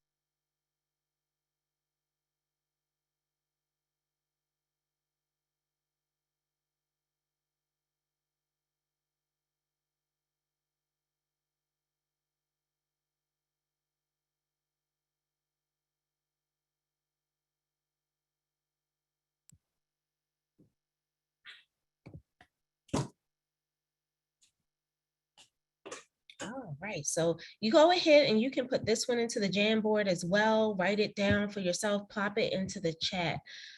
What I heard a lot of folks saying is that this idea of who owns internships, and I heard a lot of offices represented today. I heard career centers. I heard the teaching and learning center. You know, a lot of us are coming from different places around our campus. On our campus in particular, because we use the JLD program, this involves 3 offices: the career center, it involves Office of Financial Aid and Human Resources. And we created about 5 years ago a student employment work group, and that includes talking about the JLD program. And no one owns the whole process, and we admit that, but at least we said we could talk and know what the other person is doing and work collaboratively. And that has really enhanced the front facing piece of this for our students, so that if they end up in the wrong office, they can get directed to the right place. They don't have to waste time. They don't need to get frustrated. We've also built better relationships between our teams so that we can all support each other better. So this knowing who else you need to talk to is really key. Yeah, so far what I'm seeing are a lot of people needing to talk to advancement. I won't get into my thoughts about advancement offices right now, but I do think that the conversations with advancement can really go far when you show them not just data, but also the stories and the impacts that these kinds of funds can have. And it's the stories that really are going to persuade donors. And you're the ones that have the stories often. And so it's getting those stories and then sharing them. And now, hopefully, with some of the things that you've talked about here, you've seen models that might be able to work on your campus with some tweaking, even in a small level that can grow. Here at NYU, as Sarah talked about, that Changemaker Fellowship has started off small and has grown just because donors have heard about it and want to participate. That's really great, Greg. So Greg has given us another action step. If some of you are really struggling to say, what is the next action step? Is it a handbook? It could be collecting the stories. If you know where the students are interning at, or the ones who are saying that they're struggling, that's a great opportunity to capture a story, put those together. And Greg is absolutely right. When you think of the communications office on your campus, the advancement office, oftentimes they're very motivated when they hear the stories, because the stories are what they use when they're talking to donors. So the stories are very impactful for the type of work they do. So I would encourage you, if your office has not been collecting stories, every year, try to, and it doesn't have to be big. In my office, on our website, we typically try to have 5 to 6 internship profiles, and we update them. Every time we hear a new story, we update them and we cycle them in and out. But it is very powerful to balance the quantitative data with the qualitative stories as well. That's amazing. Any other ideas about who to talk to coming into the Jamboard, Greg? Yeah, a lot of great ideas. And I think, students, that's a good start too. I liked also academic departments, and this gets into a situation of where are you located? Are you on the academic side or are you on the student side? And each of those have their pros and cons, but it also requires some communication across those sometimes two firm lines. I loved Glenda's comment in the chat actually about having a cross-campus internship coordinating council that would maybe bring some of those people together. But what we're really trying to get you to do first here is to think about, like, okay, who do I actually even know on campus who I could talk to and get as an ally on this, who's already doing the good work? And then you can build on that and maybe build a community to really move this issue forward. That is a really great point. So all of us are not in the boat where we have a provost who comes in and says, we want high impact learning and we want internships, so for some of us, as on my campus, this is grassroots. It is grassroots work, and it really is finding out who the influencers are. I was very fortunate on my campus that I had a colleague in the provost office who was passionate about high impact practices. And we got to talking, and we just started sharing other people on campus that we knew were also doing great things around internships. And we were able to put funds together and do an event, much as was just brought up. And we called ours Career Conversations.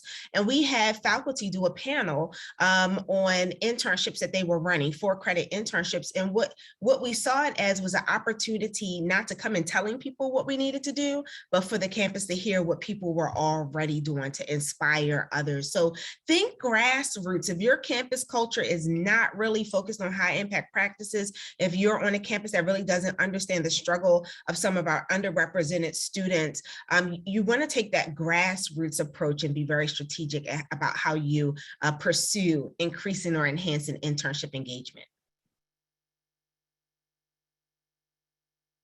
And I see financial aid, absolutely. I saw a lot of you are interested in the JLD program. You can actually just Google Job Location and Development Program and pull up the DOE policies around that and take that over to your Office of Financial Aid. If you find that they're not familiar with the program, feel free, if you'd like to reach out to myself or Lana, we'd be happy to share with you our story around the Job Location and Development Program. But financial aid, institutional advancement, all great partners in addition to faculty around this concept.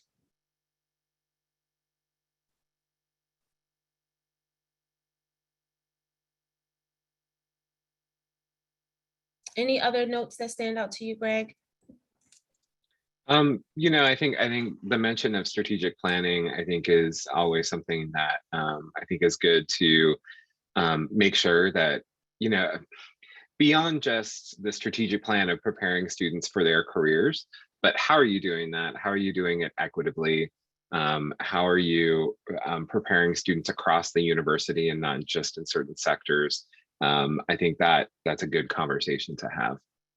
Absolutely. Well, at this time, the 2 reflection questions are coming to an end, and I'm actually going to kick it over to Greg, who's just going to walk us through our final moments of what actions we may take on our campuses and maybe collectively, and then we'll turn it over back to Matthew. Thanks, everybody.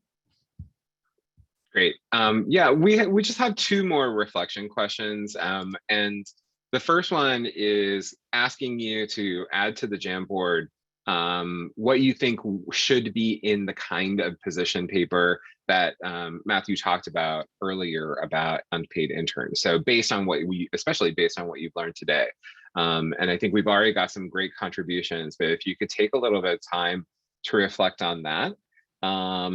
If you're, you know, already posted and ready to go, the final frame in the Jamboard is really just giving us your thoughts about this event. You know, what would you like to see in the future? What voices did we not hear from today? What perspectives would you like to see in the future?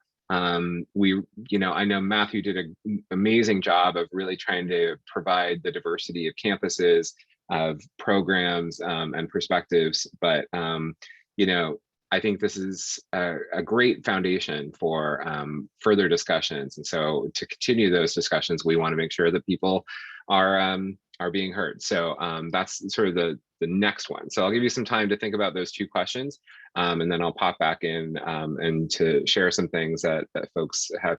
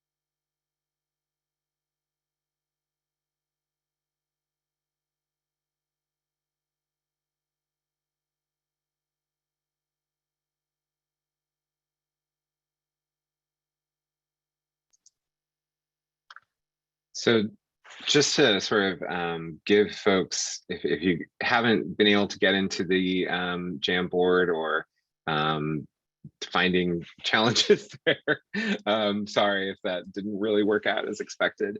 But for sort of a position paper, I think one of the key things would be data, as we've talked a lot about today. But also emphasizing the inequities of unpaid internships and how they are, they affect particular populations, particular disciplines more than others. I think also the tying, again, academic credit to unpaid internships and justifying unpaid internships by the awarding of academic credits, sort of exposing the challenges or the difficulties with that kind of equation, I think is a interesting piece that should be a part of it.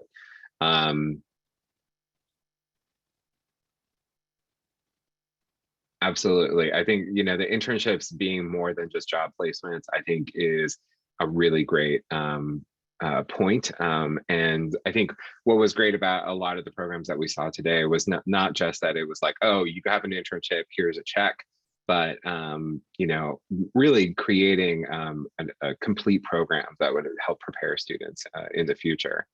I also like, we've talked a lot about, and rightly so, impacts on certain kinds of communities, but I think something that is often not discussed is urban versus rural. And I think that's a great point that someone raised in the Jamboard as well. And now that I'm in a very large university in a very large city, certainly there are different issues at hand for my students compared to students maybe at a school like Central College, who we heard from earlier today. Great.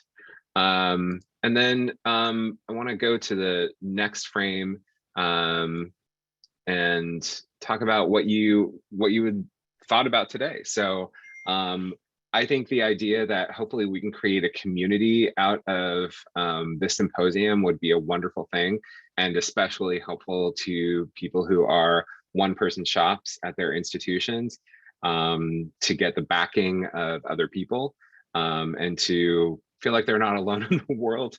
I love the idea of getting, labor economists, labor analytics into this, and to help us see the broader impact of, internships. We talk a lot about the wonderful impact that internships can have on, the organization as well as on the student, but what about writ large? How can we see the impact of internships? I think, I thought that, the person who mentioned the chambers of commerce, I think that's a great idea, and kudos to Scranton for really pioneering that. Maybe they're not pioneering it, maybe other people are doing it, but that might be, a way for things to happen on a very local basis. Let's see. There was a lot of information. It's a lot to get through. So I empathize with that. And I, maybe we can have a longer conversation. Maybe when we can meet more easily in person, we can have something that's a little bit calmer and a little bit even more time to reflect on things. Let's see. Well, I would really encourage people to keep adding to the Jamboard. I'll leave this open, and also feel free to contact any of us who you've seen today helping to facilitate sessions. I've been really impressed by all of the programs that I've been able to hear today, and really appreciate you all participating and having time to give some reflections here and also give some feedback. I am going to pass it back to Matthew if he's willing to take it to maybe close things out a little bit. Oh, I'm willing, Greg.